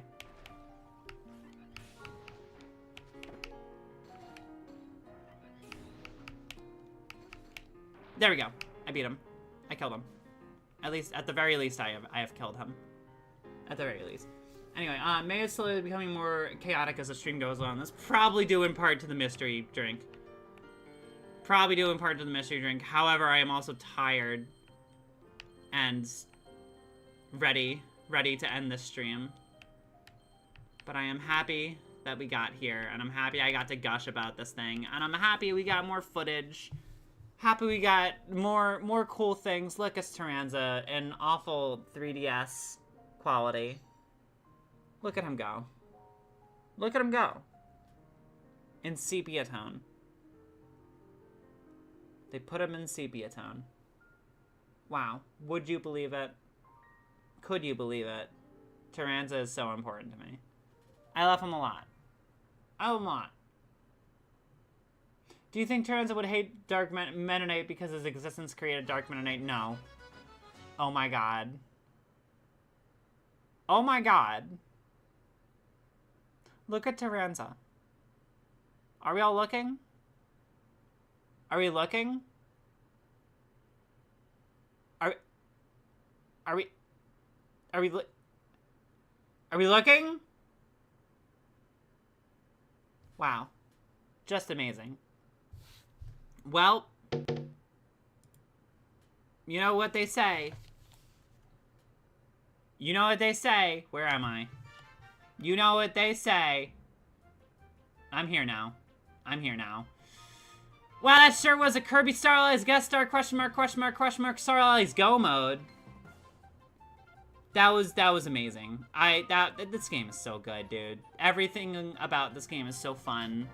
Literally play this game if you haven't. Literally play this game if you haven't. It's so fun. And there's so much to see. You know what? Let's end this off by seeing if we have any more, if we get any more Easter eggs in the game. Oh, toast is toast. Very true. Thank you, Carnage. Thank you so much for doing that. I need to see if we get any cool Easter eggs. I need to see this. There's no butterfly there. Is there a Dynablade in the background? I'm not seeing a Dynablade in the background at this current moment. So there's nothing in Dreamland that I can see. You didn't say that's right. It's pink star, yellow star, green star. No, it's not typed out! It's not that. Fool. Fool. You know what I'm so used to? I'm so used to, the, like, dash you get in Forgotten Land in the overworld. Like, holding the right trigger. It makes you able to dash, like, way further. Which is so cool. This game should have that. Also, there's only one Easter egg. Oh my god, there it is! There it is! That's literally the Dragoon. Holy shit. Oh, it's been so long since I've seen that one. Oh, it's been so long since I've seen that one. It's the Dragoon! Look! Look at it fly. Oh, that's so cool. It's been so long since I've seen that Easter egg. It does take a bit. Yeah, but, like, Dynablade doesn't take that long. This one definitely took a while. But look at the, like, that is not one that I've seen since, like, probably 2018. Look at it. That's so cool. That's a rare one. That one's so rare. Wow. The Dragoon from Kirby Air Ride and also Smash. That scared me. Sorry. I look, like, come on. It's so cool. That's so cool. That's so cool. I, like, almost want to see it go by another time, but, like, that is incredible. Shadow Kirby time. You're right. Shadow Kirby time. I mean, you know. I like how Nova has a pocket watch while not having hands. Yeah, well, Nova is just like an amalgamation of a bunch of junk, dude. He doesn't need to be able to operate every machine that he owns. He is a funny little junk creature. I love him a lot. Alright, it looks like probably no Shadow Kirby. He would have appeared by now. He would have appeared by now. That's cool, though. God, I can't believe we saw the Dragoon. That's very rare. I still haven't seen the Dragoon in Nova's Pocket Watch. Well, maybe we'll see Nova's Pocket Watch. From my experience, only one Easter egg can appear at a time. So I doubt we're gonna see anything interesting here.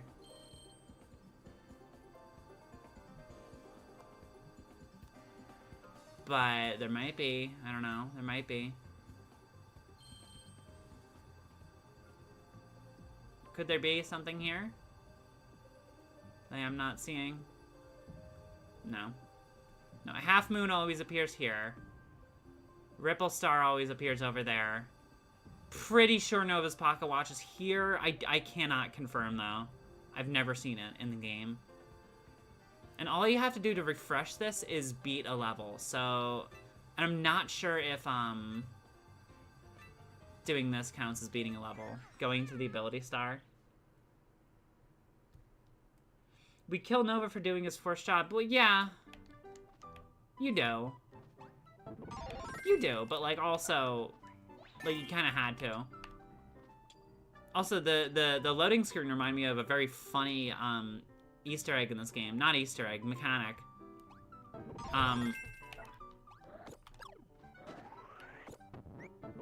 You could just inhale partners, which is so funny to me.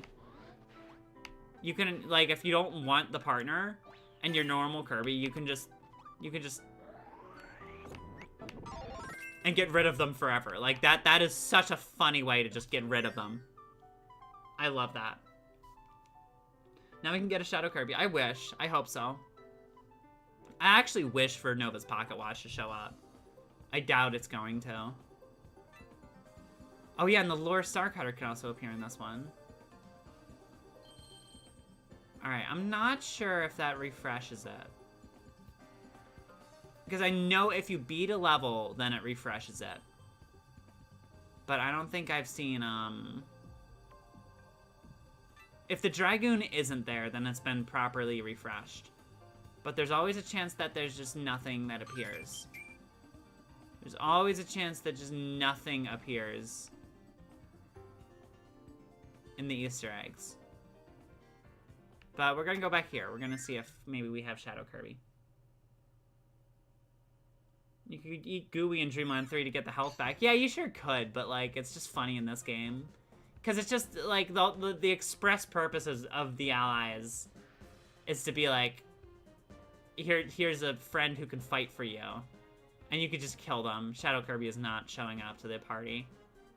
You're usually able to see the particle effects of his Warp Star from all the way up here in the background, but it does not look like he's here. Let's see if the Dragoon is still here. If that's the case, then definitely, probably, going to the ability star does not reset the things. So normally you have to beat them. Normally you have to beat the level. You have to beat any level, and then it refreshes the secret, which is why nobody ever has seen any of these secrets.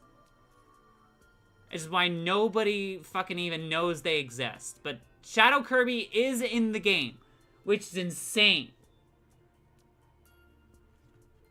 It's so cool. Also, not seeing a Dragoon. Straight up not seeing a Dragoon right now.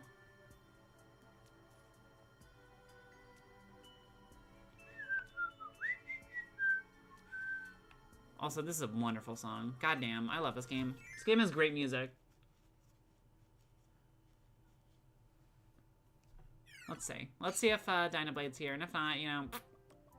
If not, you know... Dynablade? Blade?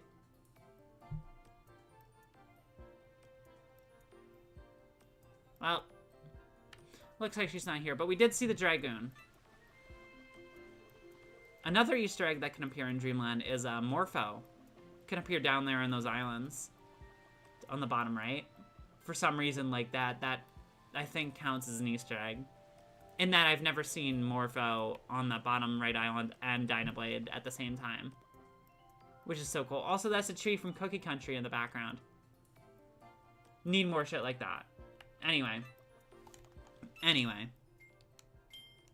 we're done. We're done because I need to end the stream at some point, and if I don't end it, then I'm gonna die. If I don't end it, I'm gonna die. Shadow Kirby has been neglecting his duties. Shadow Kirby can do whatever he wants. He's impossible to defeat. Alright, well, we're gonna go back to Chill and Talk real quick. We're gonna go back to Chill and Talk. We're gonna slap on some more music. Yeah. Oh, you know what? Let's do Long Lost Love. This is the song from Taranza's thing. This is the song from Taranza's guest star mode that we actually just saw. Isn't that great? Isn't that super cool? And look, it's Marx. Look, it's Marx. Isn't that great? Wow. Amazing. Anyway, this was a wonderful stream. Thank you guys for joining me. I really just, again, wanted this as an excuse to talk about Star Allies a whole lot. But also, I just needed footage. I need footage of, like, the specific levels that they use in Guest Star, because I needed to reiterate to myself that these levels in Guest Star are the best parts of the game. Like, they are literally the best levels in the entire game. And they're remakes of old levels. With some exceptions. There are certainly some levels that are made for the characters. But overall, like, they're all remakes of, like, the coolest parts of the Guest Star levels are the remakes of the old levels, which is so cool. Like, I would not bat an eye if they just, like... I would not bat an eye if they just, like, put those in the main story level. Like, that would be cool as hell. Sonic Frontiers literally did that. And they were like, yeah, this is just, like, I don't know, man. It's Sonic's memories. I don't know, whatever. It's cool as hell, and I love it. But in any case, thank you guys so much for hanging out. This was very fun. I'll try and stream more soon when I have, like, the ability to. I'm definitely gonna still need some more footage, so, you know. Gonna still need a new stream for that one. So, look forward to at least one more Kirby Star Allies stream. And, you know, I still have to finish Majora's Mask. I'm not really sure if that's gonna happen anytime soon, but it is still on my list. So, I will see you all later. Hope you have a great night. Try and enjoy the rest of your night or your day or whatever it is. And, thank you so much for watching. Goodbye, everyone. Bye!